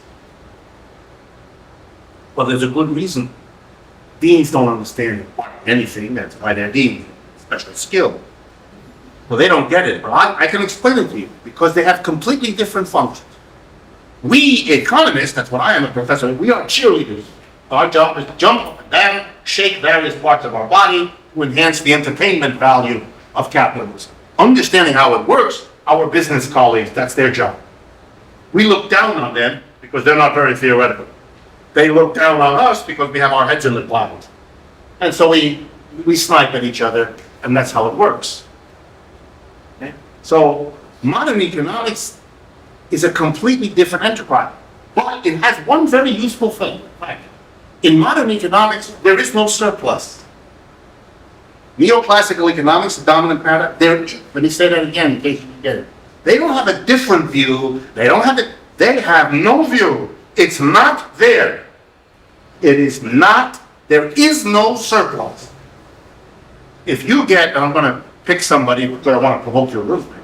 If I had Paul Krugman sitting right here, and he had been listening to me, he would have been beside himself, apoplectic, and he would jump up and say, there is no such thing. And he would get very angry. He's a short, I don't know if you've ever seen him, he's a short, ugly little man, and so it'll be funny to kind of watch him. Well, on TV, you know, you shoot the angle so you don't know that he's short, you don't know that he's right. But he would be very upset. He hates all this. He hates Marxism, and he hates the surplus. And his profession, my profession, has nothing to do with it. So you're learning here a whole different way of seeing it. So the corporation gets the surplus, and then the corporation has to distribute it. So corporations distribute money to secure an ideology in the working class that's consistent and conducive to this system being reproduced. That's what they do. And the way they do it in the United States is two ways. Either the corporation gives a portion of the surplus to a university to conduct the proper education. So a large corporation will give money to Harvard or Yale or Princeton, or the University of Texas, or whatever. The second way, the first thing up here, is that the corporation pays taxes. It gives money to the government, and it says to the government, here's a cut of the surplus. Now I want you to train in the elementary school, in the junior high school, in this thing. I want you to get the young people ready for a productive life in society. Translation. Make them amenable to the role we have ready for them. Producers of surplus. Of course, don't put it like that, because it doesn't sound good. Put that civics shit all over it, it goes down better. Okay? Every appropriator, slave master, feudal lord, had a state apparatus. The state has been a very attractive institution for a number of reasons. First, the capitalist, by giving the money to the state and having the state do it, can put a veneer on the operation. It isn't the capitalist telling us to think like this. No, no, no. It's an institution that represents all of us. It's the state. It's our state. It is the state of all of us that is teaching us. It all sounds reasonable. And it is reasonable. But the government is very concerned about how its tax monies are spent. Taxes, government. What else does the corporation get by giving a portion of the surplus to the government? It gets a lot of other conditions met. Let me give you some examples. In capitalism, as in other systems, a typical capitalist enterprise has a relatively small number of directors, 10 to 20, and a relatively much larger set of workers, hundreds, thousands, tens of thousands. Well, this right away creates an unnerving situation. The workers are more numerous. They are probably larger physically. They are certainly less couth. They are uncouth. I don't know what couth means. It's a word we use in English. And they are prone to violence and drinking and other terrible things that we all know go with workers. And so any self-respecting director realizes that at any moment these uncontrollable brutes may get it into their head to say, gee, there's a lot of us and a relatively small number of those people in suits up there in the 18th floor. Why don't we just send them home? At which point, the directors would like there to be in place an interesting institution. The directors do not want to have a fist fight with all these workers. That doesn't look good to them. And they don't want to worry about it a lot. What they want is they want to be able to pick up the telephone, quickly dial a number, and within minutes, a large group of big men with sticks and guns in dark blue uniforms will be rushing onto the premises. They want that because that will deter the workers from uncouth behavior. And if they don't get deterred, you beat them around the head a little bit, then that'll deter them.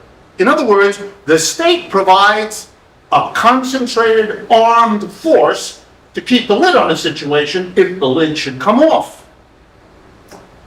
Now, of course, it's possible for the corporation not to give the money to the government, but to do it itself. May not have confidence in the government. That has happened often in the history of capitalism. The corporation said, I don't trust the government. I don't like the government. I'm going to have my own armed force. You know the names Pinkerton, Wackenhut? There's a whole list of them. You go see them around here, these private security fellows with their little uniforms, and they're not quite police uniforms, but same family. Okay? That is another way. Then you take a portion of the surplus, you don't pay the taxes, but you have your own police department. Some of you notice that many stores in New York City have one of these police-like persons just standing in the doorway, looking quintessentially bored. His job is to dissuade you from what you obviously are not dissuaded from, since statistics show that Americans are sticky-fingered beyond all words. Wayne Reed loses a third of his potential profit every year, but people just exclude it. But it pays them to have that fellow there. By the way, what did a feudal lord do? Same decision. A feudal lord either gave a gift to the bigger lord to have an army that saved him, or kept his own armed retainers. Some of you have seen those medieval movies where you see the knights in armor jousting. Yeah, they had a function, those knights. They hung around the stable, shoveling horse shit and practicing running around on horses with armor. Why? Because they had to be ready in the event that the serfs took it into their mind, which they did occasionally, not to play the role. not to accept the position. And then you needed a big guy on a horse with a lance to stick a few of these serfs to get the system back into its function. All the romanticization in the world doesn't change the fundamental role. A person, a military person, a police person, they don't produce anything. They sit around with a stick or a gun, waiting to beat someone with it. And they wait. Most of their most of their life is waiting. It's unspeakably boring. It's so boring that eating too many donuts is preferable. That's how boring it is. Right? They are sustained, however, by the surplus. There's no other way to sustain a policeman.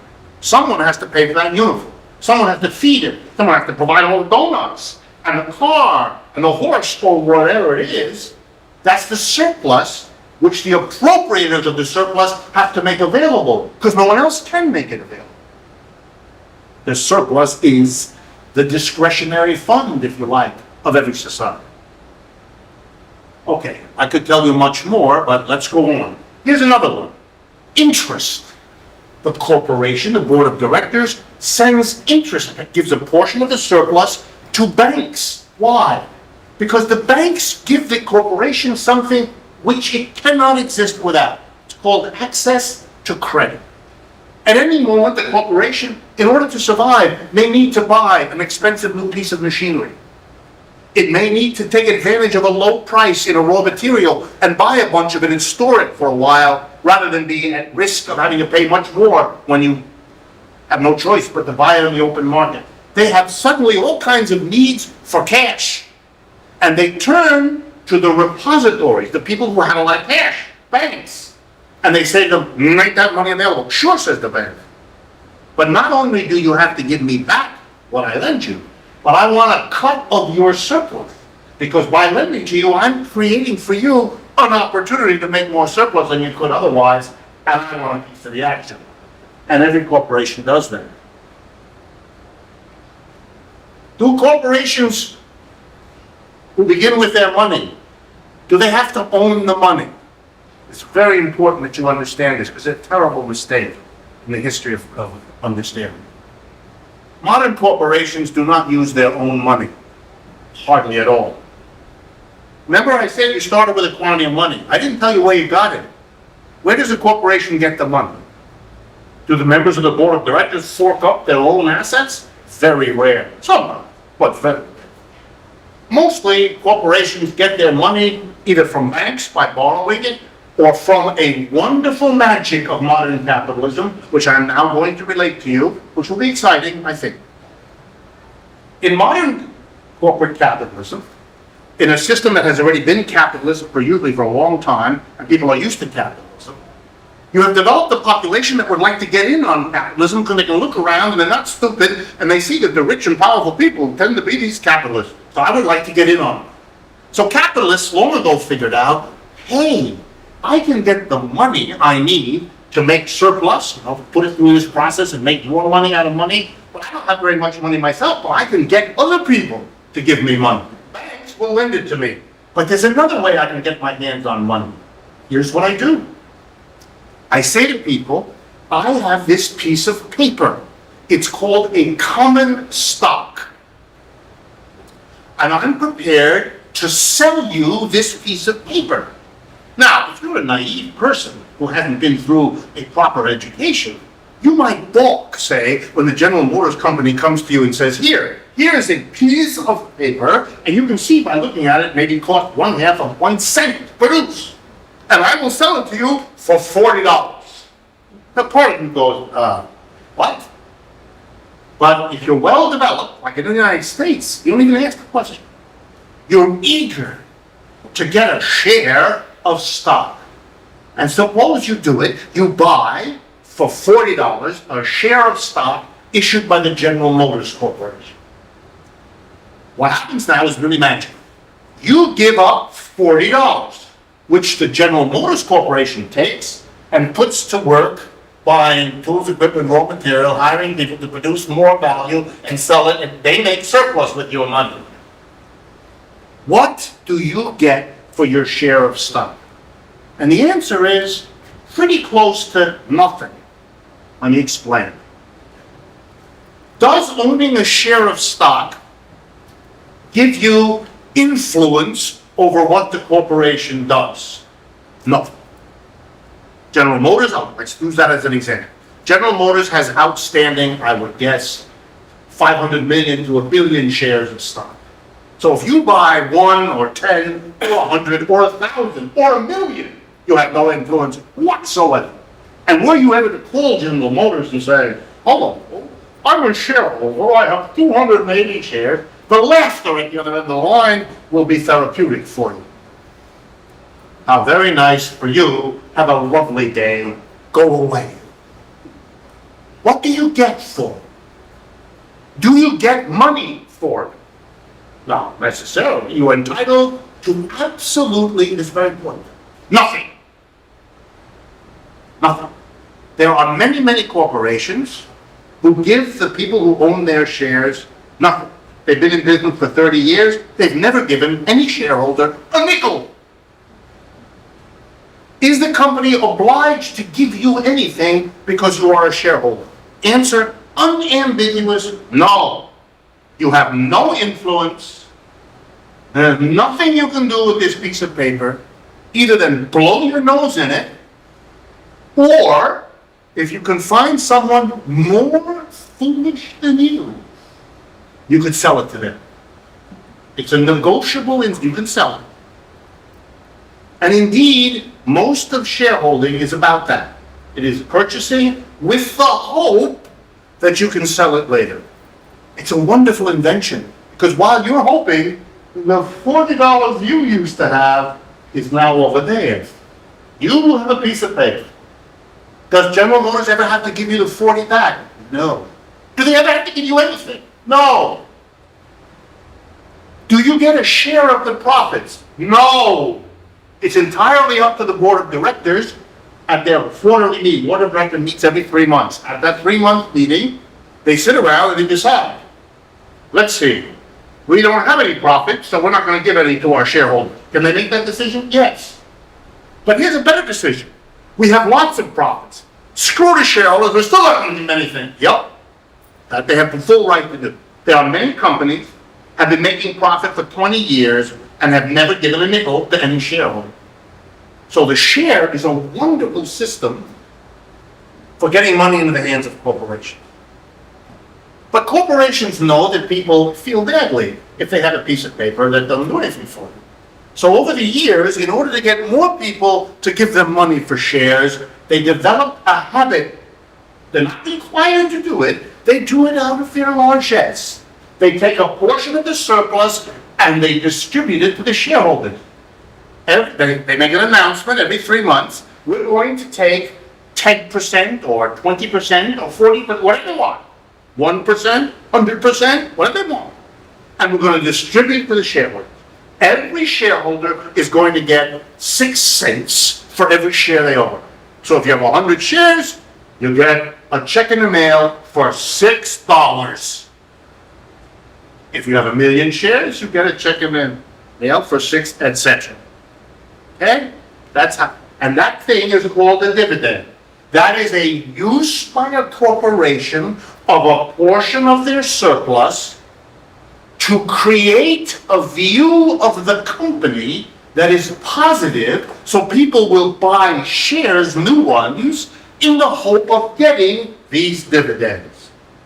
By the way, can you buy a share because they pay dividends in the hope that they will continue, and then they decide not to continue? That's a law. They can decide at any time to pay no dividend.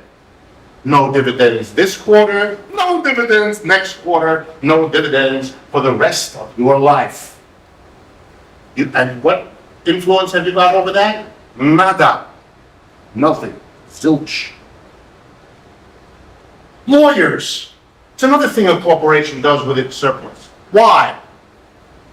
Well, because under the modern law in the United States, when you buy a hamburger and you drop dead 10 minutes later, your family has the right to go to the Burger King and say, you killed my mother. And if you're very lucky and have a good lawyer, you will require the corporation to give you money or give the estate of your mother some money. And the corporations know that, so they need to have a group of people working to keep this corporation going. Otherwise, they would be killed by lawsuits. By the way, if this is our chair company, does the lawyer help make chairs? Of course not. Does he have anything to do with the production of what the company makes? No. But he's crucial. He must be there. Otherwise, this capitalist cannot survive. From the capitalist point of view, it's just as important to have a lawyer who has nothing to do with making chairs as it is to have a worker who makes the chairs. Next, capitalist corporation uses a part of the surplus, again, for something else that has nothing to do with making chairs. Paying taxes has nothing to do with making chairs. Paying interest has nothing to do with making. These are all other activities that need to be done so that the chair making can go on. But none of these people have anything to do with chair making. Next example, advertising. Remember I said it real simply before. We make a chair and then the corporation sells it for money. But to sell something for money, you got to find a person with money who wants this thing. And capitalists early on discovered that they would like to produce a lot more stuff and that there aren't large numbers of people coming to the back of the factory at the right moment to pick up the chairs. So they need to spend money to have people doing work to get the damn chairs converted into money to sell. So for example, many large corporations have employees called salesmen or saleswomen, or they have a whole sales department, or a whole sales effort, or a whole sales team. Now notice, do the members of the sales team have anything to do with producing the chair? Answer, nothing. They don't know about chairs, they never touch a hammer, they never touch the glue, they do nothing to chairs other than sit on them. So you have to pay them. They're not going to come worried about selling your chairs if you don't. Where does the money come from? Answer. The surplus is taken, part of it, by a corporation to sustain the sales department, because without that activity, the rest of it can't happen. They have to make sure, just like they have to make sure there's a bunch of cops that can be called on a moment's notice. The cops don't make a chair, but they have to take a part of the surplus to sustain these people if the surplus is going to continue to be produced by those who are in fact engaged in that process. Advertising. They need a bunch of people to get you to buy this stuff. If they want to make a lot of surplus by hiring a lot of people and making a lot of chairs, they got to be sure to sell this stuff. So they've got to develop a public that wants to spend money. Advertising is the attempt to get you to part with your money to buy their product. And that's become an enormous issue in this society. It's a use of the surplus. Finally, after you deduct from the surplus the taxes, the interest, the dividend, the lawyer, the advertising, and a bunch of others, I'm just giving you examples. What's left? The portion of the surplus that doesn't immediately have to be spent on all these things, which, if you didn't do it, you jeopardize the existence of the company. The leftover, the little portion of the surplus that's left after all these things, gets called in bourgeois theory profit. So what is profit? Profit is the portion of the surplus that doesn't have to be distributed to keep the system going. Actually, the profit is the part of the surplus that the board keeps for itself and uses, here comes the language now, to plow back into the company to make it grow. And it's called in Marxian theory capital accumulation. It is growing the company, accumulating a bigger and bigger company. And why do you have to do that? because you have to keep pace with your competitors. They're becoming bigger. You have to have more workers because then you get more surplus, so you can buy bigger machines, so you can compete more, et cetera, et cetera, et cetera.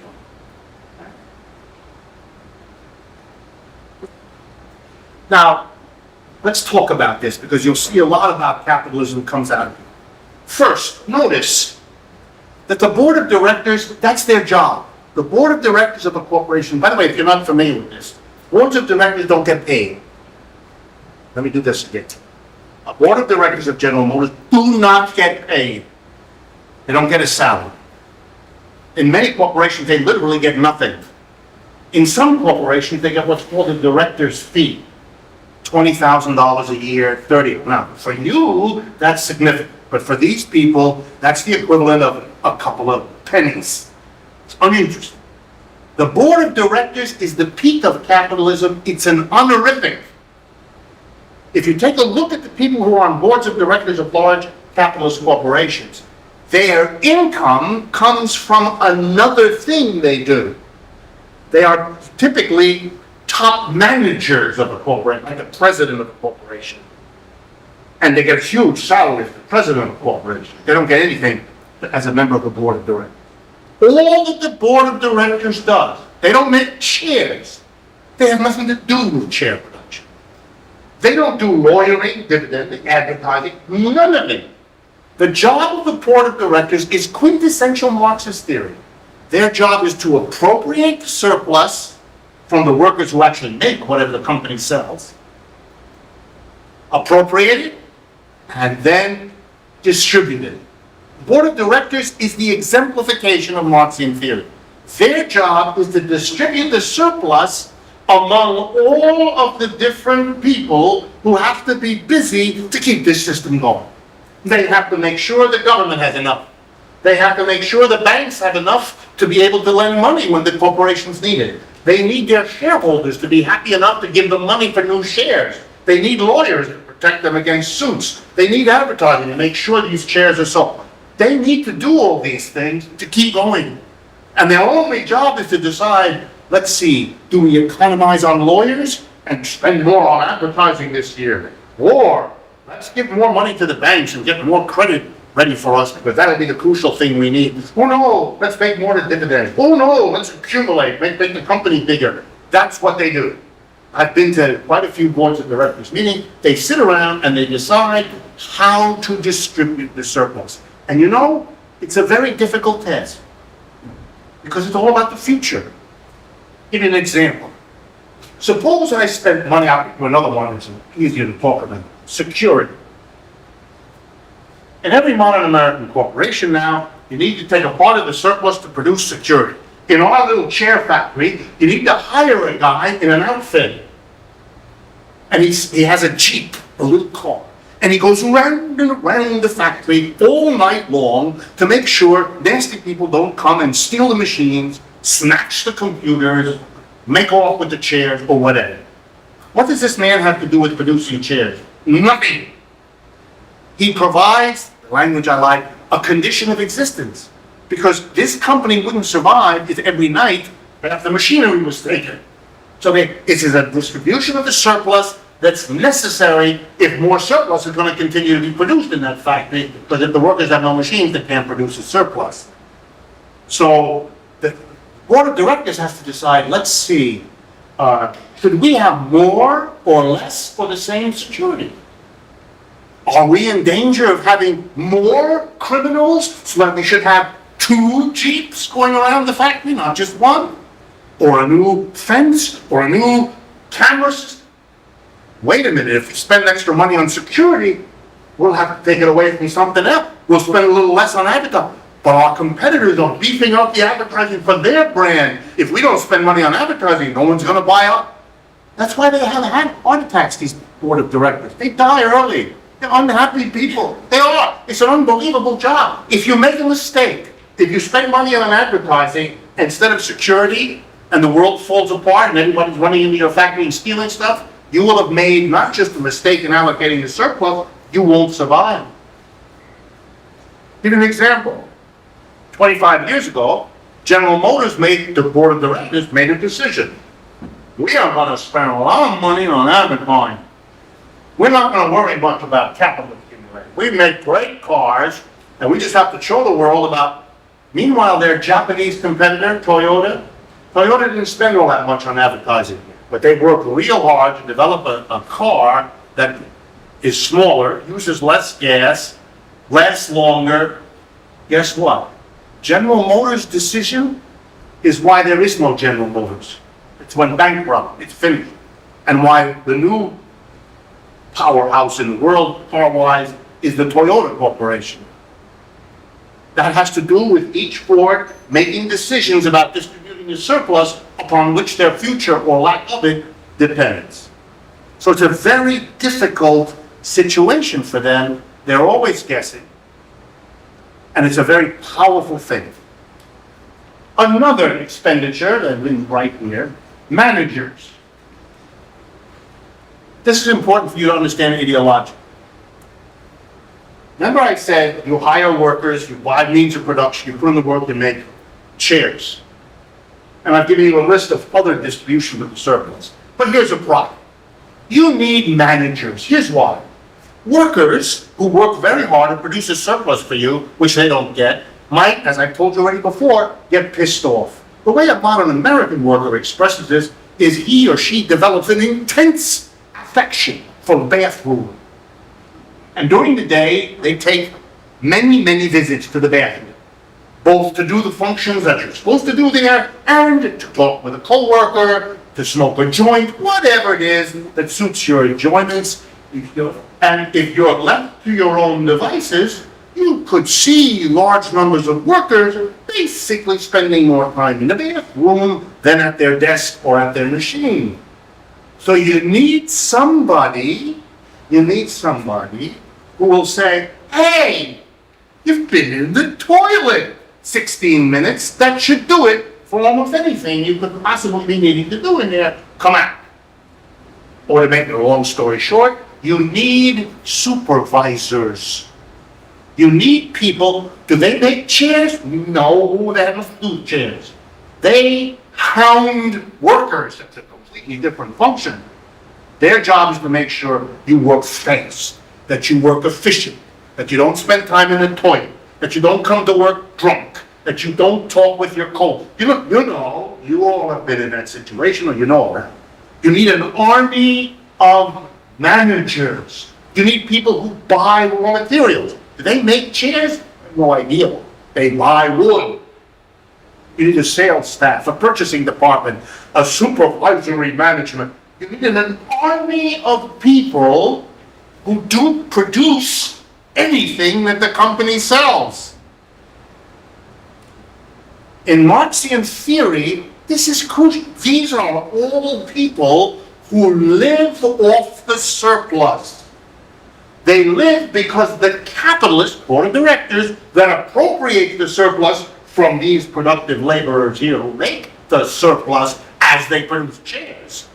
The capitalist board of directors gets it and distributes it to this army of people who do not produce surplus, but live by being given a cut of the surplus of the productive workers. This is very, very important. Why? Because it opens an immense array of insights, which without Marxian theory, you either don't get at all or you get in a very murky form, as I'm going to show you. First, imagine a system other than capitalism, and right away you're going to see something. In this system, workers, because you exploit them, because they feel ripped off. And you know why most workers feel a little ripped off? Because in Marxian theory, they are. This is an accurate grasp, however murky, of their actual situation. You feel vaguely ripped off? Well, take a course in economics, Marxian economics, and it won't be vague anymore. You'll understand precisely. So there's a resistance that's going to happen. You're ripping people off. So now you need supervisors. Suppose the workers were their own board of directors. Just for a moment. That old communist class structure we talked about last night. when the people who produced the surplus collectively appropriated. If the workers were their own appropriators, their need for managers would be completely different. They might still need a few, but they wouldn't be in this position of being ripped off because they'd be on both sides of the surplus. They'd be producing it, but they'd also be getting it. And so capitalism needs an army of these people. It has to take an enormous amount of the surplus produced by productive workers and deliver it as salaries and operating budgets to their managers, because otherwise the system wouldn't survive. Now, stay with me here. A different organized system would be able to produce a surplus that wouldn't have to be pissed away on all those managers. The savings would be spectacular. The alternative way of using this wealth, this surplus, that wouldn't have to be devoted to managers, could create opportunities that the mind can barely imagine. But that's just the one part of it. Here's another insight. Let's be sure we understand. The manager hassles the worker on the production line to make sure that that worker is making sure. Don't go to the bathroom. Work faster. Use this equipment. Go over there. Don't come in drunk. You're late. Whatever. But what Marxian theory teaches the worker is almost the worst imaginable lesson. Because if the supervisor is paid by a cut of the surplus, then the workers have to learn that the person hounding you every day is paid by you. You're producing the income of your worst enemy, the one who never lets you sleep. What kind of a schmuck are you? What are you doing?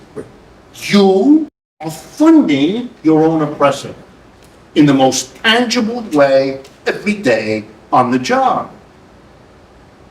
Another insight. Often, the guy who goes around in the Jeep, and many of the managers get wages, they get paid wages, so much an hour, or a salary. So, for example, this raises the following question. What in Marxism is the meaning of the term the working class, or the wage-earning class, or the proletariat? Because this is a term that lumps together, for example, everybody who's paid a salary by the board of directors, all of the employees. But in Marxian theory, we have to split the employees into two fundamentally different groups. One group that produces the surplus, and another one that lives off of it and doesn't produce any surplus. Marx gives a name to this. These are called productive laborers, his phrase. And the people doing all this other work are unproductive. By the way, unproductive doesn't mean they're not important. I just went through with you, these people are crucial, otherwise capitalism can't survive. They, as I quote myself, they are as important in their way as these people making chairs are. But because they're important doesn't mean they're the same. And what's different about them is they have a different relationship to the surplus. If you produce a surplus, you're a productive worker.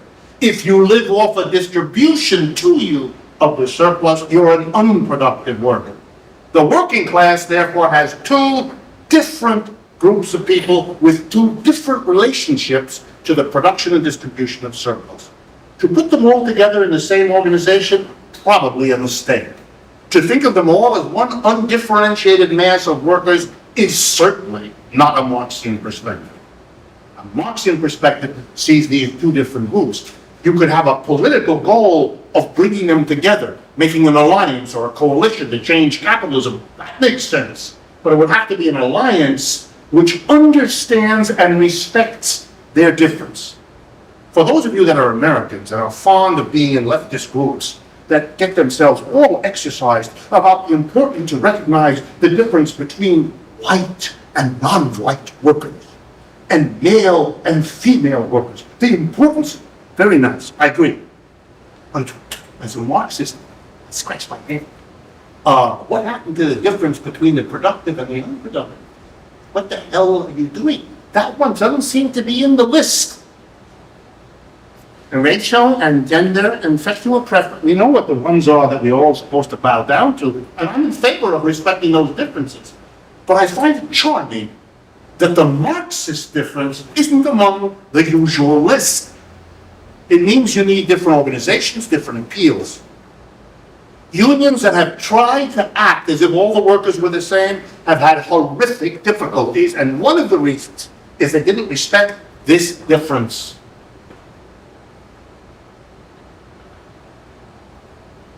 Even in bourgeois theory, there are glimmers of an awareness. For example, in bourgeois theory, not Marx, there's a word for this kind of worker, blue collar.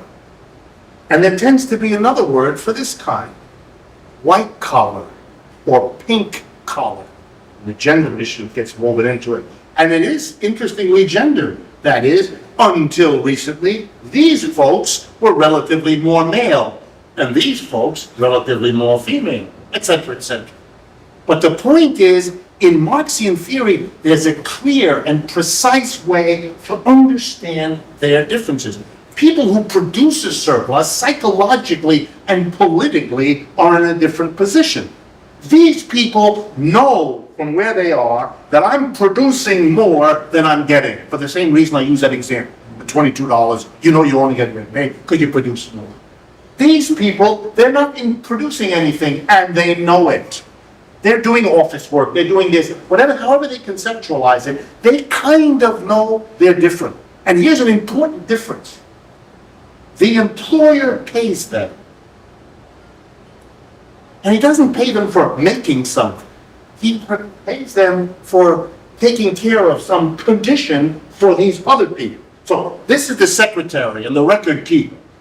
But she or he is a secretary or record keeper to enable the workers who come there to make whatever the company sells to perform their function. These people typically are more accessible to the company's propaganda.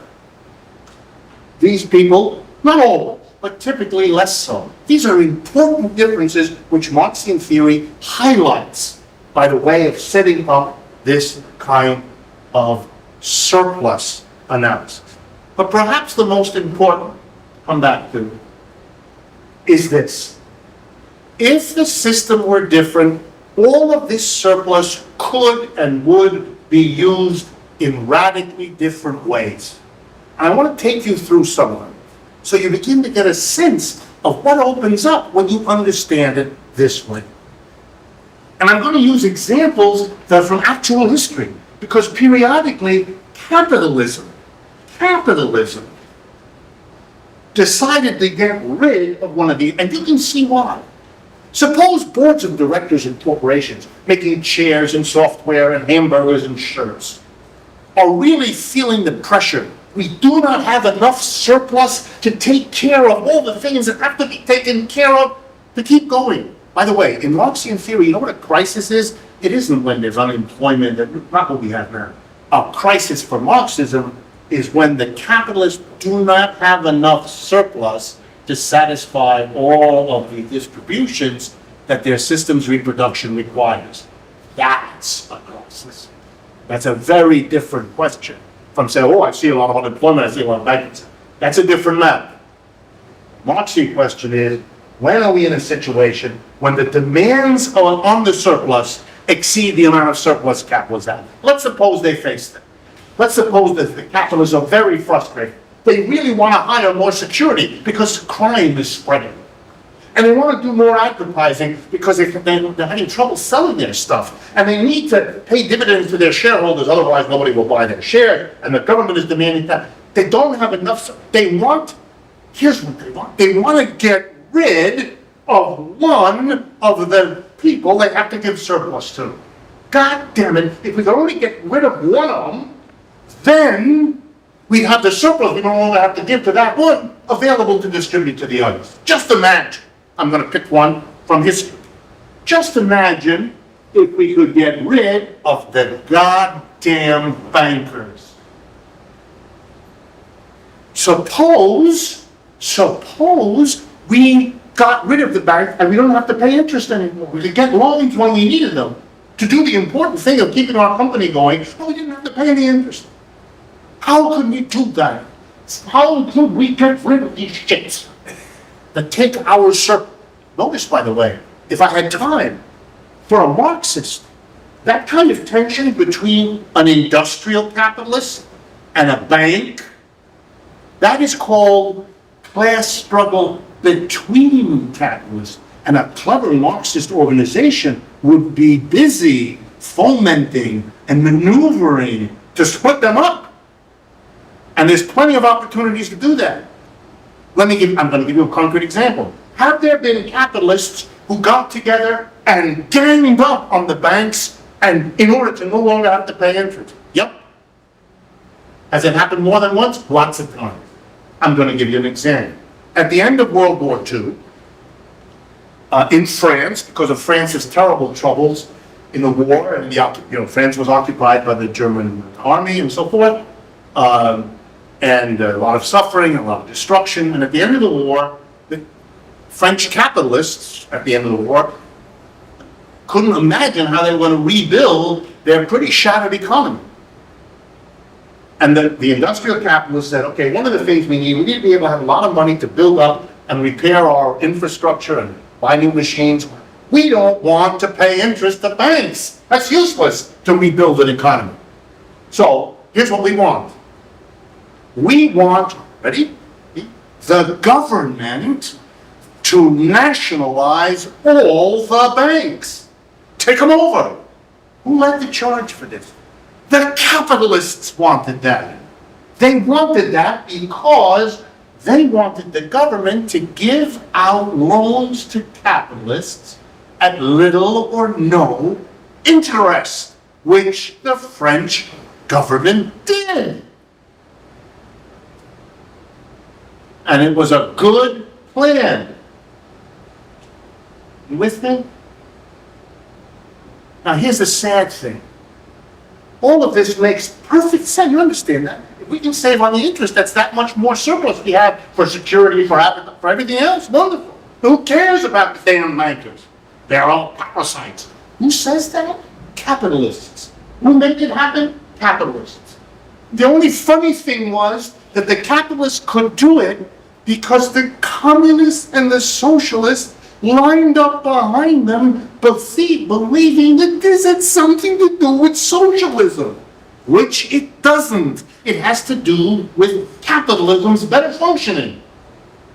And as soon as they were out of the woods and they felt good again, they had every intention to give it back to those bankers, because the other capitalists didn't like the image, right? It's the dangerous image. We get rid of these capitalists to make capitalism work better. That might lead people to have the idea, oh, easy, get rid of those, that's a little dangerous. They don't want that. But they were more than happy to smash the banks. But the tragedy is, if you're not a Marxist, you don't understand Marxism, you might have thought this was a great movement to the left. No, it wasn't. American example. American corporations across the whole 20th century, but particularly in the second half of the 20th century, were getting really upset by the amount of their surplus they had to give to certain monopolists. It happened in the 19th century too. Capitalists got angry. They said the railroads, they have us over a barrel. If I want to move stuff from Iowa to Philadelphia, I got to use a railroad. Nothing else that's practical. And the railroads are stealing out there, hitting with rates. I don't want it. Here's another example. I need electricity, but there's only really one electric utility in my area, and they're charged. I don't. And guess what? Capitalists, furious that a disproportionate amount of their surplus had to go pay for this crap, said, I want the American government to come in and take over this thing. And that's why we have Amtrak. What is Amtrak? And if you follow this, you'll learn something that people will never again be fooled by the New York Times. Amtrak is a way to allow capitalists in general to save a ton of money on rail freight because the government runs it and runs it cheaper than a private company would, and then the old private company did. That's the point. Let me say this in different words. The point of Amtrak is to run at a loss because it's a subsidy to every other capitalist. Imagine then what a Marxist must do when watching television and listening to a congressman or woman or a senator saying to us, you know, that Amtrak, they don't make any money. You see, when the government runs a business, it loses money. You moron! That's the point! Of course they lose money. That's why the government was brought in, to lose money. And you know how a railroad runs when it loses money? It has to dip into the taxpayers' fund to keep going. In other words, corporations got cheap rail rates because the government ran it at a loss, covering the loss with taxpayer money. So the burden of the railroad was pushed onto the taxpayer and off of the corporation. But I won't embarrass anyone in this room by asking how many leftists you know who think that when the government takes over, this is a step in the right direction. Oh no, it isn't. The capitalists have been doing this from day one, if, when, and as they want it. If the left endorses that on the grounds that it's socialism, you're being duped twice.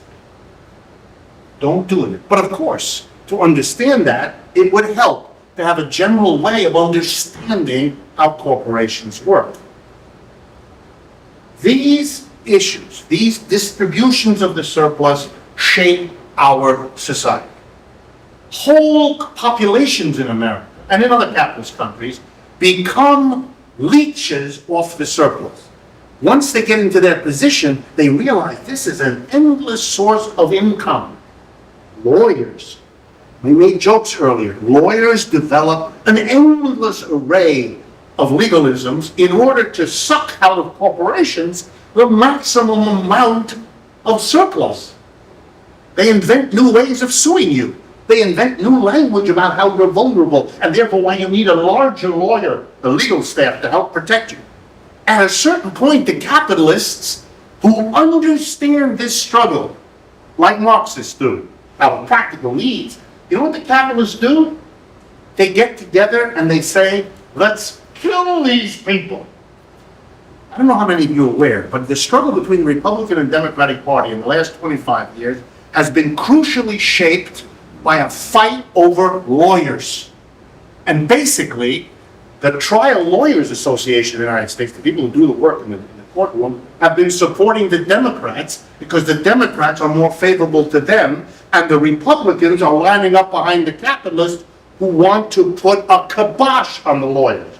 If you paid any attention, you may have noticed the new law that was finally passed with Bush. He got it through. Put a $250,000 cap on all suits, liability suits. So if you eat something and it sticks in your throat and your left ear falls off and so forth, you can sue, but you can't get more than $250,000, no matter what the issue is. That's it. You have a cap. Well, who's that for? Is that for you? No.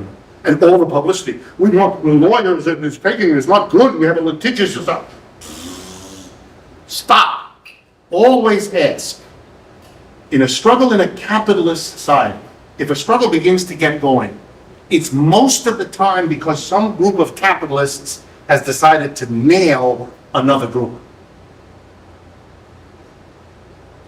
Rarely is it a situation of the mass of people rising. I wish that weren't true, but it is the truth. And it makes no sense for us to hide it.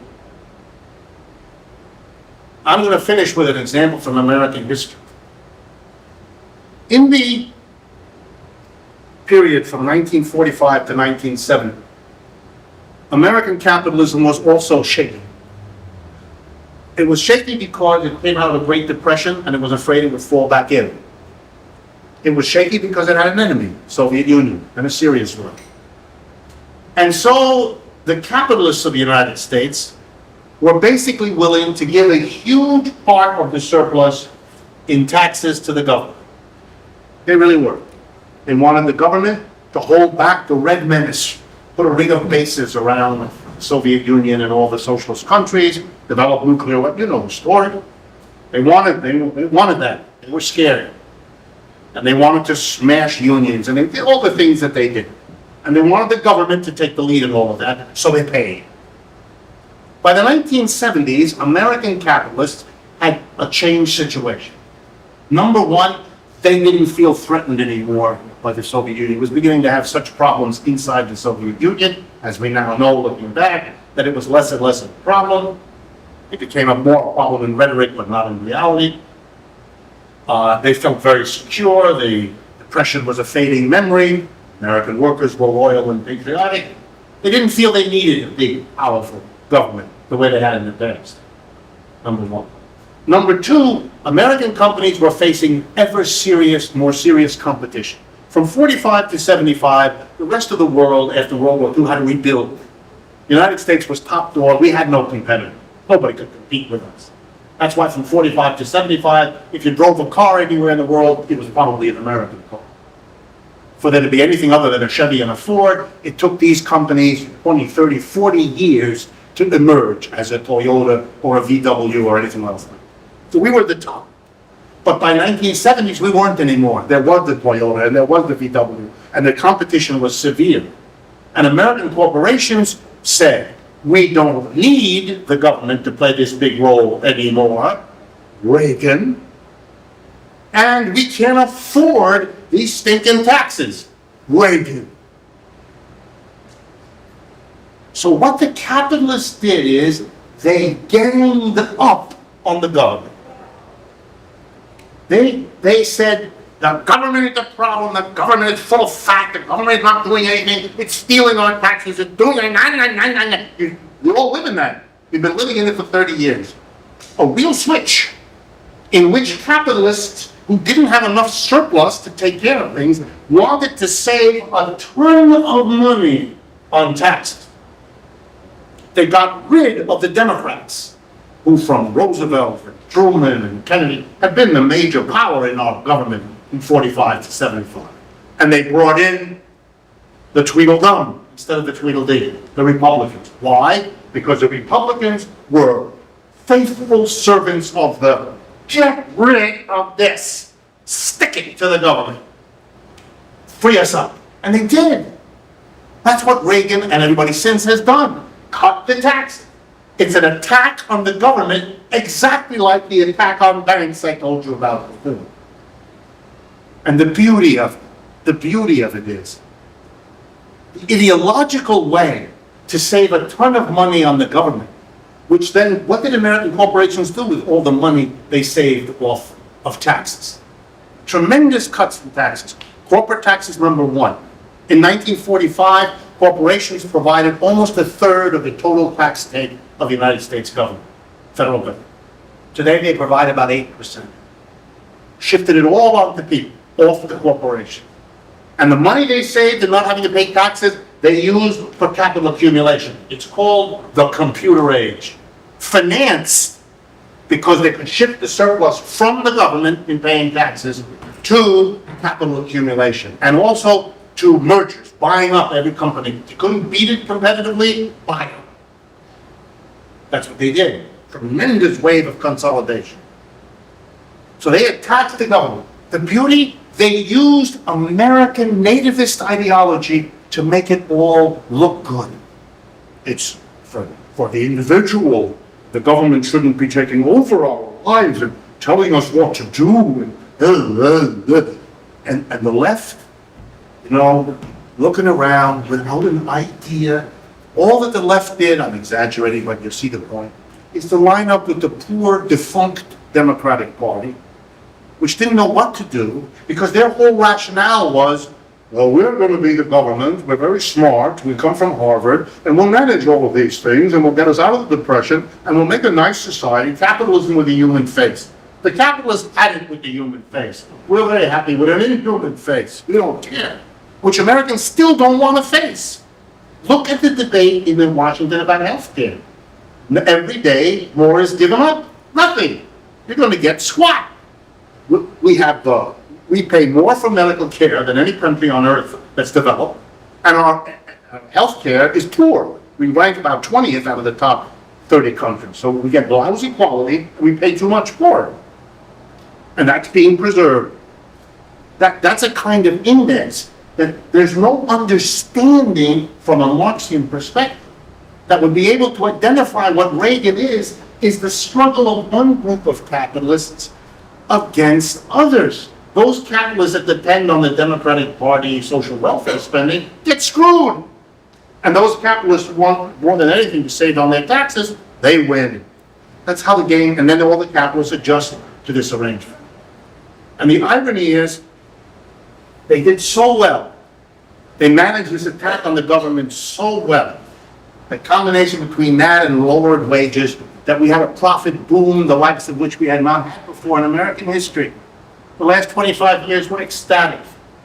But when that happened, part of what we're going to do next Monday, I'll show you how in the last 20 years, how this got rearranged, then produces the euphoria that becomes a bubble and it now plunges us through this. And what is happening now is all capitalists are scurrying, trying to figure out how to reallocate their surpluses to get through this bad period. Fundamental point.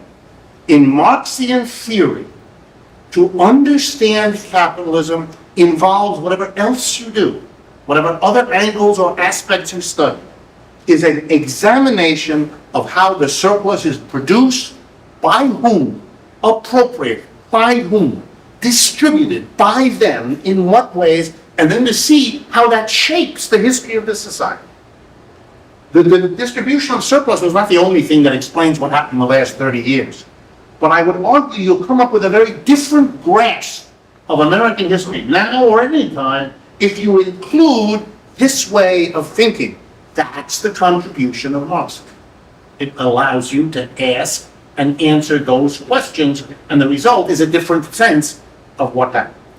We'll pick up next week and try to put together both the production and distribution of the surplus to get a general overview, and I will use it to deal with the crisis that we're in now to show you how this theory elaborates that. And for that as well, the film that I handed out, and didn't get a little flyer, that would also help you, because I'll do some of the things that are in this film, and between the film and my doing it live here, I think you'll get the idea. Thank you very much. I hope to see you next.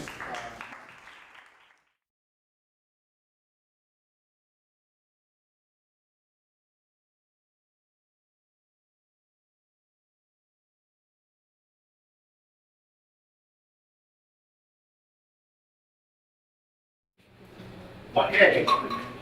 Today, as you know, it is the last of the 4 intensive sessions. I would like to dress up on the moment. Not that you have to, but of course, part of the teaching game.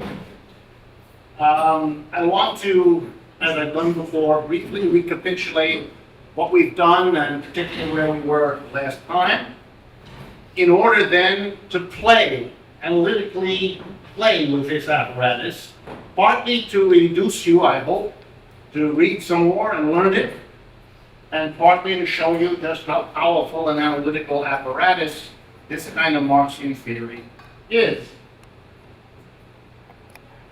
So to recapitulate, what we have really done now for 3 sessions is talk in a great deal of detail about how Marx organizes his thinking so that his contribution is to reveal and explore a very particular aspect of society. He calls it the class structure of society, and he means by that how surpluses are produced, how they are appropriated, how they are then distributed, and how that whole arrangement, how every society organizes the production and distribution of the surplus, is a powerful shaper of everything that happens in that society. Its structure, its history over time, and that not only is this something we ought to pay attention to, but that he, Marx, believes that it hasn't been understood before. That it's a contribution he can make with a specific goal that it informs people who want to change modern society to make it into an egalitarian, libertarian, equal kind of society without the kinds of divisions that have caused so much suffering in the past. You recall we talked about his love of the slogans of the French Revolution, liberty, equality, fraternity. He was after a society that might have those qualities, and he felt that earlier efforts to get them had foundered, had broken down, because the people who struggled heroically and who achieved many things couldn't finally achieve the goal because they hadn't understood how surpluses are produced, distributed, and how the whole way that that's organized shapes society. And it took Marx a long time to get to this. He studied the other kinds of class analysis. Analyses that work by dividing people into rich and poor, and thinking of classes in terms of those who have and those who don't. Or also equally very old, thousands of years old, analysis of class not according to what people own, but to the power that they do or do not wield. The rulers, the rule, and how all that shapes society. And Marx was very respectful. He appreciated what analysis of society in terms of property versus propertyless, versus powerful versus powerless. Those analyses built that way, focused on those things, had learned much about society. Marx didn't want to displace them, replace them. He wanted to supplement them, to add something else. And that something else is an analysis of the surplus. In volume 1 of Capital, his major mature work, he analyzes, as we did here, how surplus gets produced in a capitalist society. Who produces it, who gets it, and if you recall last time, how it's distributed by those who get it, and how that all shapes society. He therefore studied the capitalist class structure, the capitalist organization of the surplus.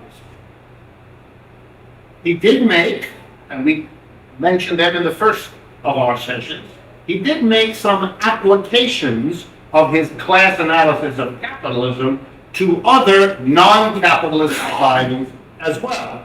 Feudal society, slave society, communist societies. And he examined them in the same way. How did they, differently from capitalism, organize the surplus? Who produced it? Who got it? How was it distributed? So that's what Marx's contribution is. Whereas in volume 1, he talks about where the surplus happens in capitalism. And if you recall, he identifies it as happening in the employer-employee relationship. In the way that the employer pays the employee to work, but requires as a condition of employment that the worker always produce more than he is or she is paid. And that difference is the surplus, which accrues to the capitalist, who then distributes it in the way we saw, shaping society. In volumes 2 and 3, he analyzes in detail the distribution of the surplus. Since in volume 1, he talked about how it gets produced. And if you talk about the production and the distribution, that's what we mean by the organization of the surplus, or what Marx meant by class structure. Please note, Marx did not focus his work on analyzing rich and poor, powerful and powerless. He didn't do that. He talked about those along the way because he was interested, he had learned from those people, but his focus was on something else.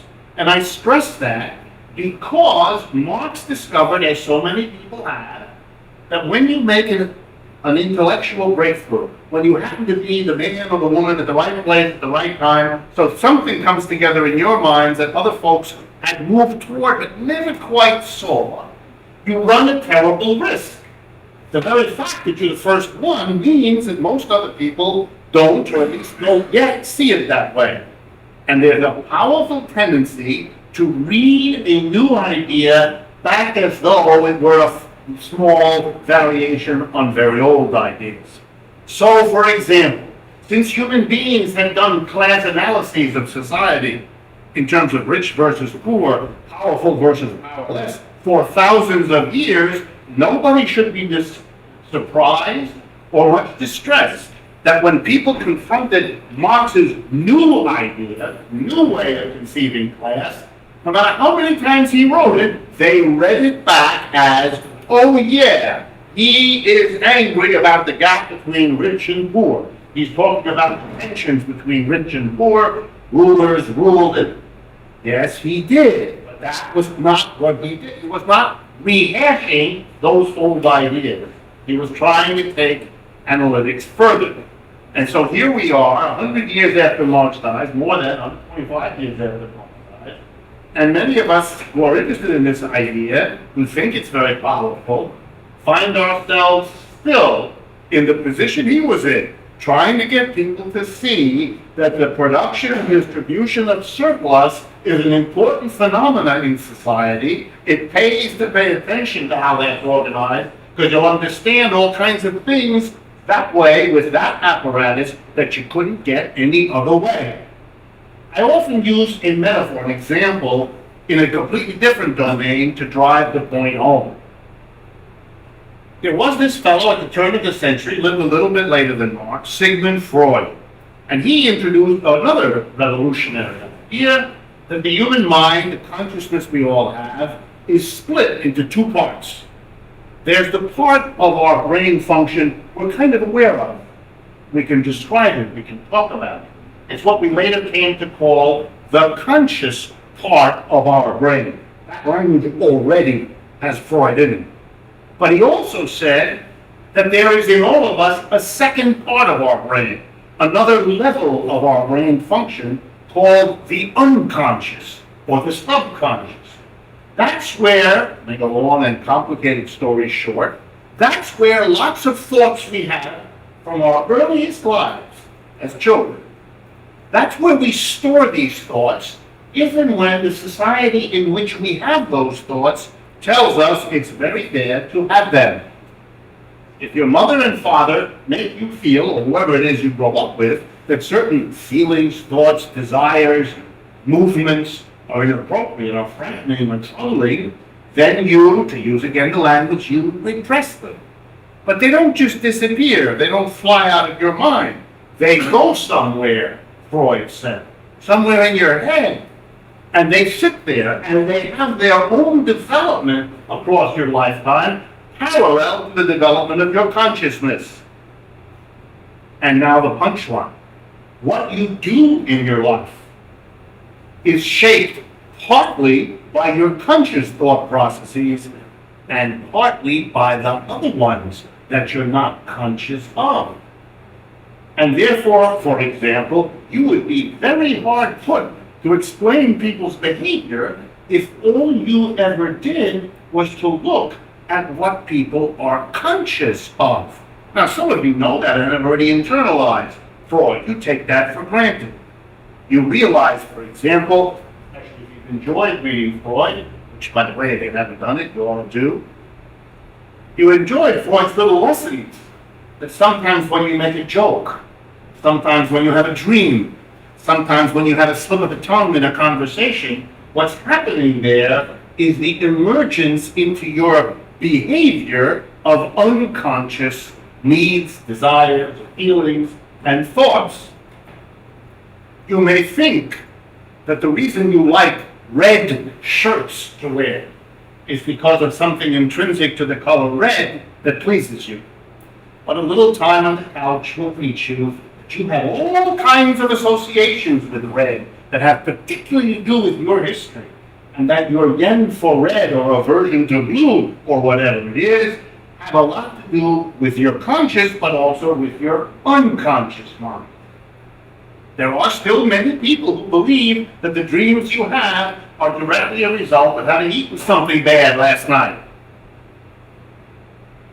Freud would argue that may well be part of the story, but here's another part. You've got some urgent problems which you don't feel capable of working out consciously, so you work them out unconsciously.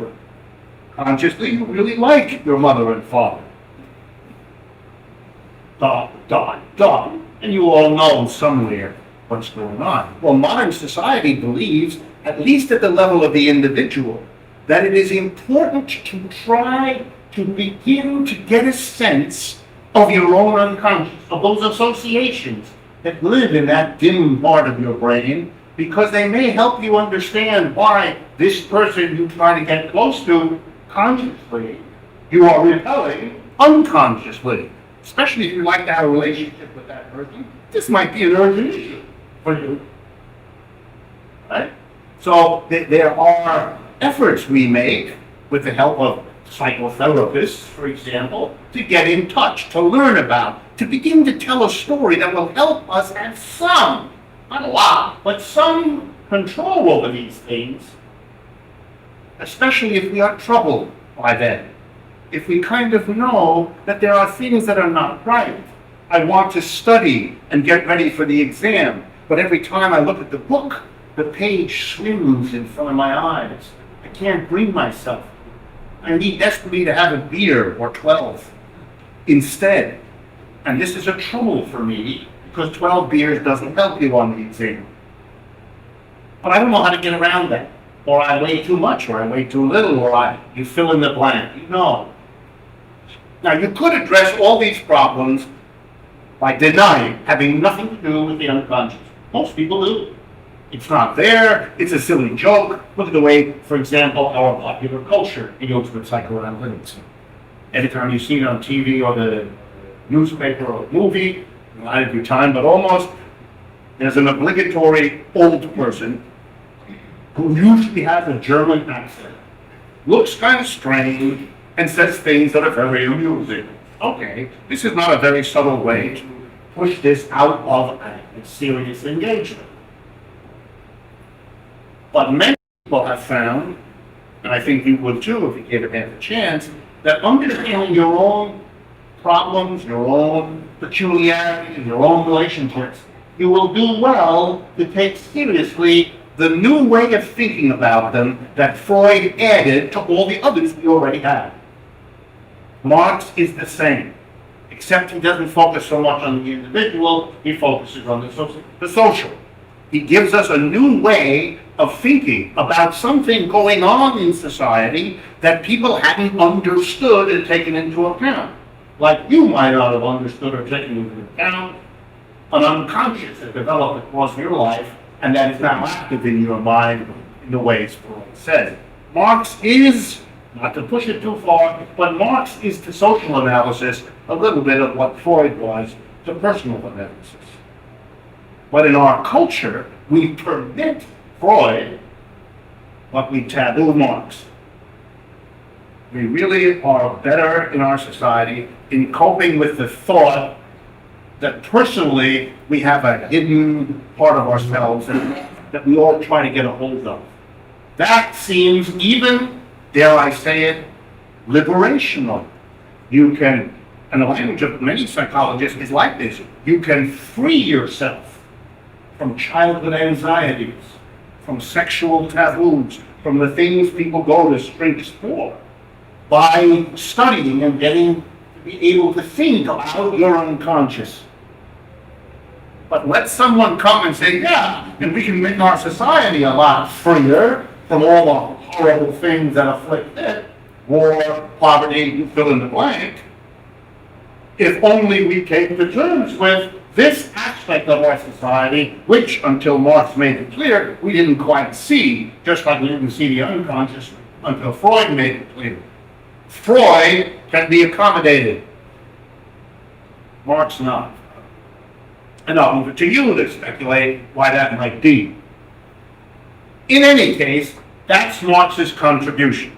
This extraordinary analysis of the production and distribution of the surplus, how it happens, and what its social consequences are. And it's really with that apparatus that I'm now going to turn and apply it to a half a dozen topics that I think will be interesting for you.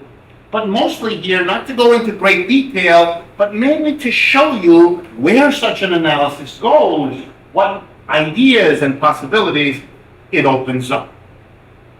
So let me begin with some discussion of the capitalist class structure, this peculiarly capitalist way of appropriating and distributing surplus. And I'm going to begin with something I talked about last time, so I'm just going to summarize it. First and foremost, Marx was and remains a moralist, an ethically driven theorist. He didn't hide it.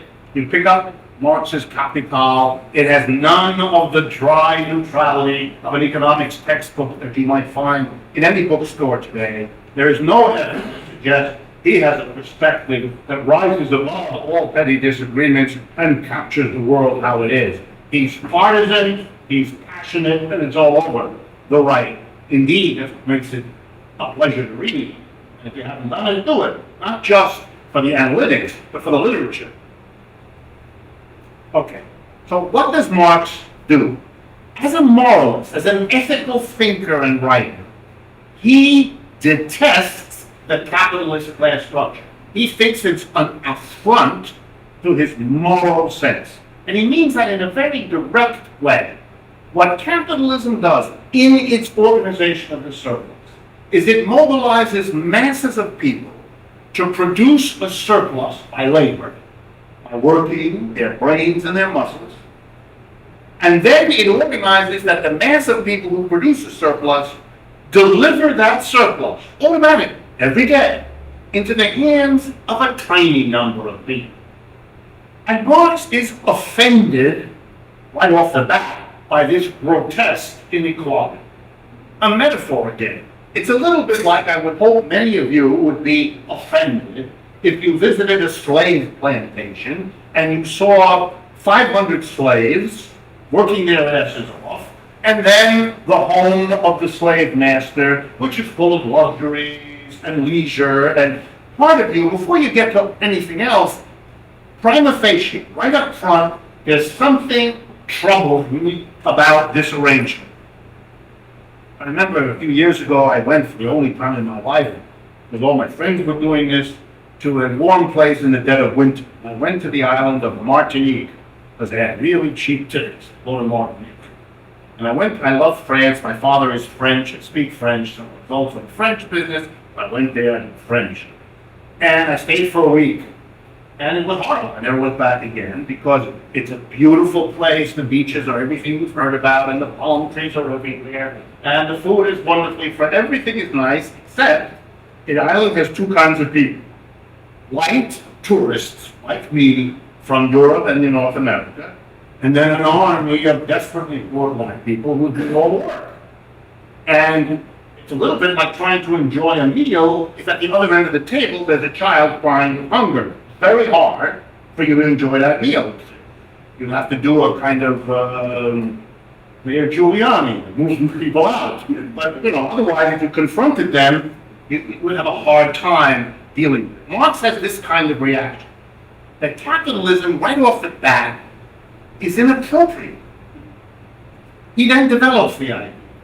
When masses of people pour their creativity into objects which are immediately taken from them, which they cannot have, which belong to somebody else, who decides what to do with them, there is a sense of being literally ripped off, ripped away from your own product. And that this has real ramifications in people's self-esteem, sense of who they are, sense of their own potential, sense of their proper place in society. That is, this is not an event that has no consequences. And the fact that people are not conscious that this is happening really doesn't change much of anything. If anything, it makes it worse. Again, a metaphor. Many, many people in this society have experiences as children with something we nowadays call sex abuse. Severe, not severe, it's extremely widespread. And it is often associated with other members of your family, which complicates it 12 more ways. Right? Now, even in this room, believe me, it's widespread. But we are trained in our culture to not acknowledge it, to not remember it, to not have experienced, to have done what psychologists call dissociating from the experience as a way of coping. But the fact that you cannot, any one of you, recall, remember, recognize that it happened to you doesn't mean it hasn't got enormous effects on you. If anything, the effects are in a sense worse, because not only did you have the experience, but you cannot access it in your brain to try to work it out. And if you ever go to a psychologist to help you deal with problems, you may discover you had such an experience.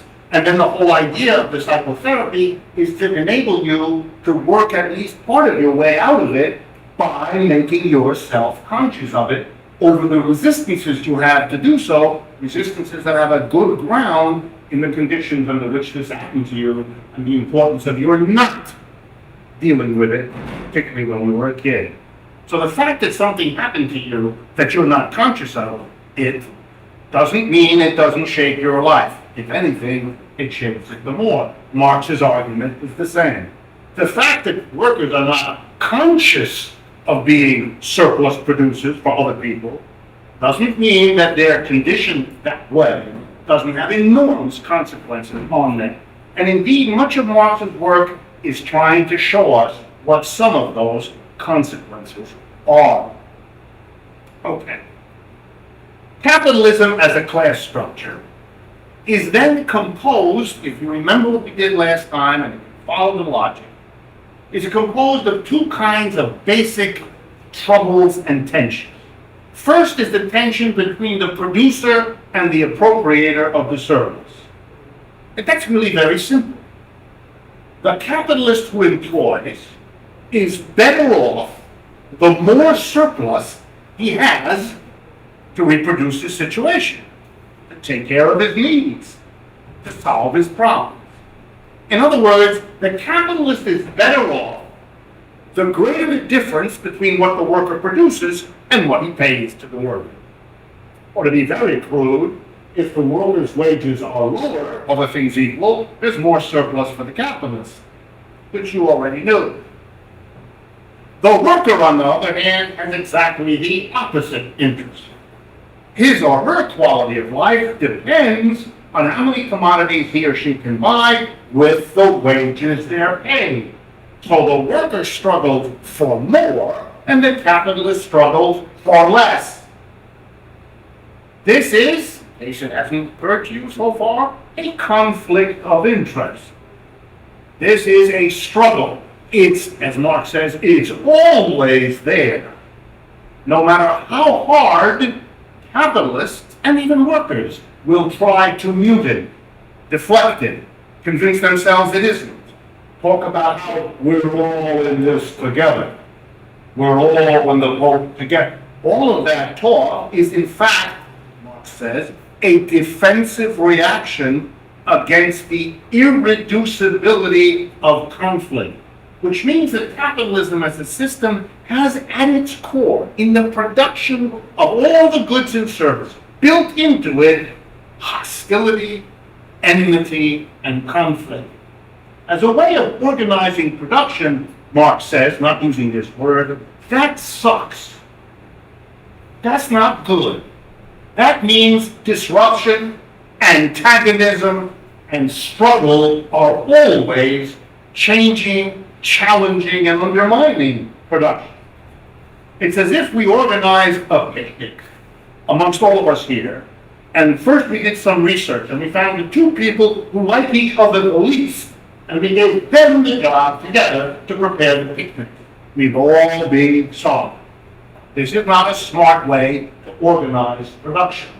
And all the endless discussion of how production is a cooperative enterprise that needs the worker, true enough, needs the capital, true enough, and needs the land. The fact that it needs all these things doesn't hide, obscure, or negate the fact that we've organized the surplus part of it as a conflict. Well, let me say the same thing another way. Technically, we need all the different parts. It's true, of course that's true. The worker needs a machine. The worker needs raw material. The land has to provide what nature can deliver to us to work on. So technically, we need land, labor, and capital. But the technical organization of production is a completely different question from the surplus organization of production. That's a question of how we relate as people to the technical process of making things, goods and services.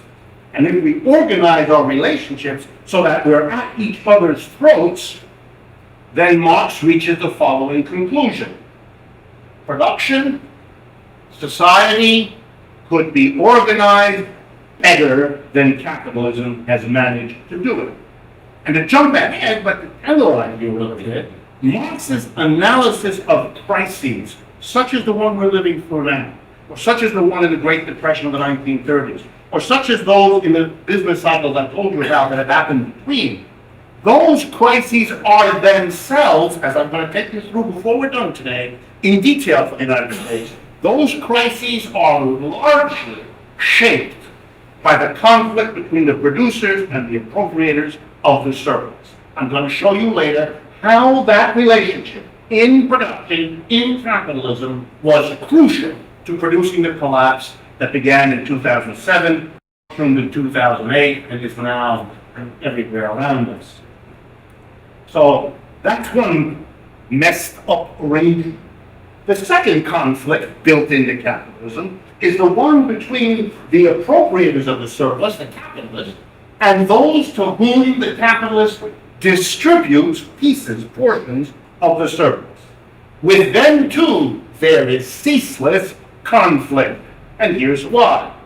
The capitalist distributes surplus to secure himself as a capitalist, to reproduce the capitalist enterprise on the top of which he sits. Remember we went through last time. He gives a portion to lawyers to cover the legal problems. He gives a portion to managers to make sure those workers produce a lot of surplus. He gives a portion to the government so they have a police and so forth, an apparatus available to him. The poor capitalist is always troubled, upset, because he or she has to distribute the surplus to keep everything going. And so the capitalist is, always in the position of trying to find a way to get his needs met with the least distribution of the surplus. He wants, for example, access to credit whenever he needs it for the least amount of interest he has to give to the damn bank from whom he gets credit.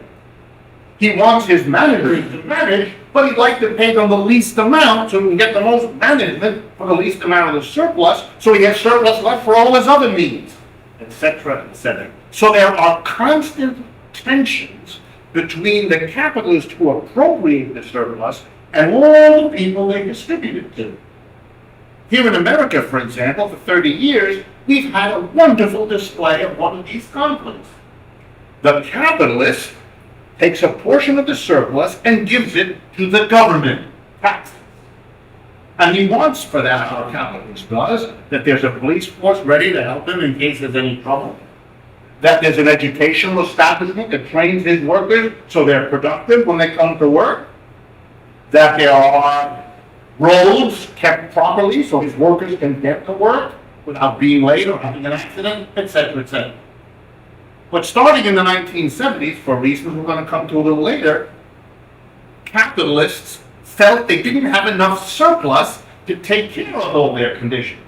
So they looked around and they said to themselves, to whom of the people, among those that we give cuts of the surplus to, which one of them can we squeeze so that we get what we need from them, but we don't have to give them as much surplus as we used to? And the decision, it's a complicated story, but the decision was reached. The one we're going to go after is the government. We'll call them what? The government of good work.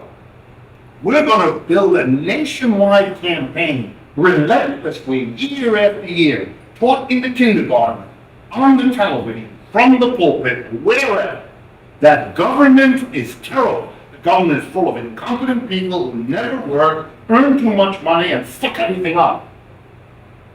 And we'd be better off if the government got off our backs. And we would save taxes in the bargain too. Hey, who wouldn't want to get rid of an unpleasant presence in your life while saving money? If it sounds too good to be true, it was. But it worked. It worked very powerfully. So the corporations who paid taxes out of their surplus succeeded. Simple statistic. Back in the 1970s, corporation taxes were about 20-25% of the total tax revenue the government raises in the federal government. Now it's in the neighborhood of 8%. Real simple. Don't need an advanced degree. Who makes up the rest of it? Well, of course, you do. Individual. Two sources of tax revenue in the government. Business, individual. If the business pays less, you figure it out. You pay more. And the corporations got what the government needed to do for them for less money. They saved on that. That left it to the mass of people to fight out the remaining question, while the corporations sat smiling. You have a choice, American people, now that we're not paying what we used to. Either you can keep the government doing all the things you like and make up by your taxes what we, the corporations, don't pay. Or you can do without government services. Your choice, it's a democracy. You'll have the freedom. And that's what Americans do. Well-trained little doggies that we are. We struggle in each state, and in each state now, should we have higher taxes and hold on to our government services, or should we save on taxes and forego them? Wonderful. This is wonderful. The debate is how you accommodate the shift of tax burden from corporations to people. Not whether you do, just how you do. Either you pay more or you get less service. And an American people that accepts that is a people who have no idea about the production and distribution of this surplus. Because if they had that idea, then it would be clear to them what happened here. And that there is another choice. You could hold on to the services and not pay more taxes simply by having the corporations go back to paying the same rate of taxes they paid 30 years ago. Now there's an option. Fortunately, no political actor puts that forward. At this point, if I had a little music, the American anthem would be played. That's our country. But it's not just an American foible, it's a foible of a population for whom a theoretical analysis based on the surplus, which makes all this as simple as I just presented to you, is absent. Doesn't exist. Doesn't occur to a newspaper editor, a television commentator, a comedian, nobody. Letterman can't come up with this. Because it's not in the air. It's not that it's complicated. I've been able in a very few minutes to give you the basic outlines. It's not hard. But it is out of the consciousness. But if you had a surplus analysis, I think you'd see it. Now let's play it. If you understand that capitalism is a particular way of producing, appropriating, and distributing surplus, the way we've done, then you are able to reach the following insight. And rather than take you through all the steps that enabled us to get there, I'm just going to tell you this insight and hope that you can go back and see how it was produced. Capitalism is full of conflict. It always is. You see it all the time. You just have to put it together. For example, there are conflicts like the one I mentioned between the corporations, the capitalists, and the government. And so the corporations kind of bankrupt the government and then use that to basically get the people to struggle amongst each other over taxes or services. That's a conflict. It produces all kinds of difficulty. Personal difficulty for all of us. Universities, for example, in the United States are now in terrible shape, in part because the government trains 3/4, 4/5 of the university students, hasn't got the money because it's not coming from the corporations, and the mass of people are freaked out by the level of taxes they have to pay, and don't want to pay anymore, and so there's nothing for the universities left, and they're in trouble. So the consequences of this are everywhere. There's trouble all the time. You all know the trouble between the producer and the appropriator of the surplus. That's what you experience on the job. Either a strike, that's one of the very obvious, when the workers have quit and refuse to work, or a lockout, that's when the employers say, I'm not going to let you in because you're not producing enough surplus to make this worth my while, and either you come down in your demands, or else I'm out of here and I'm moving to Paraguay when they don't need to. So it's cheaper to hire you, and so forth. You're aware of all of it. The conflicts are always there. Every union can tell you about the 800 ways from a grievance that they have to file in a particular situation, to a job action, to a strike, and everything in between that never stops. Never, ever stops. Those are conflicts. Now, periodically, these conflicts, in ways I want to go over with you later about the United States, but periodically, wherever capitalism has existed, these conflicts have exploded. That is, there haven't been small, local, general conflicts that could be resolved by the police or by a capitalist giving higher wages or by workers accepting quietly that they're not going to get what they need. No, sometimes the conflicts become big and you have a major crash of the system. At that point, people get very upset. Large numbers of people are laid off, large numbers of companies go bankrupt, prices may collapse. You really have a kind of bad situation, sort of like now, for the last 18 months.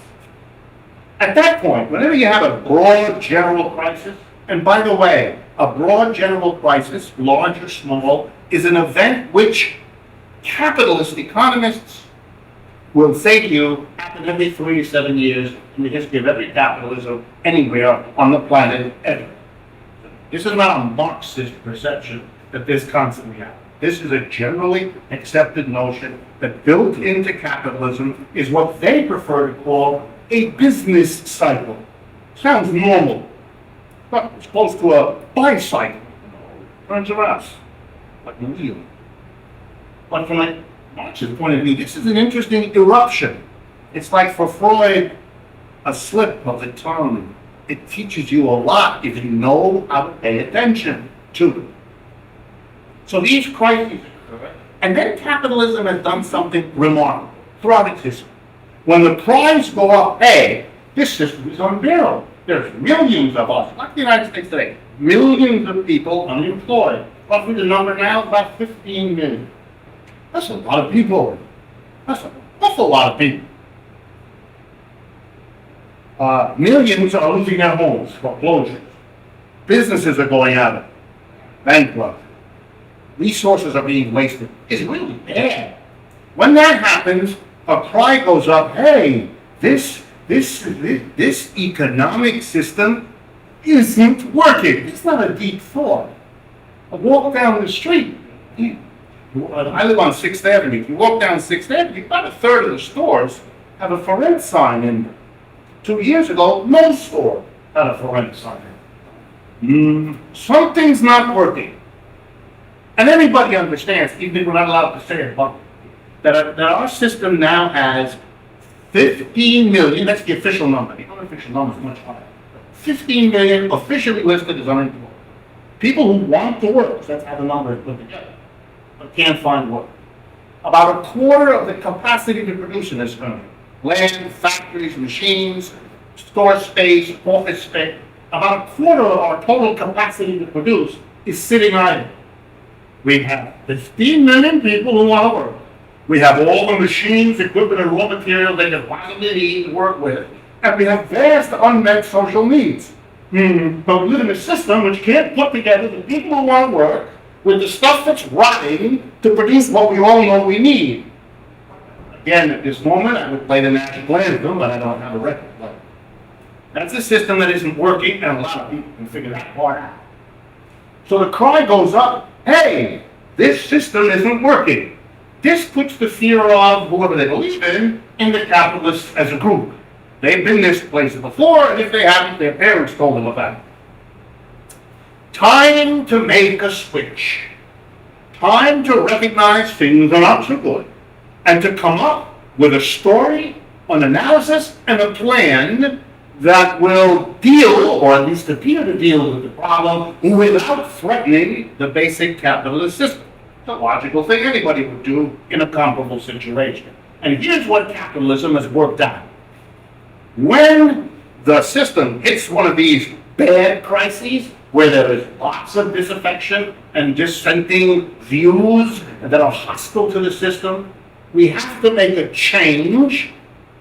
And the one that I'm going to talk about first, in one direction, and I'll show you it goes in the other direction just as much, but the one I'm going to talk about is the one I want you to be upset about, because some of you think what I'm about to describe has to do with socialism. And here's the change. The private companies screwed up. It's the fault of Goldman Sachs.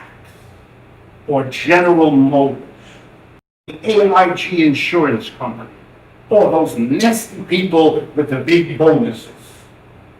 Private enterprise has screwed up. But don't worry. The Lone Ranger is coming to the rescue, dressed as a bureaucrat. The government. We're going to bring in the government. And the government is going to control, to regulate, to change the taxes, to make sure that these nasty private entrepreneurs don't screw us around and don't make this kind of terrible thing. And we're going to get us out of the current mess they've made, and we're going to do it in such a way that we'll never have to face such a crisis again. That's a quote from Franklin Roosevelt. And that's a quote in slightly altered words from Barack Obama. And I can make the same quote from every president in the last 100 years. Each of them got us out of a crisis of private enterprise by bringing in the government. Each of them promised that that would not only get us out of the crisis, but prevent future crises. Given that we're living in a current crisis, clearly what they promised would never happen was a promise they could not and never have kept. No president has ever delivered on the promise that there'll be no more crisis. You know that because you're living in it. So in comes the government. It regulates, it controls. And then we have a different kind of capitalism for a while. Private enterprises are still there. The capitalist enterprises are still, there's still a board of directors. There's still the workers coming to work, producing a surplus, but now the government has got its fingers in there. It tells capitalists, you can do this, but not that. You have to do at least a little of that if you're going to do some of that. They control, they tax out of it, they really get in there. In some extreme cases, the government comes in even more. It doesn't just regulate, it doesn't just control. It says to the private enterprises, hold your breath, you're out of here. We're taking over the enterprises. They're not going to be private enterprises anymore. They're going to be state enterprises, owned and operated by the government, as in Russia, China, Cuba, Nicaragua, and fill-in-the blank. Wow. Now guess what? Now we have a new kind of capitalism. Why do I keep calling it capitalism? Because the organization of the surplus hasn't changed very much. There's still a mass of people who go to work and produce a surplus that a small number of other people get and distribute. What has happened is that small number is either controlled and regulated by the government, or it is itself part of the government, state officials. But it doesn't change the internal structure of production. Wow. But our story is only halfway done. Every time this kind of state-regulated or state capitalism has replaced private capitalism, guess what? It has crises too. And sooner or later, it may get through a few small ones, but eventually they all have a big one. And then people go, hey, this system sucks. It's not producing, it's not fair, it's not bearable. And then the cry goes up, we don't want this system, and in come the capitalists, the regulating government, and they say, you know what the solution is? We need to, ready? Move from state capitalism to private capitalism. We need to privatize, to deregulate, get the government off our back. Let the private initiative of the individual entrepreneur do its thing and carry us into prosperity. And lo and behold, the whole historical movement that went at first from private capitalism to state capitalism makes the happy trip back. And after another 10 to 20 years, we do it all again. As we have in every capitalist country on earth.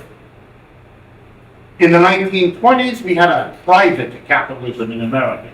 It collapsed in 1929, and then came state-regulated capitalism. It lasted from roughly the 1930s to the 1970s, a long time. Had real crises along the way, but it lasted. By the 1970s, it had such a big crisis that we said, this system sucks, and we brought in a transition back to private capitalism. Ronald Reagan. And we had that for 20, 30 years, and then the system bonked, and now Mr. Obama is taking us back to state intervention capitalism. In Russia, a private capitalism at the end of the 19th century. With the opening of the 20th century, they have a crisis to beat all crises. A depression, a war, a civil war, and a revolution. All in a few years. That's rough. So they have particularly an extreme reaction against private capitalism. They have state capitalism set up. The state literally takes over. And they do an extraordinary job. But by the 1970s, they do hit a crisis. They can't resolve it. And what's the solution? Private capitalism again. And if you take a look at who the key private capitalists are today in Russia, they are all people who occupy the exact same position in the hierarchy of the Soviet Union before. That's how they became the top private. It's the same people, which shouldn't surprise you. Here in the United States, it's the same people. Larry Summers, the chief economic advisor to Obama, made his career in the 80s and 90s being the champion of private capitalism. And today, he is leading Obama as the champion of state capitalism. Hello, off one hand. And I don't need to pick on Larry Summers. I enjoy picking on him, but that's not what my point is. The truth of it is, though, that his switching of his position is normal, is widespread. It's not unique to him at all. Capitalism is very comfortable. He didn't need to have a terribly bloody revolution in Russia in 1990. What for? It's not a revolution from one class structure to another. It's a revolution from one form of capitalism to another, from the private to the state. And that oscillation back and forth is characteristic of every other capitalist country too. Latin America was in a very state-controlled economic development program, say from the end of World War II to around the 70s. Then in the 1970s, Latin America shifted over and became private enterprise. And we're now in a stone wall at the turn of the century. For the last 10 or 15 years, we've had Latin America moving back to state capitalism, championed by Chavez and the others. Now, why do I say this troubling thing by referring to Russia and China and Chavez? I don't mean to put them down. I don't mean to deny in any way the popular democratic impulses that are part of them. Just as I'm not putting down the Russian workers who made their great revolution, which I admire, I am pointing out to you, though, that these people, what all their good intentions were, and Marx always talked about the good intentions of the people he was trying to bring his analysis to. If you don't have in your mind an understanding of the organization of surplus and its role in a social change, then you're not going to attend to it. You're not going to do it. You're going to think socialism is about bringing the government in, having the government control, having planning by the government instead of the market, having government-owned productive property rather than income.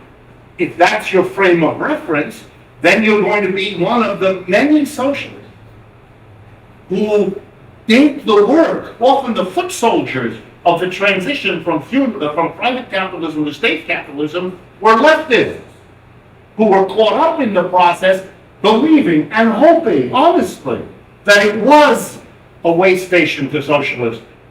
And it wasn't, because that wasn't the point of it. It is a way station to handle the crises that capitalism cannot escape.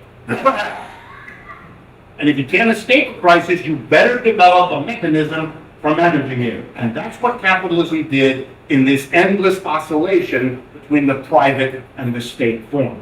Yeah. I don't go too much on a tangent, but there are certain things that under state capitalism, I'm just thinking about England in the 70s with the destruction of miners and the destruction of City council governments.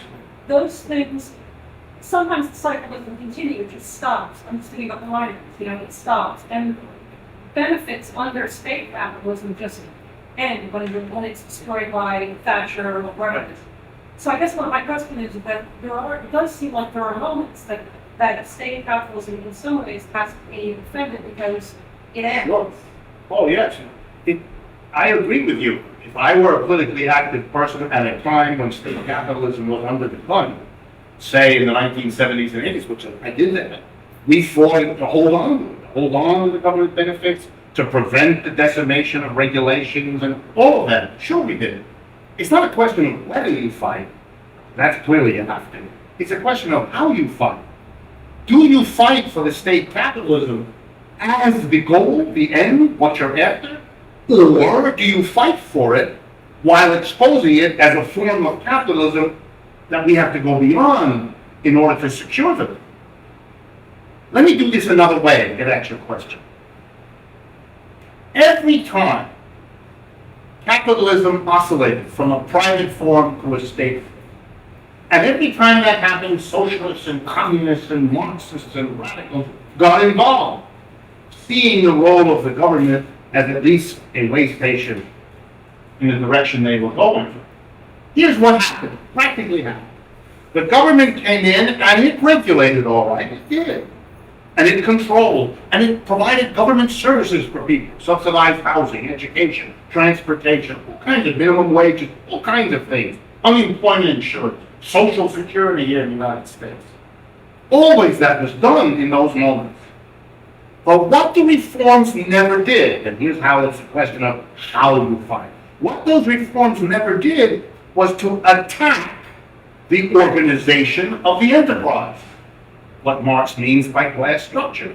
You always leave intact a small group of people who gather the surplus into their own hands. Now, the regulations and the rules and the taxes impinge on them. You're taking the taxes from them. You're limiting their freedom of action and regulations. So what the hell do you expect? If you impose rules and regulations on a group of people who rather not have them, they're going to fight you about them. And so as soon as you put in a regulation, they go to work to undermine it, to evade it, to destroy it. What's worse, a board of directors of a corporation, a capitalist, isn't just the person who doesn't like the reforms that are imposed on him. He's the person who gets into his hands the surplus of society. Therefore, he is in a position to have the resources to achieve his goal. By leaving those people in place, by not having a surplus analysis, you made sure your enemies were intact to destroy you, and then you wonder why you're destroyed. What? Look at it now. The government put restrictions on Goldman Sachs, on Citibank, on Bank of America, on Merrill Lynch, and you can read in the financial press every day that they use the money from the government to do the lobbying to make sure that the rules the government wanted to go with the money don't apply. Man, come on. What are we looking at? You're looking at the same old story. The capitalist is in a position to have the incentive to undo state capitalism and the resources to achieve the goal. So they do. Corporations, if they're left the way they are going to undo you.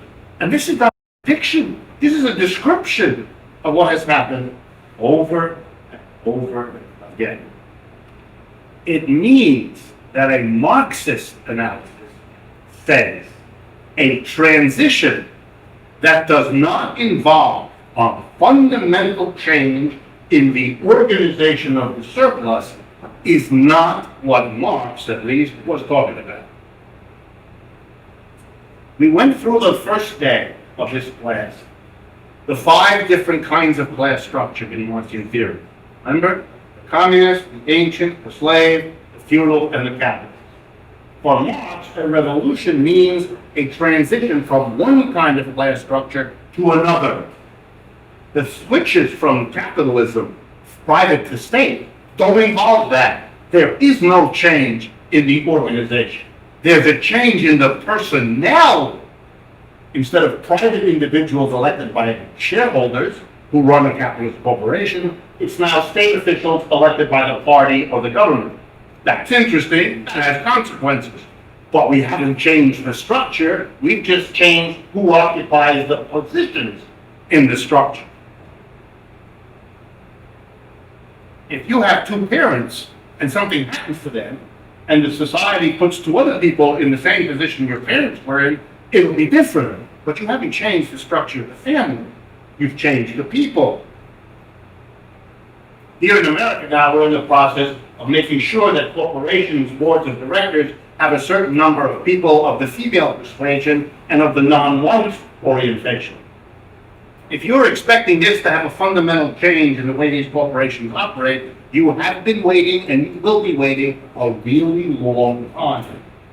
You've changed the personnel, but you haven't changed the structure into which those persons are fixed. And the rules of that structure will much more likely change those people than they will change those rules. That's been the pattern all the way through. Let's turn then and use this in another way. The same apparatus. What would be a trade union strategy? What should a trade union do? This is a very old question. A trade union is an organization designed to represent and advance the interests of workers. Okay, what are they? The interests of workers, that is. Well, that's a theoretical question. And how you approach the world shapes how you answer that question. Now, this is like the answer or the correct answer. There are different answers. Now, if you're a Marxist, what would be your answer using this apparatus? Well, from this perspective, the problem of a worker in a capitalist system is that he, she is exploited. They're in a structural situation in which, together with other workers, they produce a surplus they don't get. Whose distribution they don't participate in. They are ripped off, alienated, we've been through all that.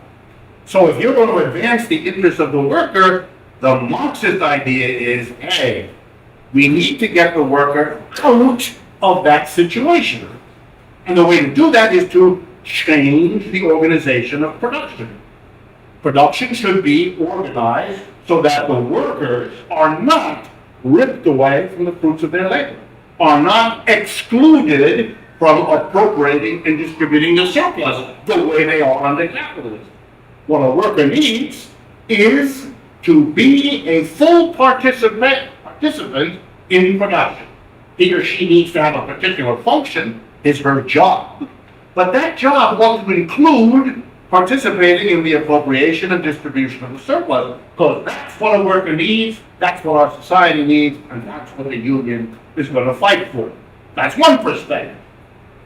That is not the perspective of the labor movement. And it really has been.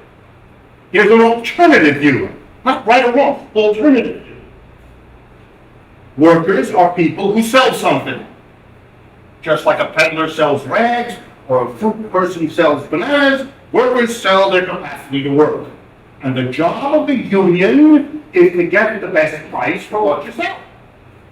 Just like coffee producers get together to get the best price for coffee when they sell it, workers get together to get the best price for their labor power when they sell it. And that's the job of the union. And the union should go around and bargain collectively with the employer to get the highest wage. That's another perspective.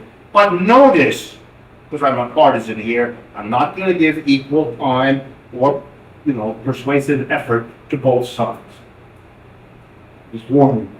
All right, so the union perspective that has been dominant in collective bargaining at higher wages is a perspective in which the reorganization of the surplus does not appear. It's not there. It's not that it's a lower priority. It's not there. One more time. It's not there. And for the Marxists, fighting for higher wages is horrific. And let me give you again a metaphor to play with how horrible it is. And I'm playing with your sensibilities because I want to drive the point home that it's horrible. I'm just telling you about it beforehand. Suppose you were present 150 years ago when the United States had legally allowed slavery. African American people were over here as slaves, blah, blah, they were slaves. And suppose you were upset by slavery, the same way I assume you were upset by the conditions of working people in capitalism. Then you would have noticed right away that in the United States there were two kinds of opposition to slavery. The majority, most of the time, had the following view. It's awful that the slave is poorly fed. It's awful that the slaves are poorly housed. It's awful that the slaves have their families ripped apart. It's awful, it's awful, it's awful. Solution? There should be intervention to make sure slaves get a decent diet and decent housing and decent clothing and can keep their families. And then there was another part who said, what?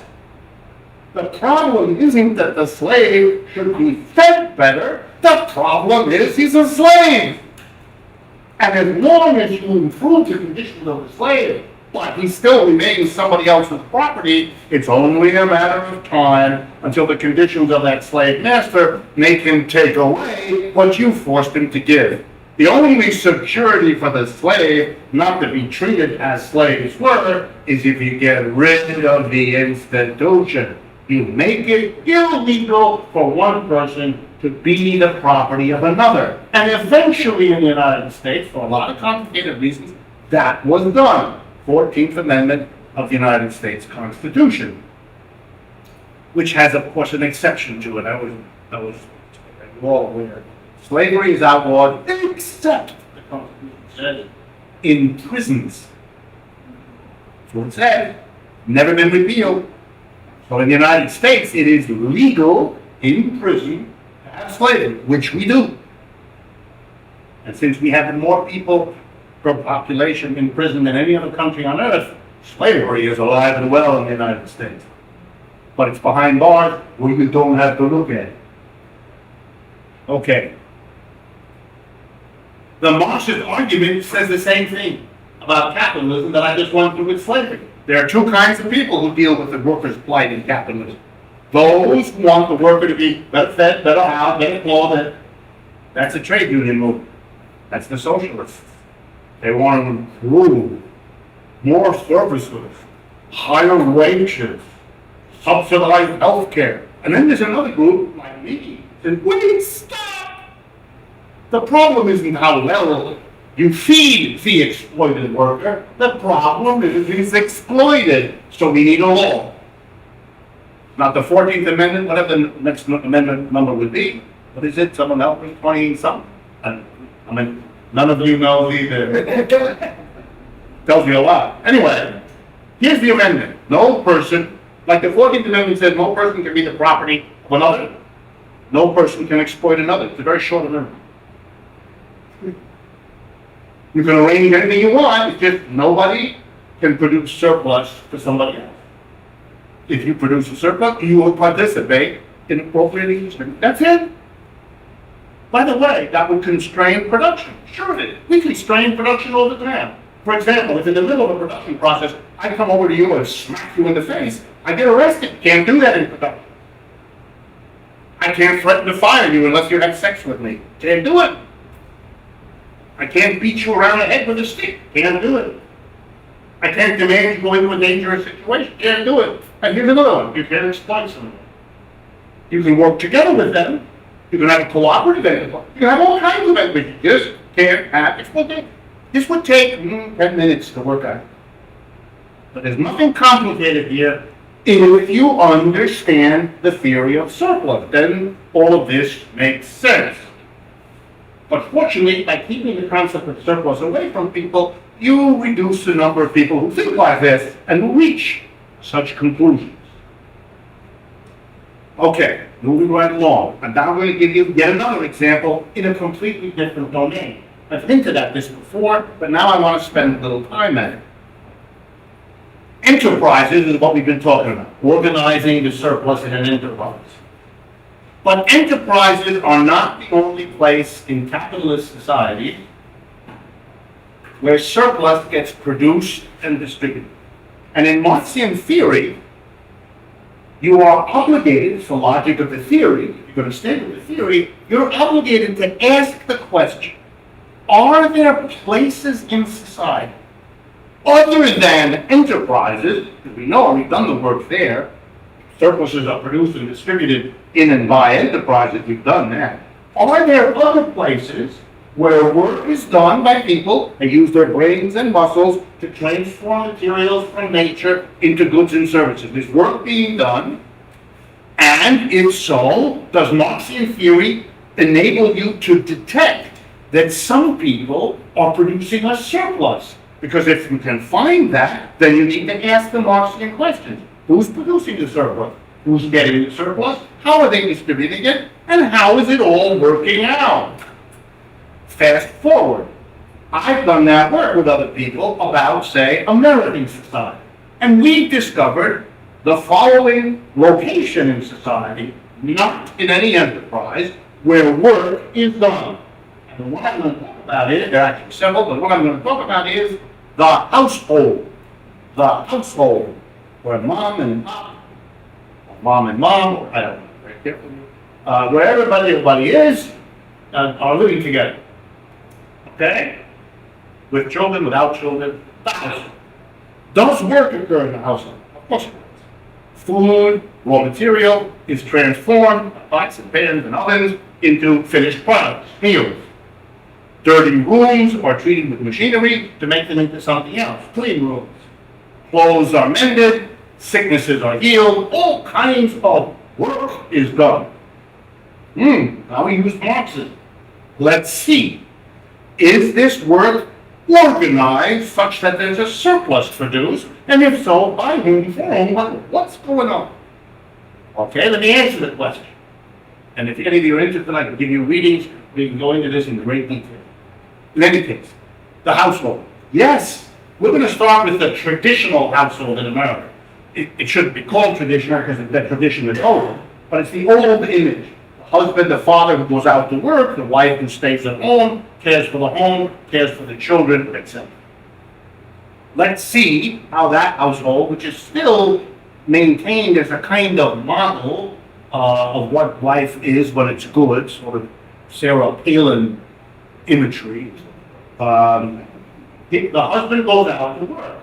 What does the wife do? She works in the household. She uses her brains and muscles to transform nature by means of machines and equipment to produce goods and services. She cooks meals, she makes the bed, she cleans the clothes, she produces the garden, she cares for the children, all that. Now, let's see. Does she produce a surplus? Well, let's see. When she makes dinner, husband comes home at 5 o'clock. When she makes dinner, does she make dinner at one plate, sit down, eat it, the husband stares at her? Unlikely. She makes one part of the dinner for herself and another plate for him. Does she only make her side of the bed? Unlikely. Probably makes the whole bed. Does she only throw her laundry into the washer? Nah, she probably throws all. Get the picture? She produces a surplus. Who gets the surplus? Again, long story. I just want to tease you with where this analysis goes. The husband does. He gets the surplus. That's his social role, just like it's hers to produce it. They are tied together, not like a capitalist and a worker. He doesn't pay her a salary. That would be a different relationship. They're held together by oaths of loyalty, commitment, love, cherish, all kinds of words, special words for the bond between them. They swear to that, typically in front of a legal authority or a religious authority. And the wife understands somehow in this culture that her job is to cook and clean and do her housework. I talk about traditional marriage, all women here exempted, you know what I mean. That's her notion, that's how she expresses her love for him. And his job is to go out and have a good job and come home and receive appreciatively the surplus delivered to him inside the household. That's the way we organize. And this kind of a class structure, because that's what it is, Why? Because that's what Marx means by class structure. A particular organization of the surplus. And that's what we've just done. So we have to ask with Marx the question, well, which of the five kinds is it? Is it capitalist? Now we can see that because he's not buying her labor power. It's not the relationship. There's no wages. There's no labor market. There's no commodity produced and sold. None of that. It's not capital. It's not slave that the husband doesn't own the wife, or she is. It's not an ancient self-employed person because it's two. And it isn't communist because they don't together do all the work and together decide what to do with the surplus. She produces the surplus, he gets it. Well, if it isn't slave, it isn't capitalist, it isn't ancient, it isn't communist, there's no reason wrong in life. Feudal. Feudal. Well, where does the word feudal come from? Medieval Europe. What was the class structure there? Hey, here goes. Here's how it worked. In feudalism in Europe, the way a serf, the surplus producer, and a lord of the land, the surplus receiver, the way they arranged this system was by a ceremony that was partly civil and partly religious. And the way it worked is the serf got down on one knee, and the lord put the flat of a sword on his shoulder, and they proceeded to engage in front of a priest, a Roman Catholic priest, in a swearing to ready, love, honor, and obey one another. Does that sound any way familiar? The origin of the marriage ceremony is medieval feudalism. No accident there. And the serf was to love the Lord and to be there for him. And the Lord was to love the serf and care for him. And part of the love and caring, that the serf worked 3 days on his own land and kept produce, and 3 days on the land of the Lord, as I told you, and the Lord kept the produce. Part of the love and honor and the personal bond was, without them knowing it, the production of a surplus by one for the other. Here comes the punchline. If a relationship of love, affection, and intimacy has woven into it exploitation by one partner of the other, how long do you think that relationship is going to last? At least in any kind of good form. Maybe not too long. Maybe if the family, the traditional family, is actually a feudal, exploitative class structure, we have to rethink American history. Because American history now has to be rethought using Marxian theory as not just the enterprises, the capitalists, the struggle with the work. That's part of the story. But here's another part. The people in that capitalist enterprise, worker on one hand, capitalist on the other, came from, and at the end of every day, went back into another class structure. Well, it's getting complicated. They went home at 5 o'clock. And when they went home, they entered into another class structure. But with this big difference. If the woman went out to work, as nowadays is the norm, she was probably a surplus producer on the job. And then when she came home, she was one again. She got it twice. But the husband has a completely different situation. Yes, he's exploited at the job, but when he comes home, he can think of himself, coin the phrase that Americans love, as, notice the interesting allusion, king of the castle. Another medieval reference. On king on the, because he is. He offsets his exploitation on the job by a compensating exploitive role at home. One which might become all the more important to him as the conditions of his exploitation on the job deteriorate. Maybe even if wages go down at the job, the husband demands more surplus as a compensation from the only place he can get compensation, the wife. Maybe wages went down in the 1970s in America. They did. And for the first time, American men, working men, discovered that they were no longer going to get the rising wages they had gotten in the 100 years before. And maybe American men went a little nutty. They couldn't afford to provide the American dream to their wife, to their children, because the wages weren't going up anymore. And maybe suddenly they became very agitated, difficult to live with, squeezing the women to do more at home. Not just more physical work, but more emotional work, maybe more sexual work, compensate, offset, mollify the situation that was deteriorating on the job. And maybe that took women who were increasingly going out of the house to be exploited 8 hours a day out there, maybe wanted to come home and to have to take care of the housework, which women still do the overwhelming bulk of, whether they work or not. Maybe it was just one bit too many. Maybe the household class structure simply could no longer tolerate what happened when the men's wages went down, when the families compensated by sending more women out to work because the men's wages weren't going up anymore. And so the women had to be exploited outside as well as inside, and the women at a certain point said, that's it, I can't stand this anymore. The divorce rate in the United States was very flat for a long time and took off in the 1970s and has never come down. We have the highest divorce rate of any capitalist country in the world, and we have had now for 25 years. Not only that, this feudal transitional family is disappearing. Nobody wants it anymore.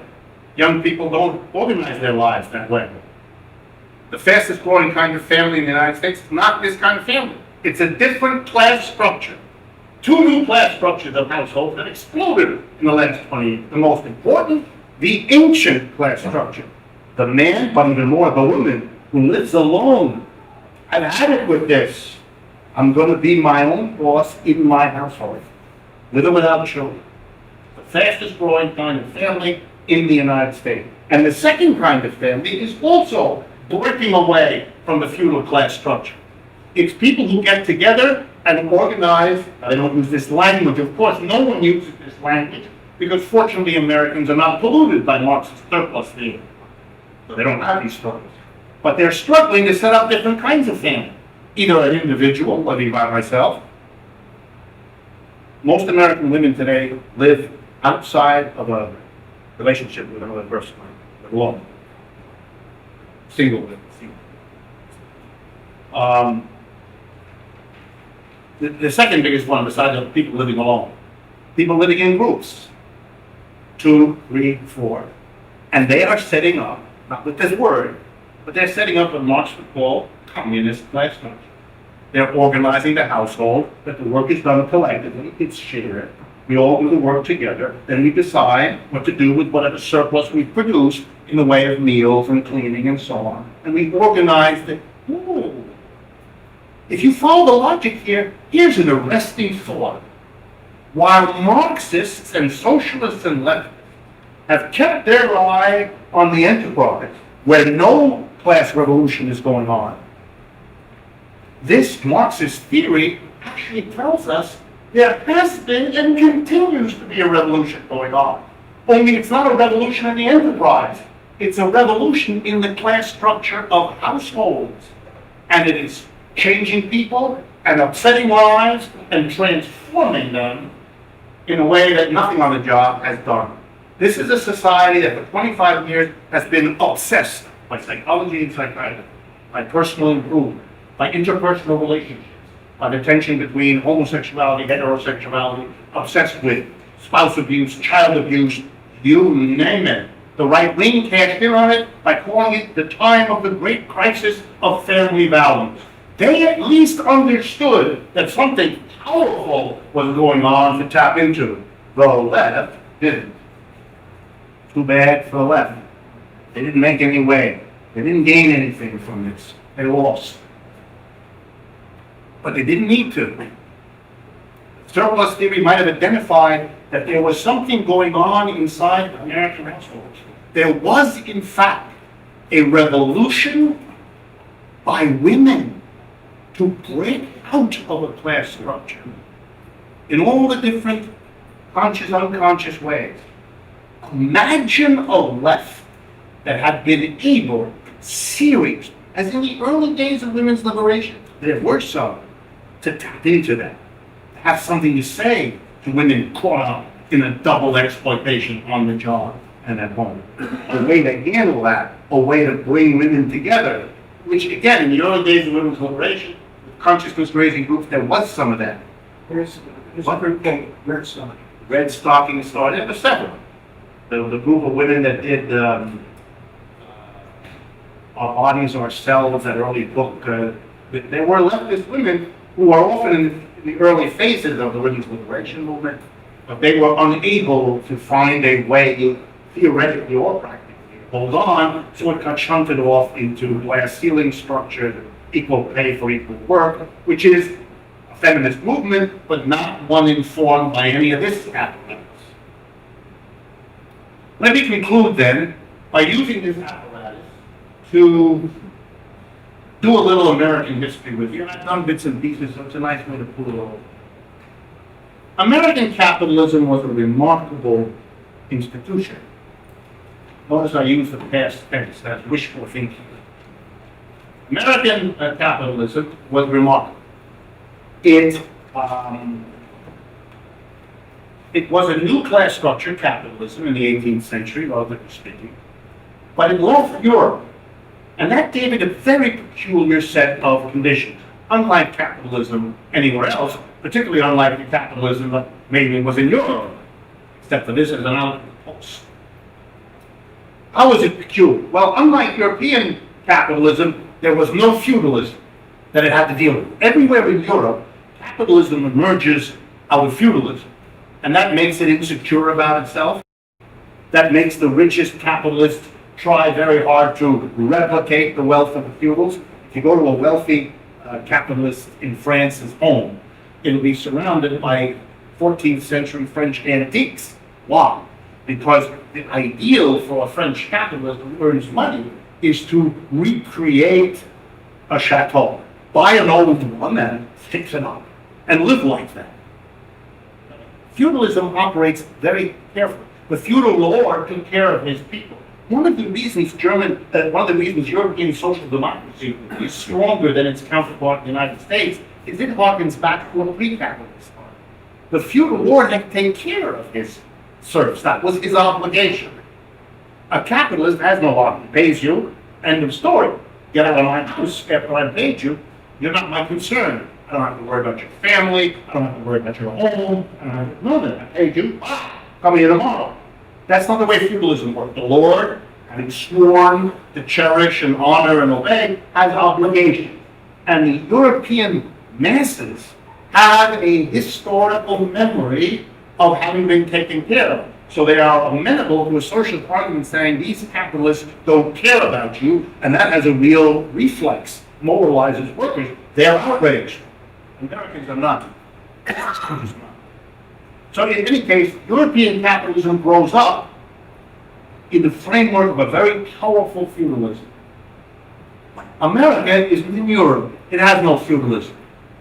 America might have had a problem with the pre-existing class structures of the American Indians, but it solved that problem by systematic ethnic cleansing.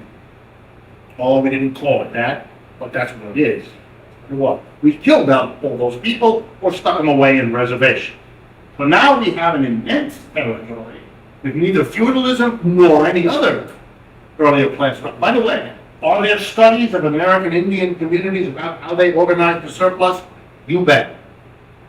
And if you're interested, it's a very remarkable story. For example, one of the most well-studied Indian groupings are the Iroquois, a whole group of tribal units in New England and New York, in that area.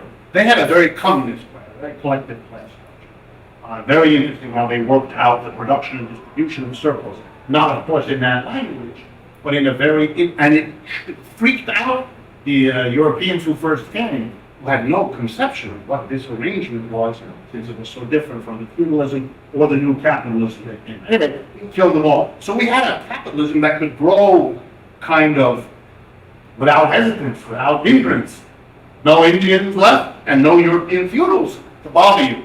Cut off the time. The British tried to impose some feudalism and we made a revolution. Get rid of that. Get rid of King George III, etc. So we had a free kind of capitalism, bizarrely free. But more interesting, having killed off the Indians, capitalism was stymied here. It only began to grow for a simple reason. Nobody to work. See, capitalism needs the employer, but it also needs the employee. We had lots of budding employers and none of the employees. So you had to bring people here. There was always a labor shortage. Very important. And because there was always a labor shortage, in those areas where capitalism got going, that excludes, of course, the South, which solved its labor problem in slavery.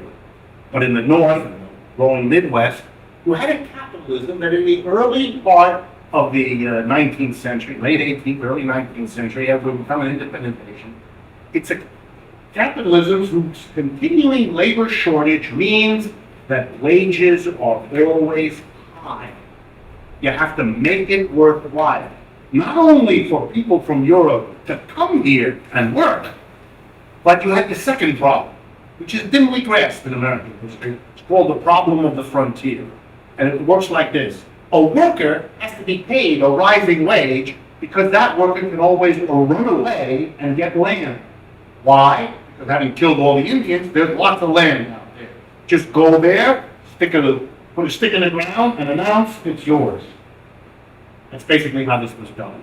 And so you always had to worry that your worker would take off and become a farmer because there was lots of good land where he could do it. And it did it. So the wages are high.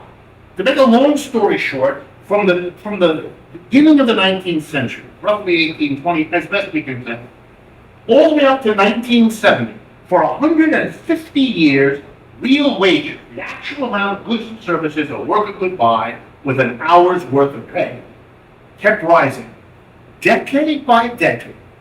Amazing. If it is true, then no other capitalist economy has ever delivered that record to its workers. Rising real wages for 150 years. During this time, workers became increasingly more productive. Capitalists worked them hard, gave them more machines, better machines. The productivity of American workers rose. In fact, it rose faster than their wages. So we had a period of 150 years in which the output of goods and service was rising, by the way, on average, about 2% a year, whereas the wages were rising more like 1 to 1.25% a year. Now, in a peculiar way, this is the best of all capitalism. The workers are steadily doing better. The workers in America could begin to believe that they lived in a promised land, in a very special place. Because in terms of what was happening to their real wages, they were right. They did. They could believe, because they were religious, that God had a special place in his or its heart for the United States.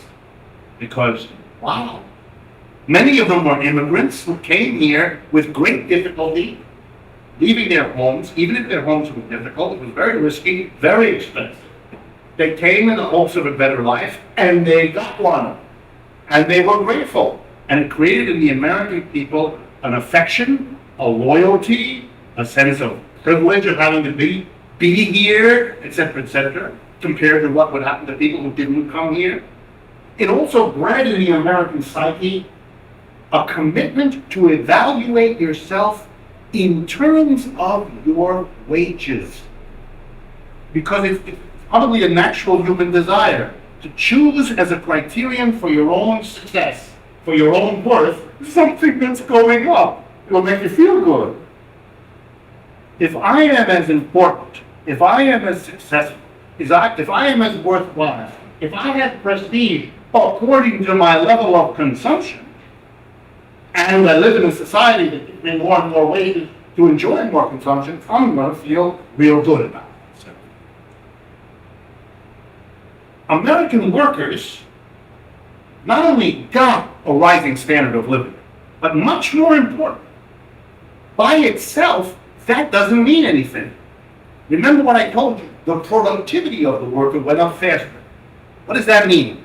Every year, the worker produced more than the year before. That's what rising productivity means. He produced 2% more. But he only got more than 1.25% more. That means the surplus, the difference between what he produced and what he got, was growing even faster than his wages were growing. So over the years, we have the best of all possible capitalism. The workers are getting more, the capitalists are getting more. Everybody wins. It's what? Wait a minute. Wait a think. If the workers getting 1.5% more, the capitalists are getting a bigger increase every year, productivity is rising, then the gap between workers and capitalists is growing, which it did. Which meant that you had a potential crisis lurking.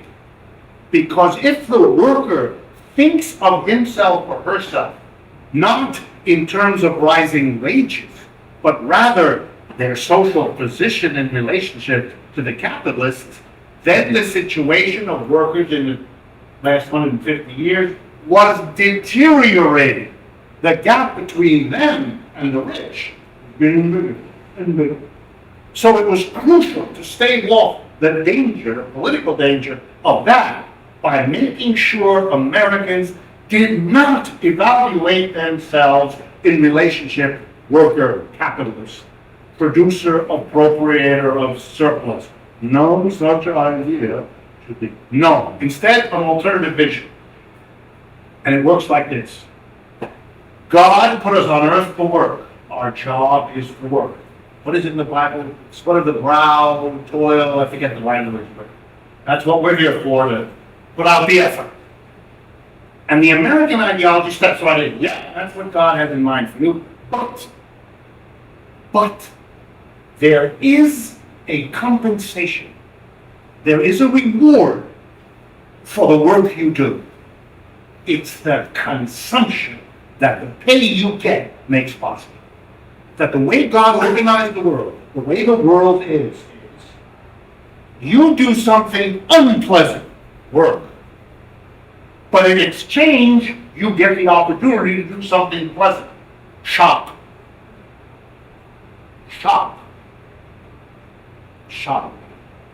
In economics that I teach, in conventional economics, as it's taught in every textbook, you are taught that labor, work, is a disutility. It's the language of economics. That means work is intrinsically, unalterably, inherently awful. It's the opposite of useful, utility. It's disutility. Every hour that you work, you have a greater unpleasant experience. It's called the rising marginal disutility of effort in the textbook.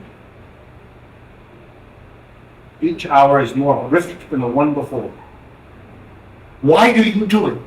Because for each hour, you get the means for happiness in the mall. But it is recognized that each additional wage per hour gives you a little less pleasure. The first paycheck is really fun in the mall, but the second one not as much fun as the first. So there's a declining marginal utility of income. And so you draw the two lines. The economists are people who never got beyond the third grade intellectually and emotionally. When you are in the third grade, one of your great toys, remember it, was a little exercise. Your parents gave you a little book called Connect the Dots. And there's a bunch of dots, and you draw a line among the dots, and a rabbit appears. Economists are adults who still play lots of dots, and you draw lines. And where the lines crisscross is magic. Wonderful. Whole analysis of the world from the crossing of the line. In any case, the marginal disutility of effort, offset by the marginal utility of income, explains why people work. This little exercise, taught to every economic student early in his or her career, has a hidden message, which is never discussed by the professor. Work is awful. Money paid for work is the appropriate, the adequate compensation. That's why Americans think, when I go to work, I'm going to demand to be paid what I'm worth. I wouldn't work for anybody who wouldn't pay me what I'm worth. And they actually imagine that it's possible in capitalism to get paid for what you're worth. They don't understand, as you now do, that the only way any capitalist will ever hire you is if you produce more than he pays you. You schmuck. But we need you not to understand it. Think you're paid what you're worth, and to think of that in terms of what you can buy. Long story short, consumerism is a peculiarly American ideology. Consumerism, the wild overvaluation of objects. When you're sad, go shop. When you're feeling badly, buy some. If your relationships are turning to crap, compensate yourself. Drink a lot. Eat a lot. Gamble a lot. Buy things. This idea is not that we are psychologically peculiar. This is our economic history. We are a people that had to come to value objects and buying because it was presented as the necessary and adequate compensation for the awfulness of intense labor. Americans work as hard or harder than any other workers in the world. And that's been true a long time.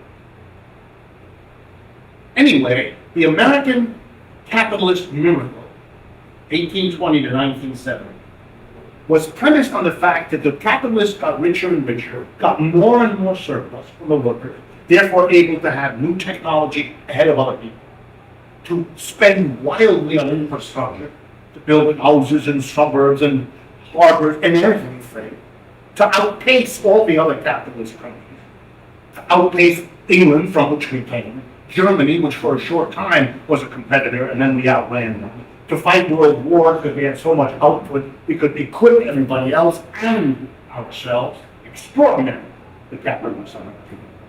It survived politically because it convinced its workers to measure their own treatment not by the growing gap with the people they produced surplus for, as a Marxist would have done, but in terms of their level of consumption, which is what a consumerist ideology did. That's why it's so important here, and that's why it's so much developed here, relative to almost anywhere else in the world. With this history, now let's look in the remaining few minutes at what happened in the 1970s, an absolute watershed in American history. So profound a change that it, as I will show you, produces the crisis we have now, and makes it impossible to resolve or fix this crisis with any of the sorts of measures that Bush took or Obama has taken, because they don't deal with the underlying problem. Basically, what happened in the 1970s was, for the first time in American history, capitalists no longer need to pay rising wages. The labor shortage is over. All the conditions of it are gone. Not only is there no labor shortage, there's a labor excess. Four reasons, basically. One, the computer, which replaces people with machines, reduces the need for workers on a massive scale starting in the 1970s. Number two, competition from the Europeans and the Japanese, recovered after World War II, is so intense that American companies, to survive, have to find much cheaper workers. So they leave the United States and locate production elsewhere in huge number, reducing the demand for work here. So between the computer technology that reduces the demand for workers and the export of jobs, we now call that outsourcing, reducing the demand for work here, we have a cut in the demand for workers. At the same time, we have an increase in the supply. Two ways. The most important, massive movement of women out of the household into the paid working market, looking for work. Starts in the 1970s and takes off. And number two, immigration. As the gap between rich and poor globally gets worse, poor people come to the United States, legally, illegally. So you had, starting in the 70s, a rise in the number of people looking for work, together with a decrease in the number of jobs available. Employers saw an opportunity, no more wage increases. For them, nirvana, wonderful. Workers' productivity kept going up every year since the 1970s, just as before. But the difference was, you didn't have to pay them anymore. Real wages start going flat, ending down from the 1970s to now. The average real wage today is about what it was in the late 70s in the United States. You with me? But what you can buy for your wage is about the same now in terms of goods and services for what it was 30 odd years ago. Well, what happened? Very quickly now. The workers and the capitalists, the producers and appropriators with surplus, reacted completely differently because their situations were completely different. For the workers, a social trauma. All the worse, as we did at the beginning of tonight, all the worse because there was no public recognition, no public debate, no public discussion. Some of your faces show me you've never heard anyone tell you the 1970s were a trauma for the culture. It was a trauma that needed to pass quietly in the night, as if nothing had happened. What did American workers do? Well, I've already hinted to you. They went crazy. Their whole self-sense, I am successful, my wages go up. No, they don't. I will be able to give my children a better standard of living than I want, the way my parents did. Oh, no, you won't. I will realize the American dream. No, you won't. I don't know. That was taken personally. That was taken individually. Since it wasn't understood to be a social phenomenon, it was thought to be something each individual was to blame for and had to solve, himself or herself. So they did. American working class families did two things. One, they sent the women out to work, they sent the kids back to work, they sent the retirees back to work. Work more hours. If you don't get paid more per hour, do more hours, it'll bring more money in. We'll continue to be able to consume more as we have defined ourselves, but we can't do it with higher wages because they're not paying us anymore, so we'll do more work. This had a number of profound consequences. One, American workers are exhausted. If you compare today the number of hours per year worked of an average American worker, on the one hand, and an average French, German, or Italian worker, the difference, ready? 20%. Americans work 20% more hours per year than their counterparts in other advanced countries. Extraordinary. Americans are physically exhausted. Number two, when everybody in the family works, but above all, when the mother, the adult woman works, the person who's holding together the emotional glue of a family is gone, is exhausted, and the family falls apart. She cannot do what she has to do out of the job and come home and provide the same emotional support and nurturance, which the husband doesn't know how to do, and the children can't yet in many ways. So she's there, and she's exhausted, she can't. So we have not only the exhaustion of the family, but the stress of the family showing up in higher divorce rates than any other country, higher use of legal and illegal drugs. The largest users of psychotropic drugs in the world are American married women. No other demographic comes close. And that's not because they have a peculiar biology, it's because they're under unbelievable stress for the last 30 years. And finally, when it turned out that the women going out to work didn't bring much extra money in, because the woman has to have a separate outfit. She has to have buy prepared food because she hasn't got the time to make it. She has to have a car because we don't have a public transportation system. When you put together the extra expenses, she couldn't bring in much more money. For the family, if you go now, turn the American working class family to the only other way to sustain the history of this country's rising consumption. When you didn't get more wages an hour and couldn't get more people working more hours because they physically couldn't handle it, you went on the biggest borrowing binge any working class in the world has ever undertaken. People went crazy to borrow. That was the only way left.